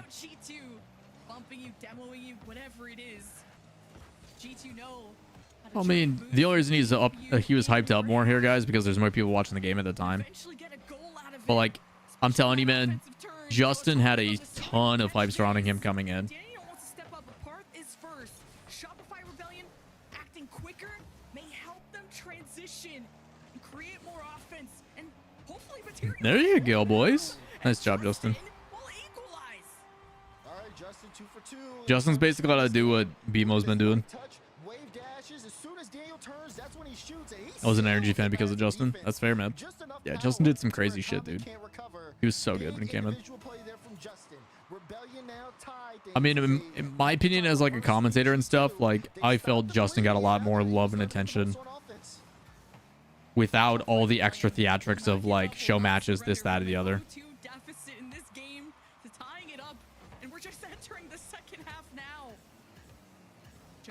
Low 50 almost. They've got 2 same wall. That's not good. BMO, you're gonna take that over? What are you doing, bro? They're gonna get a goal out of this? What the fuck? Double touch? Parth? Oh, can't read that. But it almost worked out. I mean, Beast Mode ended up getting the pre-jump. Atomic, great first touch to get it to him. And it's enough to try to throw off the Rebellion defense. But, I mean, Justin on that back end is going to be composed in that situation. So it's good that he's able to get that stop they needed. G2 thought they had a numbers advantage. We saw Atomic slow down. Justin was able to rotate back in time. Justin has been everywhere for Rebellion in a moment where they have needed him the most. Great awareness from him. He's in a tough spot now here too. BMO? To get the cut, but Parf's now out to play. It's Justin by himself. He's able to make a good save. They didn't send a man forward though to rush out. I think they wanted to force Justin to make a bad touch out, but instead he God, nice placement, Daniel. Almost. trying to save everything right now. He needs Oh, what a break check by Beast Mode. Air dribble bump, sets it up for his teammate. What he just did is what M80 needs to do, and they never do. BMO goes, gets past 1. He's like, okay, I've got past my 1. Let me get past 2 and set it up for my teammate. Gets bumped there again. Justin trying to make his almost his third save in that instance. Can't do it. He doesn't have enough boost. And G2 take full advantage of it. Now we're sitting here, G2 Stride in the lead. Rebellion backs against the wall. They're down in the series. They're down in this game. We're hitting that final minute mark. And they're also back in on the offense, trying to stop G2 again. His beast mode could have put the nail in the coffin. Shopify Rebellion just wait for any mistake and whoa, so much speed. 2 Ps with the better recovery on the rebound. And we're tied at the last minutes. Again, this is Justin. Look at that. He goes for that touch against Dale, changes the speed of the ball, and it also changes Dale's touch because Dale can't control it like he wants to. Drops the ball down, and 2Piece gets us so much better of a follow-up there because of it. Great reaction there from Justin. Now it's a tied-up game. Final minute to go, and it's anybody's ball game here. Rebellion can continue to win this, but they got to be careful. G2 are trying to set up another play. Daniel even just making that an opportunity. Just my jaw is on the floor. How G2 can materialize something out of nothing. And Shopify Rebellion, they stress me out when they get bumped and shoved into another dimension as Atomic with Dude, it's crazy how good he is. getting in the way. Last 31 seconds. Playoff lives on the line for Shopify Rebellion. And double out of Daniel. Dude, it's not even fair. Do you remember that? Do I remember what? He's still gonna mechanically get pulled into a pulse event for an air dribble competition for freestylers. I think so. Dude. And like Shopify's not even playing poorly, right? Like, so chat, when we talk about teams, right?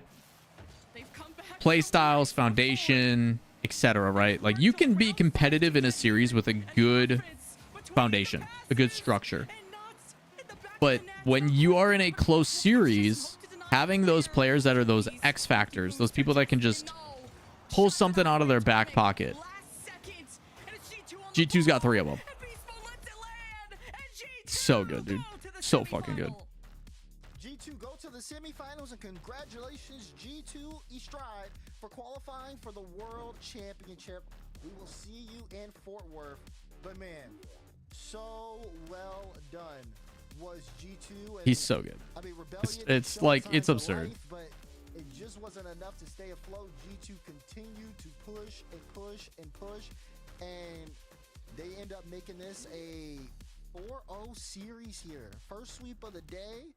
It just felt like G2 kind of handling business. Rebellion, the struggles were so consistent throughout it all, but we can see again just how strong they can be. The potential is there.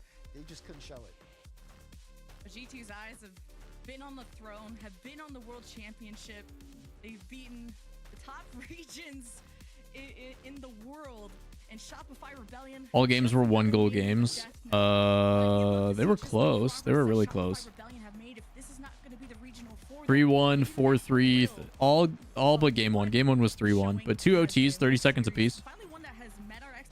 Falcons won, by the way. Yeah, no surprise. Yeah. At least they brought it to 6.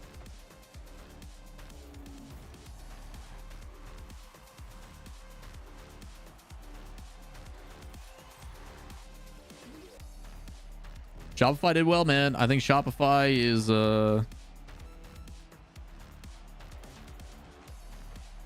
again, I think everybody I mentioned last week, was it?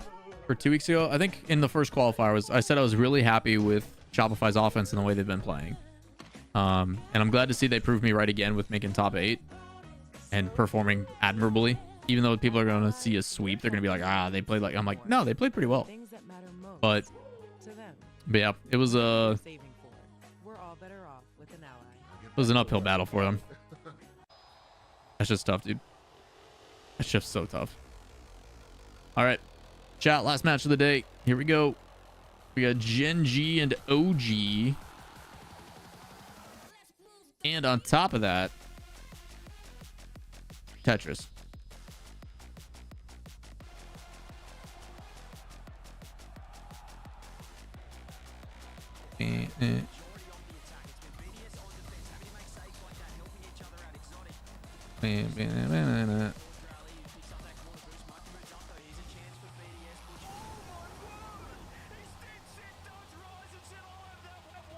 do that. Lame.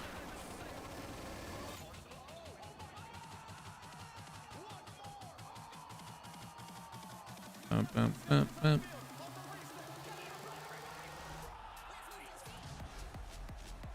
Bum, bum, bum, bum, bum, bum, bum, bum, bum, bum, bum.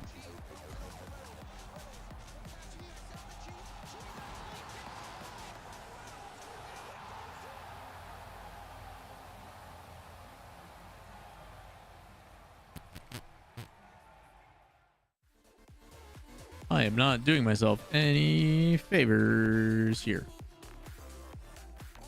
There.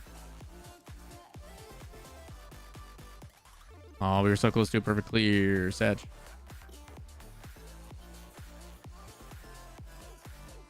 Oop. Oop.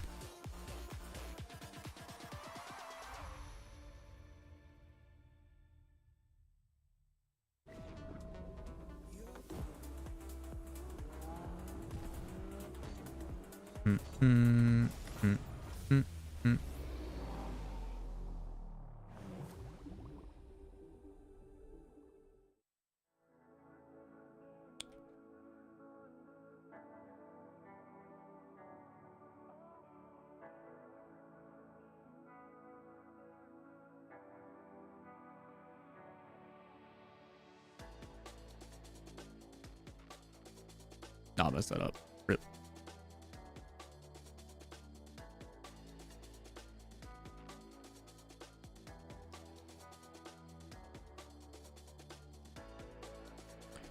Do do do do do do do.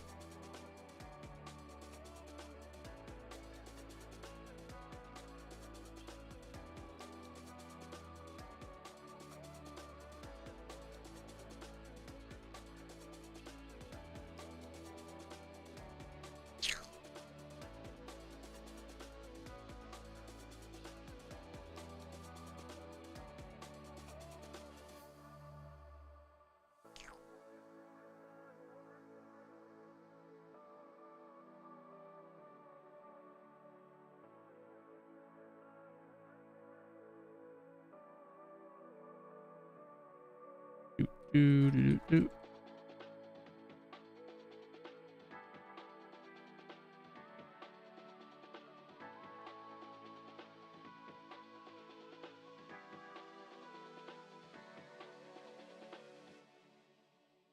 That's what I wanted. There we go.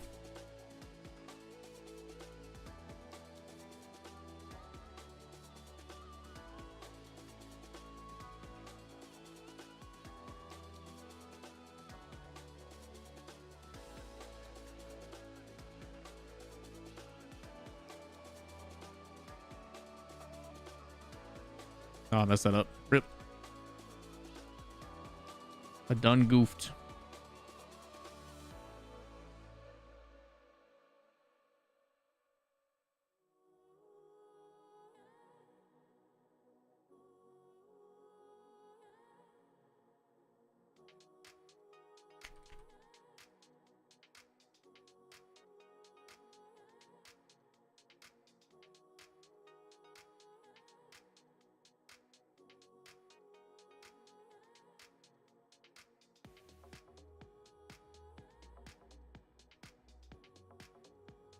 Blocks are starting to fall at a decent pace now.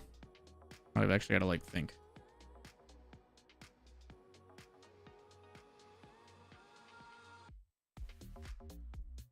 Rip.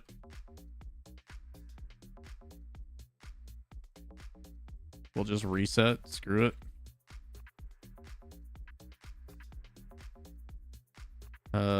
Someone tagged me in chat, but I can't read it because blocks be falling. Let's pause. Let's see. I feel like Tom was kind of like Redosin, third integral part of when Atomic is on a fire sale when Redosin is off his fire fast. Yeah, I think it. You believe it or not, but I think Atomic does a really good job of kind of playing as a passive player. Like he just kind of surveys the field and he is impactful when he needs to be. Being able to hold pieces, yeah or nay, it's amazing. It completely revolutionized the way that Tetris is played at a high level. Classic Tetris is good, but so you've learned a bit about F1.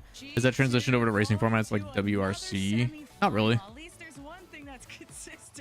Is there any coverage online of when you worked F1? No. I'm trying to, though. I'm trying to get footage, but most of that stuff you can't share. Should have taught Rizzo Tetris for the Gamer Guide Gauntlet. I mean, I don't think Tetris is something you can easily teach. Like, to me, it's all, like, feel. You just clinched the World Championship. What does this mean to you and the team? It meant a lot. We knew, like, going to the series. Atomic interview, huh? That was a possibility, so we were hyped, and Dan and Beast were hyped, so yeah, it feels nice. You look calm now, but I know the celebrations will continue in a bit. Great day for y'all. Quick one, too. What was with the Windows update? What happened? I think Beast wanted to restart his game, and then he realized that he needed to also restart his computer, and then it didn't give him the option to just turn it off. It said, like, you have to update right now, so we were just like, just do it, and hopefully we were hoping he would be done in time and we wouldn't get disqualified. Nah, we were waiting for it. So that didn't freak you out, or you guys were still locked in when that happened? Yeah, we were just joking around, waiting for him to get back. Cool, glad the vibes were good. And speaking of vibes, what did you feel you had to address after Swiss ended yesterday when you didn't go perfect and lost to M80? We didn't overthink it too much. Like, we didn't come out the best that series, and they won game 1 pretty quickly. So like, we could have won that series and went game 5, and then they beat Gen G. So like, they were in good form, but we were just focused on ourselves, and we were like, let's make sure we come out a bit faster, a bit hungry, and not let like game 1 pass. So. Good answer from Atomic. You guys are always striving for improvements, and there's a lot of teams like on the come up that are in great form, as you mentioned. Your next opponent is Cloud9, and Gen G's on the other side of the bracket. What do you think about the rest of the competition that stands in your way? We thought M80 would be Cloud9. I mean, they had a really good Swiss, and I mean they haven't been able to get past quarters, but like I thought this would be the one, but like Cloud9 did look good when they won that series, so we're not going to underestimate them tomorrow. Can't underestimate anyone. Before you think about Gen G, you gotta think about Cloud9, you gotta think one game at a time. But thank you so much for the interview, Atomic, and best of luck tomorrow. Thank you. Well, Chopfire Rebellion were able to force 2 overtimes, but in general, this one was G2. Things going to plan the way we expected there. They put up 9 goals, which is a pretty respectable number of goals to put up in a sweep. G2 will be in their semifinals games. Yeah, that's actually really impressive against G2. I keep touting them as the #1 defense in the world because normally they show that, but this series, like, kind of let loose a little bit, it felt like, and like on both sides of the field. On the offensive side, going for some freestyle. No, I missed. Daniel, no. And that game 4 goal was absolutely nutty. But all that just to do it again. God damn it. It's just their defense was just not there at all. Oh my god. Okay, that one to be fair, Beast Mode, that was a great bump from Beast Mode because Park should have been able to cover that on the back end.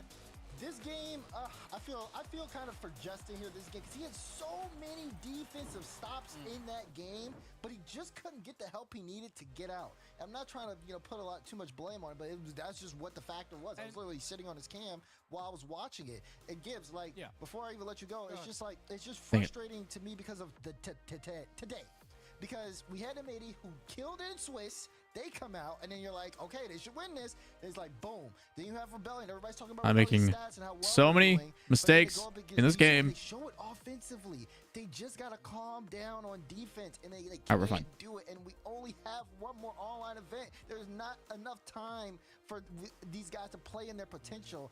And I'm just expressing this frustration because I do want these teams to play better close to the top because they've shown they can do it. What? But when it comes down to playoffs, I've been bamboozled.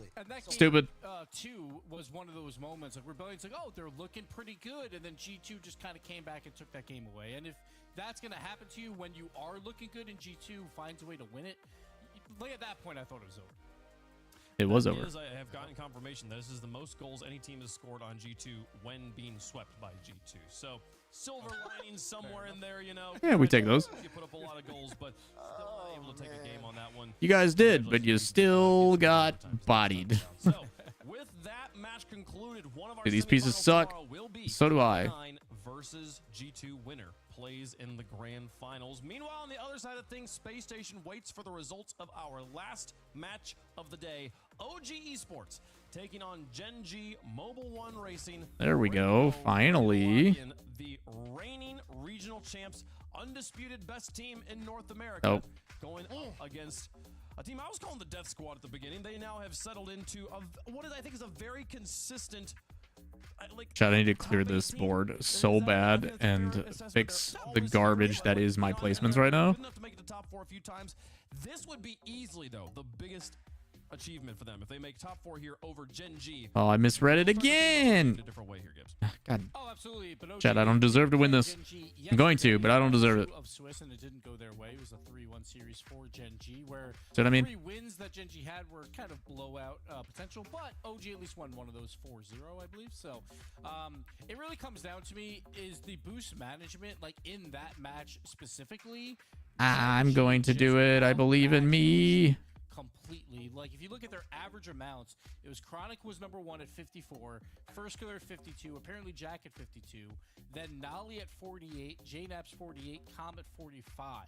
And obviously that doesn't look like a lot, but that's basically like a 10% bump, a 10 to 20% bump of how much boost you have at all times versus I had to do that, otherwise I was going to ruin the stacking. We'll reset it. It'll be okay. Then the favorite. So Gen G is playing fantastic boost management game right now, and I expect it to continue here. Hashtag OG if you think OG's got it. Hashtag GGM1 up here on the desk. I'm confident. I know what I'm predicting, and I know what Dazrin's predicting. Gibbs, is this an upset potential, or you think Gen G's got this one? There's one thing that frustrates me more than M80 can't win on quarterfinals is that Gen G cannot go 3-0 in Swiss, and it's really frustrating because we know that they're probably the best team in North America when it comes to the weekend. They beat G2 4 times in a row now, so Gen G all the way, but it frustrates me that they can't do it on Fridays as well, and just make Daz's day a little easier. He wants a 3-0 to be done on Fridays early so he can go have a nice dinner. Instead, he's got to grind it out round 4 and 5. Listen, you gotta entertain the fans a little bit. That's all it is. That's all it is. Have a little bit of a long Friday. It can't be too easy. We were theorizing yesterday that Jack just likes to play Rocket League. So he's like, look, I Could be showed it. up today to play Rocket League. I'm not going to stop playing Rocket League. Let's lose round 3 and 4 so we can play for extra matches here. I don't know. Let's see. Coin needs to go orange on this one. Coin has had a miserable day.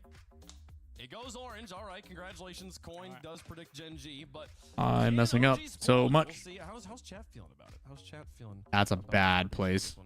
They're still, they're I'm going to completely start over here. Okay. So I have a fun fact. They can stop. That's pretty close. We had apparently Jack, I think it was qualifier 2 or 3. He was in the green room getting ready for an interview after they won one of their numerous matches. And he says, I don't do any chores on Friday, Saturday, or Sunday. Because he knows it's like, oh, it's Rocket League day. So I think he does just want to play more Rocket League on Friday, where he's like, all right, we're allowed to lose here or there. Then it gives me more of a reason to not do my laundry. All right, so that's what Jack is trying to do. Insane reasoning, given he could just decide not to.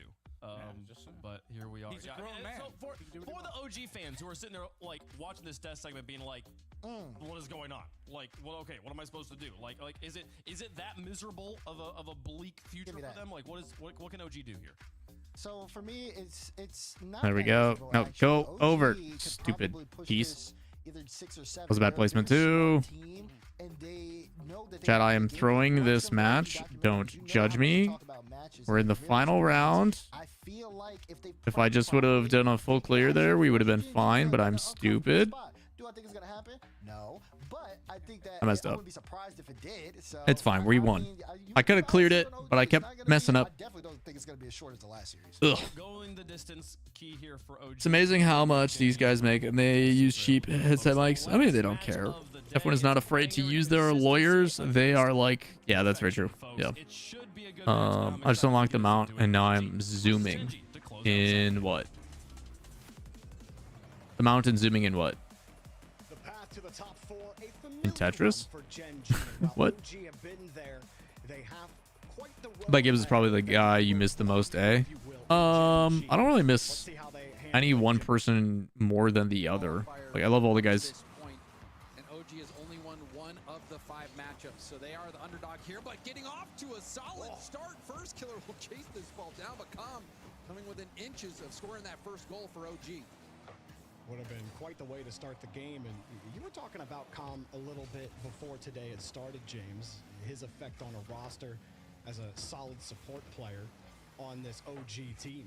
And you feel like maybe a bit underrated as he forces the 50 out perfectly for JNAPS here. Oh, JNAPS, a big score, but you cannot underestimate any of these players. Calm even mentioned it in the interview. Some guy, Major Harass Herc. I don't know. I have no idea. So far, also stream stayed for the Tetris God. Hey, appreciate it, Fredo. Glad we could get a W on the game for you, man. The last major, they're continually in this conversation for top 4. So you cannot doubt their results. Oh, big stop. The rebound's going to be good.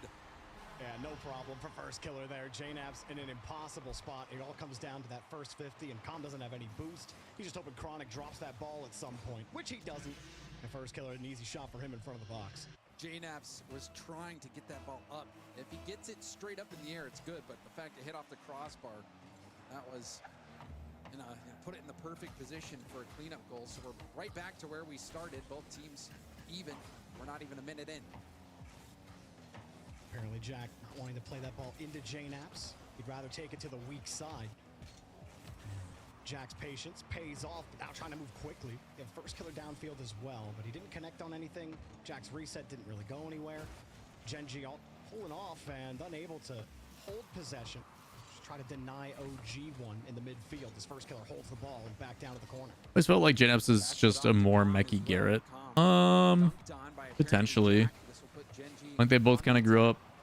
I think they both grew up in the same era. So like it's tough not to like compare them, but JNAPS, many have stated, is like arguably one of the easiest players to play with. JNAPS forced to hit it off his own back wall. Calm, he got chipped on his way out to challenge the ball. Chronic took the play away from him, and a broken passing play. Nice Genji pushing forward on that pressure. Always got to keep an eye on that back line, especially with Genji. They warp your rotation through consistent attempts at bumps and demos. Jack. Nice second touch. Nolly just messed up. Keeps it close because even if he throws it, he's not going to get shit for it. Chance for them to suffocate now. Oh, he went up for the bump. I wonder if he got Nolly there. He did. I want to start paying attention to that comment. Apparently, Jack demo score line. They've taken each other out twice now in this game. Both players very One time it. With that Damn. demo aspect Nice touch. of the game. Back pre-jump. Good 50. First. Not going to be there. This should be advantage for OG. Low boost, and he hit it way too far away. He was trying to keep that close. And Noel even made contact on the first killer, but that Calm should be able to get back. No issues. bang, bang play. Calm almost They do deny them. He's got control of it. Now he's lost it. Chronic full tank of First boost. take it solo. As the options start dwindling for OG, first killer with a perfect first touch. Jesus, bro. That setup was nasty. Just in case he decided to drop it. Or the opposite when it came to JNAPS, at least back in the day. You kidding me? I know everybody is like, dude, JNAPS is so fucking easy to play with. Big work from JNAPS and a low shot from Comet was going to be wide anyway. But you saw JNAPS control that ball on the sidewall and win that 50. JNAPS. I'd be surprised by that statement. Chronic so far hasn't really found a quality opportunity outside of that first goal. This time he's forced to play it away and has to wait for his team to win the bout. First killer pushes it back towards OG. Chronic still waiting underneath. Avoids JNAPS on the bump as Calm moves forward. Reset, attempted pass. JNAPS sees it's covered. Opts to play the loss and the challenge instead. OG, despite keeping the ball locked in here, James, really not controlling the ball well. They're able to keep the Genji honest on the midfield line. What? If OG stay here, they might find their chance. Oh, that boost spawned Nice play, Chronic. Genji might be wondering where it is. Chronic. Pass up to Chronic. Chronic Miss it. for a double. Leaves it for first killer. First killer Still backward defense. Well played by Calm by staying patient. ready to clear that one out. Thankfully, Jack is on the back line. Chronic had misrecovered, so he needed the extra time. Now he's in position. Good boom ball. Especially if first is going to try to disrupt. Just trying to adjust. Chronic, the second man, demoed. And it's Calm again with the physical game. I'm also winning that race to the mid boost with Let it- first killer. Go for 50. To get some boost now, and it's a big 50 Good patience on the challenges. Oh, they whiffed. JNAPS needed to hit that. The backboard, but first killer was there. You can see Genji though forced all the way back. First killer has to boom it. And good read and good touch there from first killer. All apparently Jack can do is just hope he gets the 50 into a playable position afterwards. Genji continued to kill the ball back. They're happy to let OG play the heavier touches as long as it's not a threat in front of the box. Calm. Oh, wow. Good 50, man. Good patience on it, too. I have to, Bilbo. I'd switch it if I could, but it won't let me. The streaming software I'm currently using requires me to do one vertical, one horizontal. Come over to the Twitch if you want to watch in horizontal. Comes out on top, getting the save. Not a bad try on the response from Genji. Chronic still has possession. Jack just trying to neutralize the 50 again. First killer. So if hey, right, good to see you, man. If so if Genji win this, they basically lock up their chances of going to major. OG wins this to put them back in the conversation for a and I think that statement, Jorby, is that they are not intimidated for a LAN appearance. Even on that last play, the helps them a lot with tiebreakers.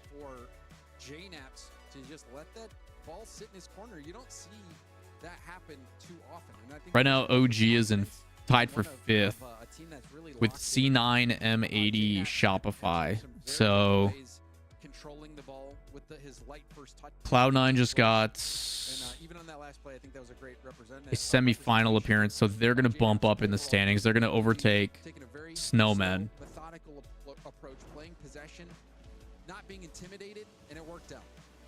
At 20 points, they'll be tied with Space Station. Space Station's going to move up another 4 points. So Space Station's tied for 2nd place with Genji or with G2 at the moment. Him being at the forefront and in support of a lot of these pushes, but Calm was so huge. He was all over this highlight reel, shoveling out 50-50s for JNaps to get an opportunity and then killing you with mechanics. This is exactly the player that we were talking about before, James. Calm, he can be a silent killer, and a lot of people end up sleeping on him, but he is so solid on his game, and if he can catch some chances, Yo, what up, Bilbo? He can burn Welcome over, dude. like many good players can. Yeah, eventually I'm going to mess with software and try to get a revamp on the stream for both. There's like some vertical plugins and stuff you can do on OBS Studio that I'm going to mess with. Their main focus is on winning at all costs. It doesn't have to Where can we see the standings? Do exclamation point bracket, and then at the top where it says rankings, click that tab, and then you can organize it at the bottom by if you want Major 2, NA, EU, etc. Now, I feel like that's exactly what this team wanted to do when they set out and put 3 support players together. So at the top, there should be a tab that says rankings. Click that. And then you want to do NA rankings, and then you can decide if you want to do all-encompassing or if you just want to organize by Major 1, Major 2. Looks like this at the moment. These haven't been updated yet, so Cloud9's got an additional 4 points. Space Station's got an additional 4 points. So some things haven't been updated yet. But Of course, the high Rothgar, but can they actually learn the words, James, and get to the semifinals? We'll see. Right now, OG, the definite underdog. Like I mentioned before, out of all the 5 matchups they had, running into each other every single online qualifier, OG has only come out on top 1 of those 5. I don't know how that got through. He avoids the bump, recovers, ball still going slow, and he still has control. And he reads the attempted bump. Even if they get the touch there, he'll still be behind the ball, but still just avoiding everybody there. It was good eyes from Chronic. Doesn't matter too much. OG do keep possession. Do like... Sounded like he said OG Dookie. He said do keep, but it sounded like OG Dookie. Apparently Jack turning... Did you ever just make a Skyrim reference, or am I going crazy? I didn't hear it. You might have. Chronic before, but apparently Jack behind Chronic and... Oh no, Calm. Oh no, that back pass was read so well. Hot X, appreciate the follow, by the way. I didn't even recognize it. I mean, he jumps the lane. Calm goes for the back pass, but needed more power. Nolly had 100% trust that Calm was going to get that ball back to him. But Chronic knew exactly what was going on. The play was telegraphed, and even though it was telegraphed, if Calm could get more power on that, he still would have been fine. Should get a standings doc like the bracket one. So Sev, what I do in the RLCS doc? Let me pull my RLCS document. Genji giving them the midfield. Heavy touch from Calm. It's gonna need to be. Is I do his standings in it Apparently Jack a little slow to the midfield though. with qualifier results. So, which I can actually put those in now. Hold on. Do that. They see all the chain dashes and no boost trail. You know he's got nothing. Just let him give the ball up. OG's So I'll do them after this, but like what I do is I have a ranking where it takes the aggregate of their results in places where they are. So like Gen G got a first place here. So now their ranking goes up. So I'll adjust after all of these. Does get that corner boost though. So we'll see Gen G get some time on attack. It has a purely results-based ranking. needs something to start clicking on offense. Only one shot halfway through the game. They've had a lot of good presence in the midfield, and the second shot, first killer. Hey, Sunscape. Nolly gets credit, and OG tie things up. And there was a double I host Grar or something along those words, I'm pretty sure. I'd have to go back and watch the VOD. put first killer out of rotation.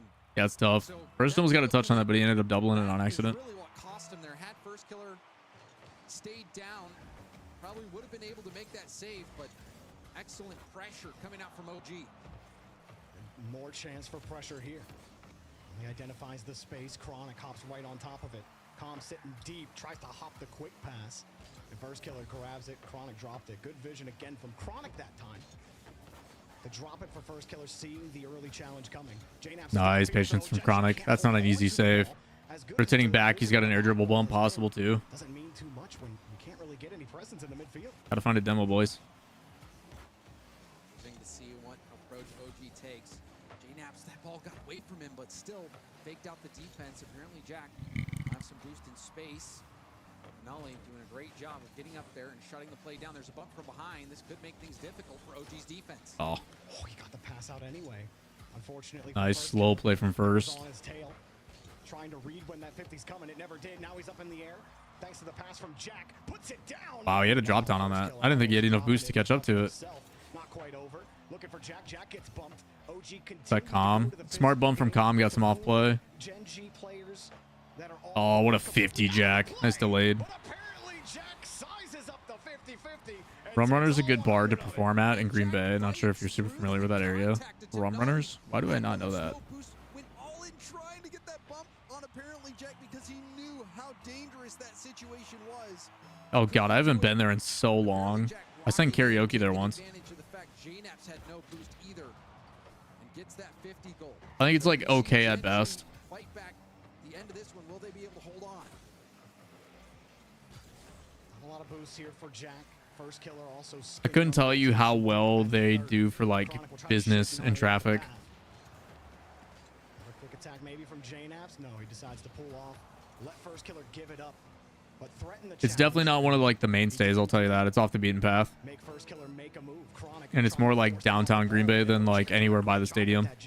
Gen G are respecting OG's approach, and they are getting them to bite. They used to do like karaoke night and something else. I forget what. They create some nice pressure, but the Jesus, that had a lot of pace. as they run out in the midfield, but Calm gets a good touch. Noli got the touch. J-Naps? He's got No. some boost, but a weak touch. Chronic easily saves it out. Wonder if J-Naps might have been hoping to get a foot reset there instead. A weak shot will be easily saved. And now we'll have to see this happen at 0 seconds. J-Naps trying to play it slow. Hands off to Nolly. Ball still in play, and there it's Way to tie it up, man. finally swatted down to the On ground. double Green Bay, I was able to catch some good his fish around there. Yeah, there's some good fishing spots in Green Bay. The question becomes for OG, how do you create opportunities in front of the box? You had the midfield.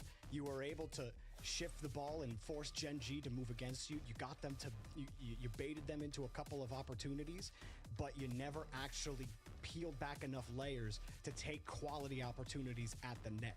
OG were missing that component. They didn't have enough fight through the midfield to push that pressure and fix the gap, James. Gen G held on excellently on defense. They did, and I mean, you saw the one intercepted pass play. That was the one goal that helped put Gen G over the top, but apparently Jack had that incredible solo play. You see on the replay the low boost challenge from Nolly, and then the second follow-up challenge from J-Naps as Paper well. mills, yeah. I mean, the paper mill is what destroys the water there. Hopefully you put back everything you guys caught, because if you're in the Fox River, you definitely don't want to take any of that shit home, especially if you're in like the actual bay. As you go more south or more north, then you're okay, but anything in the heart of like Green Bay, those paper mills destroy those water. neither one of those attacker or those defenders coming his way had any boost and making that high percentage play. So apparently, Jack, very key gameplay. Gen G winning that boost battle. We'll see if OG can start to bounce back or if they'll continue to have those boost struggles. And that is the hard thing to do in the midfield. Is even if you win that touch and keep battling Gen G. X's family did though. Well, you've poisoned the X and their family. With low boost, keep a close eye on the canister and pad battle. OG are on offense. See if they can trade a little Interesting bit touch more. choice. That's a double commit. Pass over. No, he's got no boost. Good job by Com for going. On the split second after Nolly had already left. Sometimes the timing just doesn't go your way. But OG, fine enough. Com with a full tank of boost. Jack. Chronic play that back. Nice. Great touch. And he pinched it over. Oh, God. That was such a good touch from Chronic. Still finds a way to shake it across the box.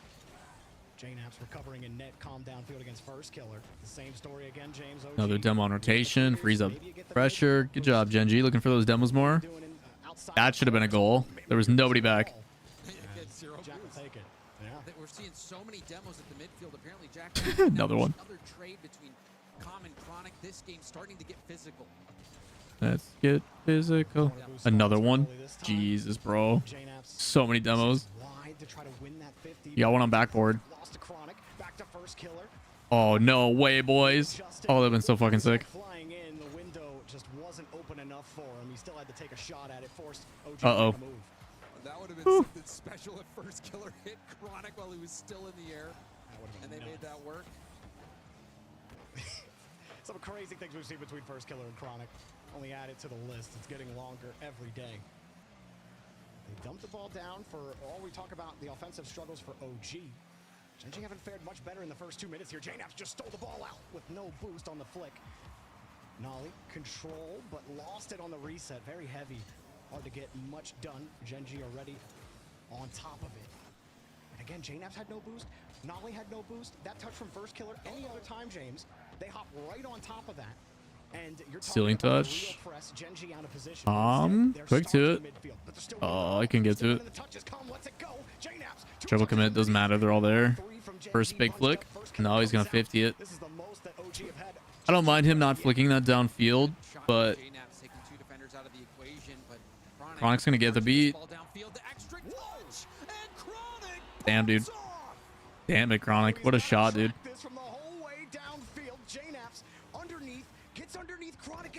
Well played, man.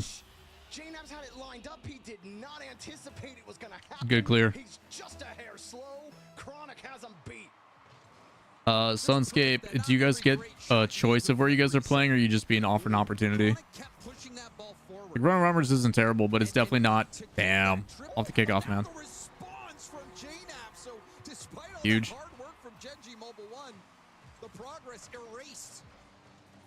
Such a good challenge. Been a good series today, man. He's jumping back from his own half to go meet First Killer. Don't just give him the midfield. Get out there and force him to make a move.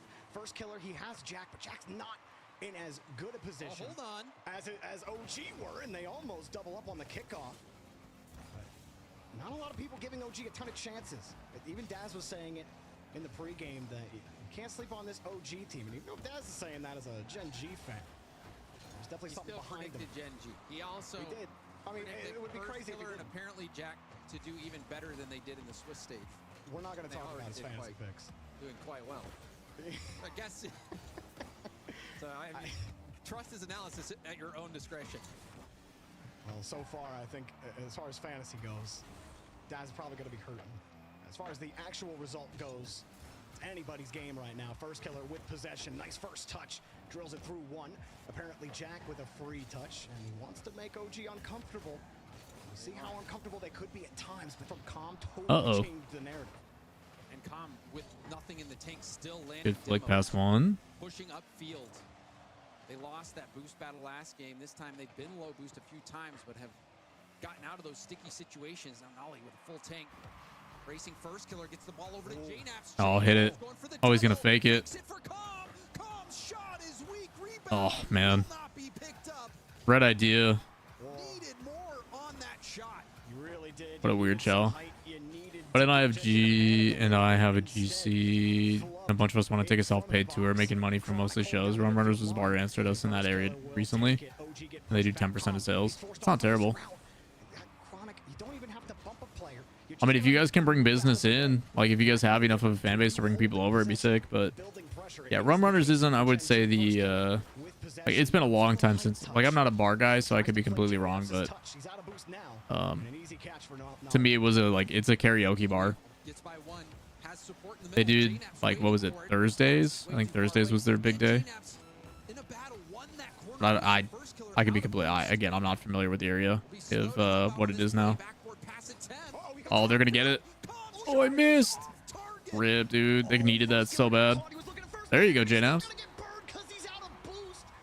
And you called it, James. The pass downfield. First killer sees the clear come out. He thinks he's gonna have an easy response. Bang. But Comp pops out like a gopher off of his screen. The ball's over his head, and he recovers fine enough, but he's left boostless, and the ball's in the back of his neck. What did you just say, Jorby? Ever since JNabs was Uh-oh. him in that corner and won the race. That was an accidental back pinch, and it worked out so fucking well. Outside. Chronic's got to play back the other way. Good chow. Great read by Nolly. Oh, it's too far. Well done, OG. Way to put a fight. OG back on top in the series. Even at the very end, James, the physical game, OG straight up barrel down apparently Jack's face, and maybe if Chronic takes that off the wall and there's not an OG attacker there, Jack can take the straight line, but he had to avoid him and move laterally to get around him. That means he doesn't catch up on 0 seconds. To me, that totally encapsulates what happened in that game 3. Just the threat of demos, and demos themselves were enough for OG to get through Gen G, keep them honest, and they weren't able to possess pressure as much as they were. They didn't win the boost battle, James. Like you were saying, OG needed to do early. It is a revenge match. I forgot about that. It's mostly build a fan base and just check out the city. Brickyard out here is good karaoke bar, but it's also where we got our start. Didn't have a huge following, but then we had a big night and made 680, which was nuts. So we were like, okay, let's try around the country. I mean, yeah, I mean, if you guys are willing to, just know that, like, tours are super fucking expensive between hotel stays and traveling with all your equipment, and what happens if stuff breaks down, and what happens if you can't make it, and, like, again, most people and most bands lose their money on tours. Like, most people go on tours expecting to lose money. It can grow the fan base, but shit's expensive, dude. It's been a battle in those trenches for the boost, and it's like any ground. Like, if you guys are constantly, like, if you guys are constantly crushing to get at local bars and stuff's going well, and you guys start developing and things start growing, hell yeah, man, expand. But yeah, tours are usually like you're relying on merch sales. Playing their game. You said it. OG, they do not give up the space. They've been playing intelligent Rocket League. Smart choice on the timeout. Slow it down while they can. That they normally wouldn't. So the question is for Gen G, James. Yeah, go. Oh, well, and I was just going to say, on top of all that, they've been successfully shutting down First Killer. And we all know that First Killer has that ability to take a series into his own hands.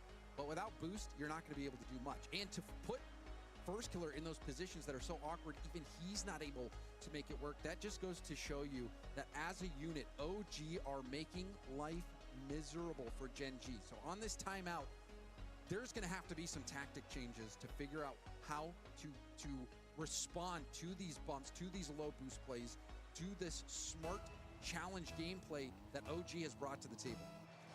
Few teams have found success against Gen G, especially in the playoffs. Well, that's a good way to start. Good job, boys. Nice adjustment. And to come off a kickoff, or to come off a timeout with a perfect kickoff play. JNabs had boost as well. I know he's going to want that touch back, but that is the perfect response after a timeout from Gen G. Yeah, JNabs. You know, I would look at that over and over again and be like, oh, if I just flipped a quarter second earlier or a quarter second later, that's a save instead of an own goal. I'm sure he would never watch it again. I know if it were me, I wouldn't. But apparently Jack, not going to keep that going, and fitting that, of course, he is the one to strike first. Like, he gets behind a lot of the regains for Gen G. He's a great job at creating space and conducting pace of play. He needs to do that for first killer who got shut Nice down last touch. game. Calm. There's a demo on the other half. Utilize the mechanics with space. Opts to let that ball bounce into Chronic. OG's playing well, man. Free touch on the ball. It doesn't work out this time. Definitely not a free series. And how they use those 50s to their advantage. Here's another pass. Oh, calm. So close. Any bars, good live music, preferably with their own PA. That'd be awesome. Ideally, Sunscape, look around bars around the stadium. Stadium view and doozies. The bar, stadium view, and doozies are your three. Damn, dude. Holy shit, dude. Was that Calm that got it? Yeah, I just took out Chronic. Check out those three. And doozies, the bar, and stadium view. And OG, what a response after the kickoff goal where many other teams would have immediately given up the series to Gen G after that. OG. It's good mentality to have, Tuba. Calm has been playing so well. Even when he's had low boost, opting to turn back into the play and find boost, find demos, find bumps. Calm being a nuisance as first man. Rolls quickly, and thankfully for J-Naps, he had some support. And he has to use a lot of boosts. He's left with only 4 in the tank. Apparently, Jack takes his time. That was weird. A low shot can be a slow shot can be a dangerous one. If you're not careful, Calm will wrench that ball away from first killer and try to get OG out. J-Naps already up. He's down. Apparently, Jack in stride. Oh, what a save. Holy shit. Saves in a row for Jack. We saw the pre-jump shot and the pre-jump save. This game is elevated. Oh, I think that they have measured quantum entanglement. Both teams. Jorby, you're speaking too high for Twitch chat. They're gonna be like, what? What's that? Brings it down. It means so much more for OG than it does for Gen G, who won the last regional. Their Oh, major first? Oh, I can get the bump on Calm. But for OG, the question very much still remains for them. This could be huge if they could keep this up, but apparently Maybe not everyone's musical vibe, but Adam Neely has some interesting YouTubes on his band touring and cost and etc. Might be good insight. Might be something to check out. Ooh la la Lawler. What's up, Andy? How you doing, man? All of OG hurting right now. Calm Yo, J Mark. Is that 4 years? Holy shit. gonna try to take it up, pinches it up. J Mark, appreciate the 4-year resub, dude. Time flies, man. Appreciate you. First killer just gonna boom it. Not much, man. Just watching some matches. I'm so hungry, though. I gotta go help a friend of mine is moving to town, so I gotta go drive across town and help them move, and then I need a snack before I do that, though. I'm starving. Ball finds its way over to apparently Jack. Looking for the infield pass. There's Chronic bump, but first killer's right. Man, they just can't find a goal. Free pizza for the move help? Probably. The second man out of the play and follows up the rebound. When my friends helped me move into my last apartment, not the house, we got them sushi. Oh, there you go. Nice shot. We went out for all you can eat sushi. Oh, dude, grilled cheese. Sign me the fuck up. And that was because J-Naps Put some like grilled ham on there too. to try to get a small pad. You can see Gen G winning this boost battle right now. Calm was stuck at the midfield. Even for a brief moment, he's like, do I dribble this ball over? Oh, no way. Chronic, what are you gonna do? But the low boost situation ended up Gets past one, wins a 50. Calm again. Demo. Okay, they've got advantage. At the forefront of his mind. Oh, it's straight over to Calm. Dunks, but that's an outlet for Calm. Laser shot gives OG a chance. Are you in game 7? Who are they playing? Are they playing secret? Start making them uncomfortable. Two demos. Abjack bought them a little bit of time, a little bit of space. Nolly underneath. Over to Jack. Oh, why'd he throw it on target? You had Jack wide open on the side. J-Naps gonna look for Calm. Hero base? Calm will take it.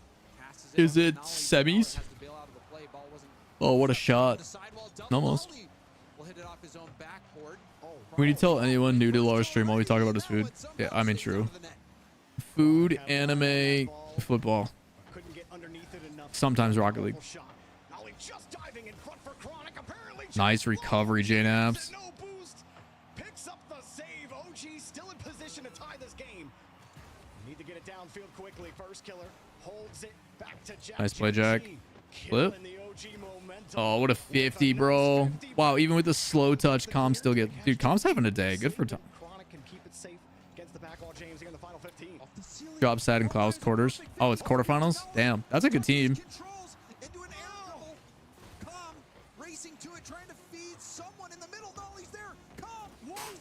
Jesus, bro. Couldn't get the double. JNap's the last hope. Lobs it up. First killer out of boost, but gets a big clear all the way down to OG's corner. Now Nolly has to find a way out of this. Apparently, Jack shakes the ball. He should have just boomed it. He should have played that with his second jump. Watching our my puppy is staring out the window. Life is good. Hell yeah. What kind of puppy? My puppy is downstairs with mom. For Gen G, we saw Calm almost hit that low altitude double with 0 boost. OG coming so close to tying that up, but Gen G managed to hold on, and you know, another 1 goal victory, and you have to remember that kickoff goal to start off this game after the timeout. Yeah, that really kills you if you're OG. You're definitely talking about a different game altogether. Lab mixed with some other stuff. Hey, Months. Cute. Gen G, though, Gen G, OG, lots of G's out here. God, that goal. So close, dude. James, but they just never had boost when a player needed to have boost. Yes. Every single time. It was like every time a player get a catch, he'd have no boost. How is it that consistent? I'm out of water. Chat, we'll run downstairs and grab a snack real quick and get some water. I'll be right back. Not being something that they could consistently. I feel like we got to buckle up for this series. This might go the difference. OG has been fighting Beer tooth beat. and nail for boost for most of this series. They've been making it work, but you see they're playing on a knife's edge. JNap's pathing forward just to get that extra 12 boost from a small pad was enough to put him out of position and not have enough boost to get back for that shot. Most of the time, OG has been doing that risk calculation very well, being able to get those 50s, stay in the play, make those low boost plays. But in that last game, they just were not able to. You wonder if Gen G will start having more success as they win even more of those boost battles. Could it be the confidence builder? Or will they just take over the lobby like they so often do in their quarterfinals matchups? Space Station, they played them a bunch. The best they could do was 6 games. It's the story the same for OG post Gen G timeout. They still have one in their pocket as well, which may be pulled if this keeps going the way it is. First killer takes the pass out from Chronic, and Gen G strike first. And apparently, Jack, he's getting bumped, but when he's low boost, he gets the back pass to Chronic. That gave Chronic the possession, and Chronic did so much work making the most of it and gets the pass down to first killer all around. Wonderful team play from Gen G. Oh, no! We see a kickoff goal. How many times are we going to see this? Oh, Chronic. He was on this one, and that's a pause immediately. Apparently, Jack called for that right as it happened. Looks like Chronic's game just tabbed out. So, or at least that is what is being said in the in-game chat. So we'll figure out what's going on, see if that goal stands as we get back into the game. I mean, I tried to catch the replay as quickly as I could. Unfortunately, the pause came out right away. So we're going to have to go look at that replay. The referee's pulling it up right now. And we'll make a ruling on that very soon. But it did look like he just drove forward, like he was reading the play and then he didn't react because he knew the defender was there, or he should have been able to see him. So I thought it was very weird that he didn't even make a play on the ball. And that is what Chronic is saying in the chat. He said, "I don't know what happened, but my game tabbed out just as I was going at the ball." So we'll wait to see what the official ruling is on that after a replay analysis. We might be here for a little bit. So if you're just joining us, Gen G score thanks to a low back pass from apparently Jack, and then the pass into the middle for first killer, who put that away. And then we are wondering if this will be the equalizing goal for OG. We have 4 minutes and 31 seconds on the clock. That is when the mess. goal I hate was that. put in, but Um, now have to just sit and wait. Even though OG didn't perform as good last match, I really hope they make it still love the play style. I think they are clearly the 4th best team. I think I want to watch OG and SSG play each other more. Especially given the history of the matchups between OG. But wow, they tied it up. No way. What you can say about OG is that they are a resilient team, and you cannot count them out. They really are, and knowing the way they talk about the game, the way they look at the game, we are going to look at the goal here. So yo, what up, Sage? To see how it happened. So through and the demo, player in question is Chronic as well. Yes. Yeah. Oh, you can see it. Yeah, Chronic. And the boost Can we go back and look at that as well on Chronic's? Because the question is, would Chronic have been able to flip into the ball? Can we take another look at that? Is that the possibility? I would love to see that again. Yeah, it did look like you saw the boost just like go full in a straight line. Chronic, he starts just going immediately straight. You can see there's an input and then immediately starts going straight. But the question is, if he flipped when he was going back to it, which I think, yes, Yeah. in that situation, he would have been able to 50 calm. Yeah, he definitely was in position to make a 50 on Calm. Obviously, whether he would have or not is not going to Right factor here, into because the look decision. at how much time he has to get this 50 here, with calm being almost low boost. Yeah, he's got plenty of time to flip into that, cut Calm out. Definitely would have had him there, or at least had a chance at him, which is the point. Not necessarily that he would have, but that he had a chance to make the play. So we are going to revert that change. It will be 1-0. And that it's not our call as well, Drew. We will No. clarify that Yeah, the sorry. admins. We are getting the there is- information. Yes. No, James, we're the admins. Now. We know. I wish. Actually, I don't wish. That is not. Don't wish it. Man, you could have made a good meme there, Jorby. You could have been like, look at me. I am the captain now. From the referees that they reviewed the replay and have determined that Chronic would have made that play had his game not alt-tabbed. So we will be reverting that goal. It will be 1-0 in favor of Gen G. We'll be starting off from kickoff, I believe, at 4:34 on the clock.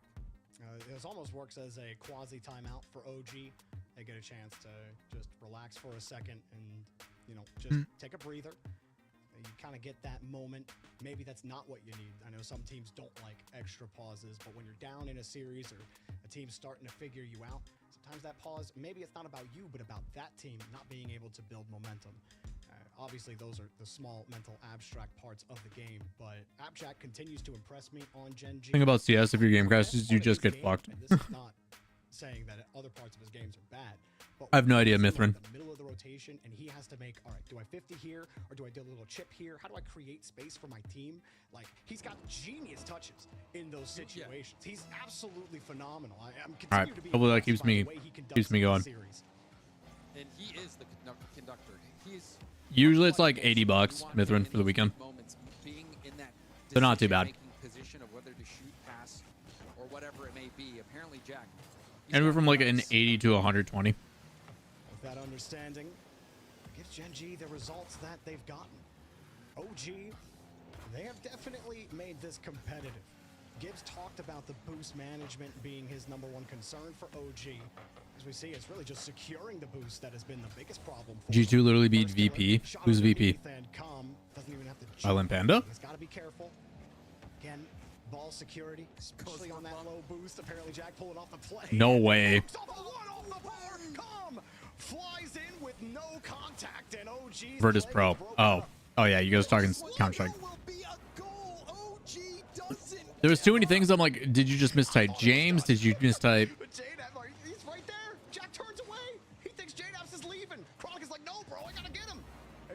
I was so confused. There were so many parallels. I'm like, what's happening? 301. Of course. But that is what OG does. These optimal plays.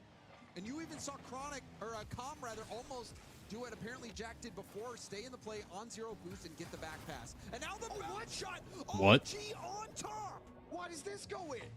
First killer in the middle behind Jack. Sees Nolly's touch. Oh, he plays it under. Good patience from Calm. Chronic was still rotating back. Jack gets absolutely nothing. And first killer not in a position to respond. He's just watching. Complexity still alive? Options available to him. It comes down to Jack putting that ball in a playable position. First killer abandoned the play, and he got burned. It's Crew Fury in the semis. Complexity's playing NIP. Thinking they might have had a goal to having it called off. So I assume Complexity and Team Secret win. And then, God, that's... Dude, Sam's so good, man. Sam's got such an exciting thing. It's not the only way we score. Nice try, but also apparently Jack and first killer will just delete. Oh, God. Will score. GG. Nolly's the only one alive. There's one demo. There's the other. Nolly's like, oh gosh, what do I do? What do I do? What do I do? Jumps off, and Chronic says, okay. Jesus, man. Now that you've committed, I'm just gonna shoot it right by you. You can see the Player's mouse died, and he just ran it down site to bait for his teammates, and they won the round. Oh, God. Hey, man. If it's in the rules. Off your camera, you're like, oh, my job's about to be really easy. So it doesn't last long. OG in the lead. Calm continues to see. Hey, man. Teams are more likely to win if they win game 1. It's like 80% or something crazy. Unfortunately, the follow-up was not there for OG. We'll have to figure things out again here in the corner. J-Naps. Hoping to land that 50. Calm has a decent amount of boost here.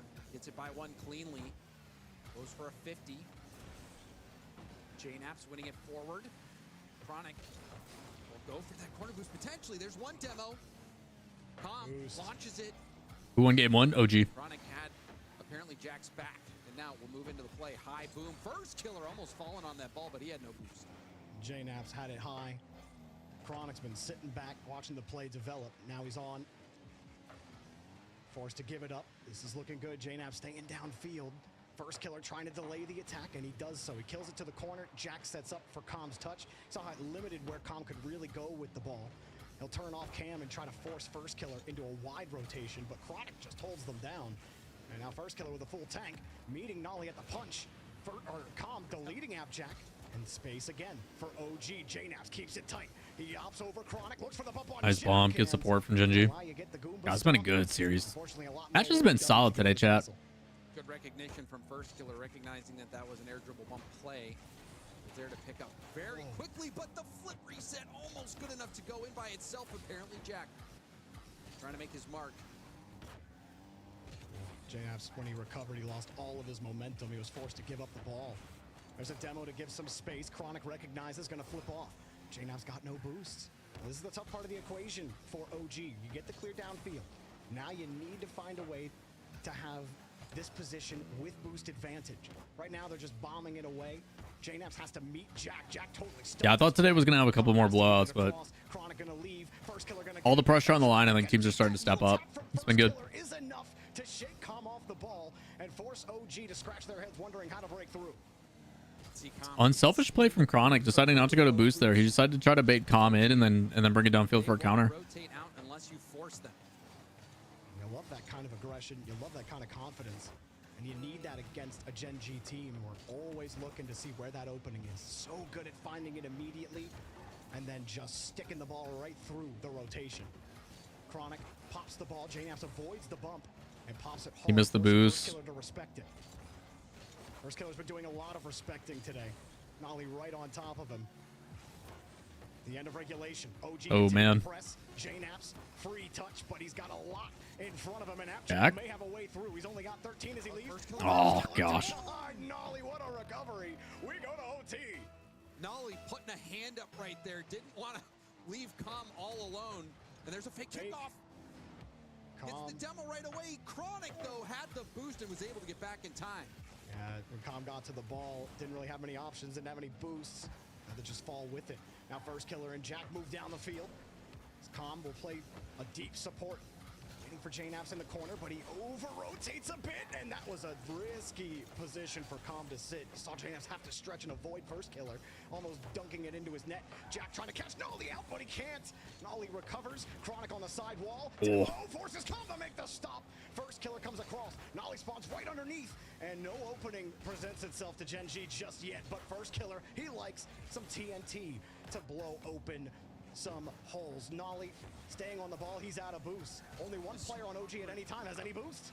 Yeah, this is so awkward. Right now, Com has the boost. Can he make the play? Gets that first win. JNAPS. Nice 50. Good follow though. Gets that first 50. Nolly. That's dangerous. They're gonna play outside. Com getting that boost. There's the pass. Nobody commit. Nobody commit. Oh, First, what are you doing? Wasted, and there's the demo on Com. Things starting to heat up. A bump dodged. OG barely surviving. And Gen G pulled off at the last moment. First Killer got. Oh no, he missed. Now Jack has just blown through the rotation. Oh, First. Plays it back to Chronic. They baited them out, but it's not enough. Chronic shot not powerful, not on target. And OG One more. Soft touch. Where's the third? You just got boost. Chronic midair denied in front of the box. JNAPS barely keeps his team alive. Jesus, dude. Both teams. Played by OG Esports right now. Oh, another clear and OG breakout.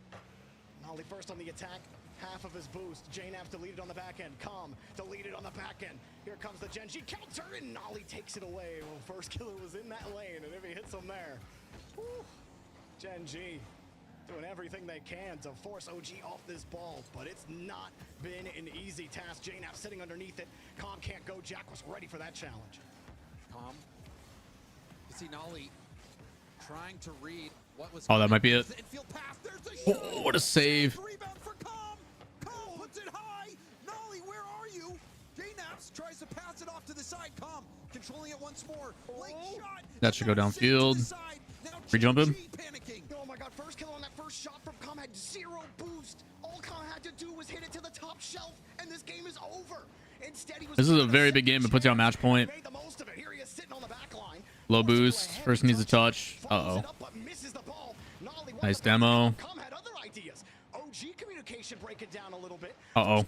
First. Just ball chasing now. Just chasing down Nolly, steals Relax, dude. Relax. but OG are not done on offense. Jack doesn't have much boost. We'll have to boom this downfield.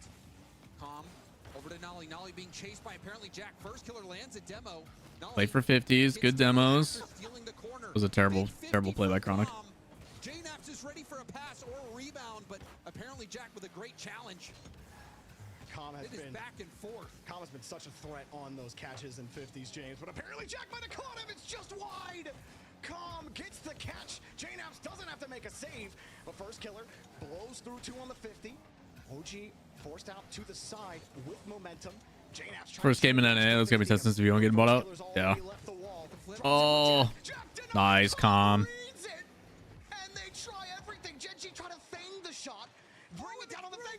He whiffed. He whiffed. No way. We're going to game 6 to Gen G on match point. What was that pitch? Chronic's at the midfield. Jesus, bro. Just pitched out and caught him He almost did. by surprise. And Com is like, oh my goodness. Man, you can tell it's pressure though. Both teams, I think, firmly understand that this game and winning this game does a lot for the major.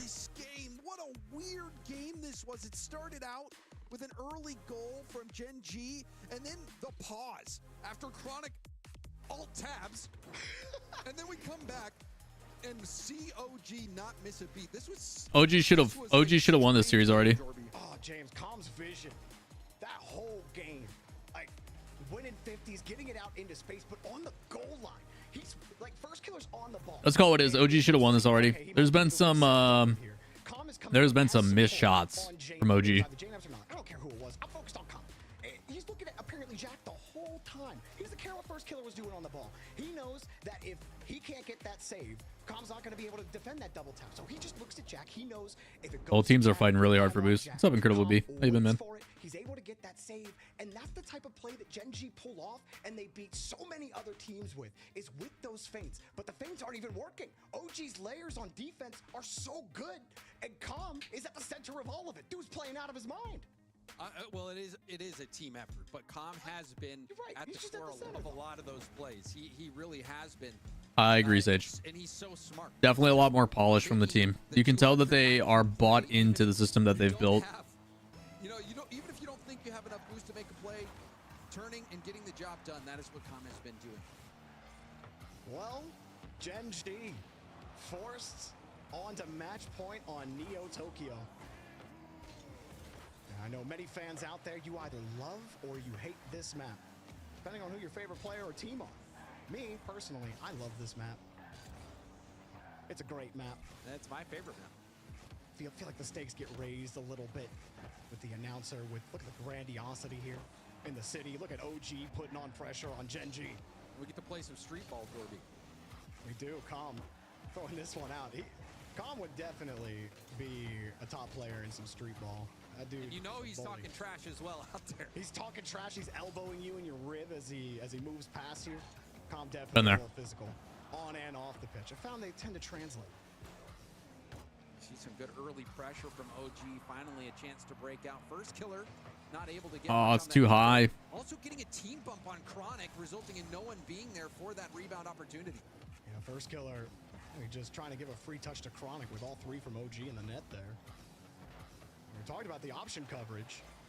Gen G is usually the only team on the pitch we're talking about having great options, unless they're playing G2. Nice clear again. Jeez, guys. Covered very well. Chronic. OG's doing a really good job of alleviating pressure. OG back waiting for him. First killer on his wing, and he's challenged him. They're probably talking like futsal. He's going to try to keep that close. JNaps waste a lot of boost getting back to this one. Does pick up the corner. Chronic looking for apparently Jack. A rare miss from JNaps, but Com there to help out. And yeah, Com forcing first killer to jump there again, warping the rotation.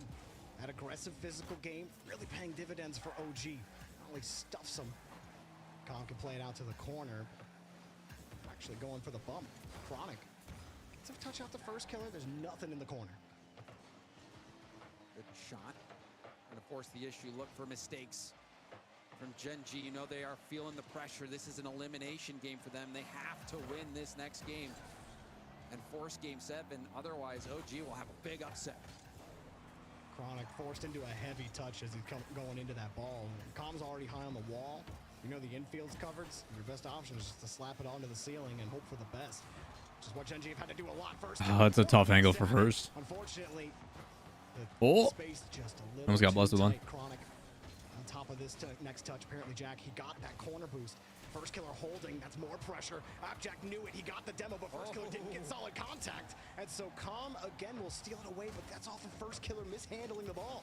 And also, if first killer bumped Com in that position, it might have been a goal. So Com doing very well, recognizing that contact play. But now we see a shot opportunity, a rebound out for Nolly. Can he put it in? He almost go for the pass, but nobody was there from OG. Gen G have used a lot of boosts on that defensive try. Com has a full tank. Chronic has picked up a lot of clear. Com hops over him. First killer forced to boom it away. Nolly. Who's icon on the player is so good. Oh, dude, it's amazing for spectators and just for casting in general. I hope we get a game 7. You see the aggression, and now the demos from Nolly as well as Com. I do think it was fortunate for Chronic that he got forced into the correct position. Oh, double commit. A lot of boost to run away. But still, Wow, they got away with that. Another double for Gen G. You're right. If you're not keeping your camera on a swivel the whole time, it might even lead to panicky plays like that. You're just constantly facing aggression. At some point, you're just going to guess that one of your teammates is getting bumped, and you're going to go the same time he does. Com, hard shot, but low and easily defended by Chronic. OG putting on a press. JNAP's buying some crucial time for OG to get reset. Another zero boost challenge from JNAP's, and there's a demo from Nolly. He doesn't even care to play the ball. Never was his plan from the beginning. Apparently, Jack 50 out to the middle. Com will try to 50 that by, but it goes all the way back to OG's half. Nolly trying to collect in his own corner and does get a nice ball downfield. Com covering that play, bailed Nolly. I think the difficulty is both teams are playing relatively safe because it's close. There's been a lot less control in the last 2 games. There's been a lot of boom ball. Gameplay tends to regress with the pressure, so Where did time go? We're approaching the final 10 seconds. nice touch, Jack. With a nice pop. Chronic and first both with boost as That's so much to commit. Out to the middle. Chronic not going to get a shot opportunity now. Whew, that's dangerous. And now Nolly will leave this for Big clear, you're just gonna kill it. Big boom. First killer possesses. Uh-oh. Backward play. Chronic will launch it downfield. Imagine if first was still lurking downfield and they turned it. Do you wish that NA had more world spots or all regions in general? I selfishly wish that there was just more teams going to, like, I miss wildcard being a thing. I really do. I wish there was 24 teams. The center factor for OG, but give some credit to Nolly, making some great 16 wildcard and then 8 auto qual. I think would be dope. They've been using a ton of boost to stay alive in Oh? this series, and they may have to play. Oh, nobody there. They got a demo on that too. A lot of demos on both sides. JNAP slips through Gen G's line. Com has control of the ball off the ceiling and denied for now. Gen G hold the line. Nolly flinging it in, trying to make things awkward for the defense. Chronic up to first. Contested by Nolly, back down to Jack. Jack forcing it forward. Uh-oh. And there's a bump. Nolly, there's a demo. Nolly has boost to make this play. Infield, nice cut. First, man, they're so low on boost right now. They need to force a chow or they need to hold it close. Well, at least buy time, and that was the only thing they needed. They just needed time. Com has that now. They got to hold it close. Continue to lose their boost. That's Great. Play passive on it. Oh, we got demoed. Uh-oh. They're so low. There's another demo. That was partially in. It's perfect placement. Oh! Wow, OG grats, boys. That's crazy. OG pull off the upset over Gen G. And from the very beginning of this series, you knew it was going to be an all-out battle. What a game from all. of OG. That was crazy, dude. To be honest with you, James, all I saw was calm. Look, he's sandwiched between both of his teammates on the leaderboard, and to me, that totally describes what that entire series was on the field. It was calm, absolutely insane vision. His ball control was phenomenal, and JNABs and Nolly also on low boost, getting to the touches that they did. How many times did JNABs just desperately dive for a 50 and buy enough time for his team to get back? That's crazy. OG on their back wheels. That was some of the best Rocket League we've seen OG play this season. And OG's so good at playing the small ball Rocket League, Jorby, as you would say. They were staying in the play when they needed to, winning those key 50s. Oh, 100% Jider. It's why I put the team together. Again, I know what the team is fully capable of, but it is tough, dude. And turning, challenging, keeping JNABs and Calm together has been really fun to watch. finding those small windows that they're able to execute. That was phenomenal strategic gameplay from OG. A huge upset for OG. And they're trying to make their statement and make it tough for other teams to make the major. But that's all of our games. I want to hear what the desk has to say about that match and about the entire day, because this OG team, we'll maybe talking about them a little bit more tomorrow.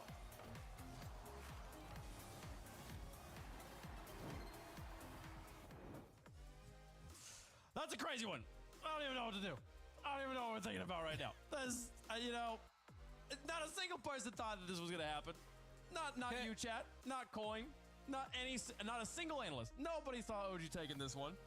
And here we are. Desert, I want to go to you specifically and think about your feelings in this moment. Like, walk me through your mind as you were watching that match go down. No one predicted these results. Is this real? Did this? So very likely G2 and Space Station. Well, actually, I don't know who's going to win. Space Station OG. We get what we want. Oldest team in the RLCS. Yeah. I would just love Yeah. people to go back in the pre-show and just clip out when we did our fantasy draft and Daz and, you know, his Gen G Mobile 1 jacket. So confident. His fantasy team's in shambles. Gen G, I talked about boost management was an issue last time around. I'm sorry, Daz. It is real. I'm going to get to the actual analysis while you mope over there. But the average amount of boost, Gen G versus OG, again, Gen G dominated. Yet again, apparently Jack 55, Chronic 53, First Killer 53, Nolly at 50, JNABs 48, Calm at 48. The defense of OG on with limited boost multiple times was world class. This was the best match of the day by far. Into high It was so good. Rocket League. Absolutely, OG stepped up when it mattered most. And Gen That was sick. That was a good series, guys. Semis and grands are tomorrow. all these teams in playoffs. 15 What even is the times next in a row. closest in age? I have no idea. Finally, the first loss comes out here, and OG takes it to Gen G. The top two of NA are immortal. Finally on the weekend, and this opens up that door. Alrighty, chat. Crazy 5+ hour stream. For OG, Wild times, these dude. 4 points are so incredibly crucial. Not only that, you take out the favorite on your side of the bracket. That side is Wild times, man. Wild times. Good shit, dude. Could push you to the London Major, but OG, all 3 members, fantastic play, full team effort across the board. There was times when like it was a little awkward by Gen G. Alrighty, chat. Wild times. Yeah, eventually, Sev, I'll get to it. I got so much shit I gotta watch too. I'm so far behind. All right, I'm gonna go take care of some stuff, and then I gotta go help a friend move. So appreciate y'all. Thank you for coming and hanging. If you guys enjoying the content, as always, hit up the socials, join the Discord, all that kind of stuff. Recap video we'll put out on Tuesday. We'll probably talk about it all day Monday as well. Yeah, good shit. Good shit. Really, really good day today of matches. Let's pay you guys out on the Gambas as well. But I'm out of here, chat. Appreciate y'all. Thanks for coming and hanging. We will see you all soon. No stream tomorrow. Tomorrow's my day off. Just to make sure you guys are good in condition for the NFL season. I'm out of here. Later. Alpha Cap raid. I can't. Tell him not to. I gotta go. Tell him I can't. Tell him I love him, but I can't. Here. Yeah, look, I don't do drugs. I'm addicted to the pain. I'm just a man. For a while. I don't know how to put it down. Gotta have it, it's a habit, I'm a break though. I just wanna take a hit, keep saying I'm a quit, keep saying I'm a lead, but I stay. No, chat, I'm sorry. Chat, I gotta go. Chat, I gotta go. I'm sorry. Chat, Cap, I appreciate the massive raid, bro. That's such a big raid. Oh my god. Chat, I'm sorry. I have to leave. I have plans. Chat, I have plans. I gotta go. I gotta go. Cap, you can't keep me hostage here. Chat, nobody wants to see me watch. Nobody wants to talk to me. Nobody wants to watch me play gameplay. None of you want to be here. I promise you. Chat, let's find together. Okay, first and foremost, everybody coming over from Alpha Cap, appreciate you, love you, appreciate all the follows, appreciate all the love. Send them somewhere. Have a good night, boss. You too, Cap. Good stream today, man. Good shit. Later, brother. You're right, we don't. Strami, that's weird. That's kind of weird, man. Chat, first and foremost, appreciate y'all coming here. Shout out to Alpha Cap. Hopefully you had a good stream. Thank you guys for all coming over. Thank you for all the follows. Thank you for hanging out temporarily. That's kind of weird. Kind of weird, dude. Kind of weird. Awkward. Gonna go see NF in Detroit. I hear he puts on a really good live show. But yeah, shout out to Kep. Make sure you guys, if you haven't already, make sure you guys show him love. Appreciate Kep picking me to have you guys come over and hang out. But I have plans that I have to go take care of. I've got a friend that's moving into town. We need to help them unload the truck and take care of that shit. So with that in mind, quick TLDR, if you guys don't know me, I'm Lawler. I do coverage on all things like Rocket League related. I also do commentary and consulting full-time in the esports industry. If you guys have questions about this industry, if you need to know business related stuff, if you want to know about anything that has to do with all that kind of stuff, by all means, don't be afraid to ask. Hit up the socials, join our Discord. I'm happy to answer any questions. We do stream almost every day. But yeah, well, let's go find somebody to give some love to, and we got to make sure that they're not like logging off. So let me see who I have streaming. Fury's about to wrap. They're about to wrap. He's probably done. Leaf. Let's see if Leaf is still streaming. Oh, now it's double playing.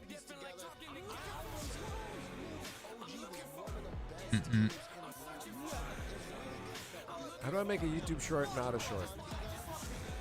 Leaf, I need your Click answer. on it, copy the thing. Leaf, shut up. And then Answer me. Just copy the numbers and then go to another YouTube channel and replace the numbers and letters. Slap my shoe and went, have it. Leaf, answer me. You shit. I broke my collarbone rolling off my bed. What the fuck? That's crazy. Leave. Started pollinating here and I'm dying. I'm silver. I feel. If you don't answer me, man, I'm gonna have to go elsewhere. Hey, what's up, air guy? Cloud9 and G2 in top 4. What year is it? Raid right? Squishy. Squishy doesn't need my raid, dude. Squishy's got more viewers than what he knows what to do with. All right. I just gotta find people that Honestly, are gonna you stay take live. OG out of there, and it's like that's Also, some Squishy isn't even throwback. in the list. Okay, What happened? Those 3 logos beside each other. Rocket Street Live is probably gonna wrap soon. Rocket Street Live is about to Oh, end. thank you for the gifted sub to Tesla. Get fucking fucked. Don't they? They just wrapped their quarters, didn't they?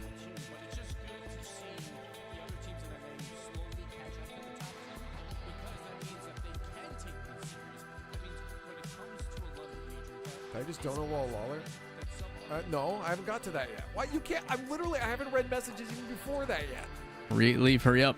Maybe Coconut, potentially. Yeah, I'm gonna see who's gonna stick around. GNAP scores the final goal. Appreciate y'all. Yes, Thank you again for all the follows and stuff. Amen. The Cap Club goes hard. All right, all the ads people should be back now. How long am I going for? I am going to be ending soon. Okay, so that's all I need to hear. All that just to tell me that he's gonna be ending soon. God damn it.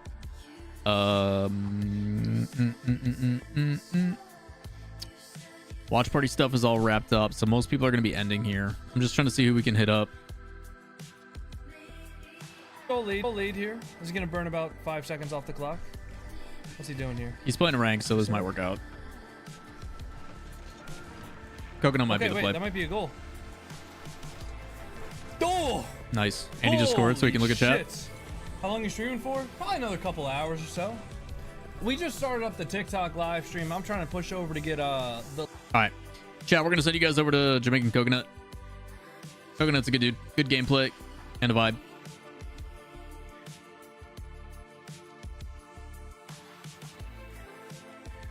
Chat, by the way, appreciate y'all coming. Shout outs again to Kep for sending you guys over. Thanks for the follows and everything. Unfortunately, I am wrapped up for the day. We've been live 5 hours. We were watching all the matches as well. Crazy shit indeed. Normally I would keep going, but I've got stuff I gotta do. Trust me, I'd much rather milk the viewership and it'd be very helpful, but I'm out of here. Again, chat, if you guys have any questions about Rocket League stuff, don't be afraid to hit me up. Hit up the socials. Watch all my shit when available.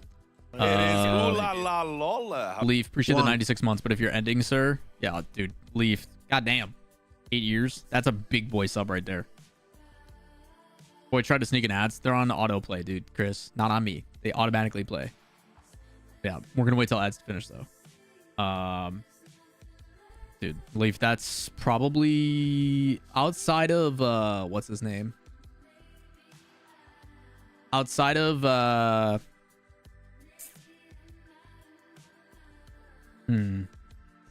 outside of J Boog, that's probably the biggest. L for the ads. Cringe.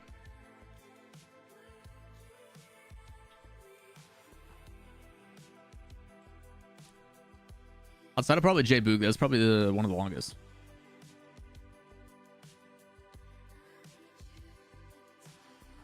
Man, they do not make it easy to type some of their names. Some of these creators, I tell you, dude. What happened with the raid? It got canceled because shit got bugged. I'll send it here in a second, then we'll immediate push over. Don't worry. 'Cause I love you more than J Boog. I'm a winner. Okay, we'll go with that. We'll go with that. Yeah, chat. I gotta help somebody move. Appreciate y'all. Thank you guys for sticking around in the meantime. Love and chat obviously for Alpha Cap. Man's been absolutely fucking killing it. I've known Cap for a while, even pre-XSET days, and to see him climb and have the attention he has been. I'm really happy for him. Boy's been working hard. He has been grinding hours and just getting after it. So yeah, shit's crazy, man. I'm really happy for the guy. But all right, ads are done. Chat, let's send you over to Coconut. Let's go make his day. Make sure you guys go spam him. Hit him with your favorite emotes, and give him some good energy. He's playing ranked ones right now. Maybe y'all could learn a thing or two.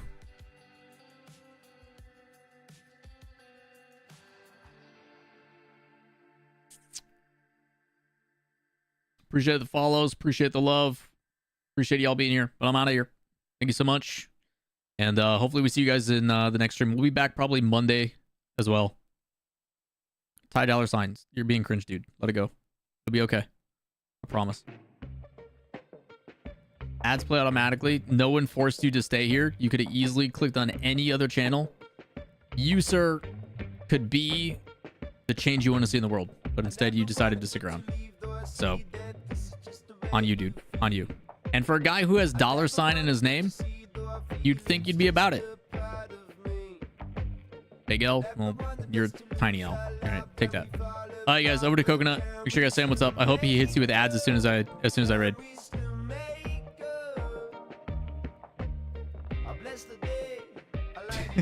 Appreciate it, Bungo.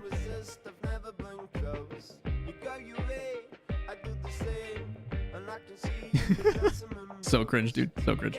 All right, later, everybody. Intuition. God damn, that's a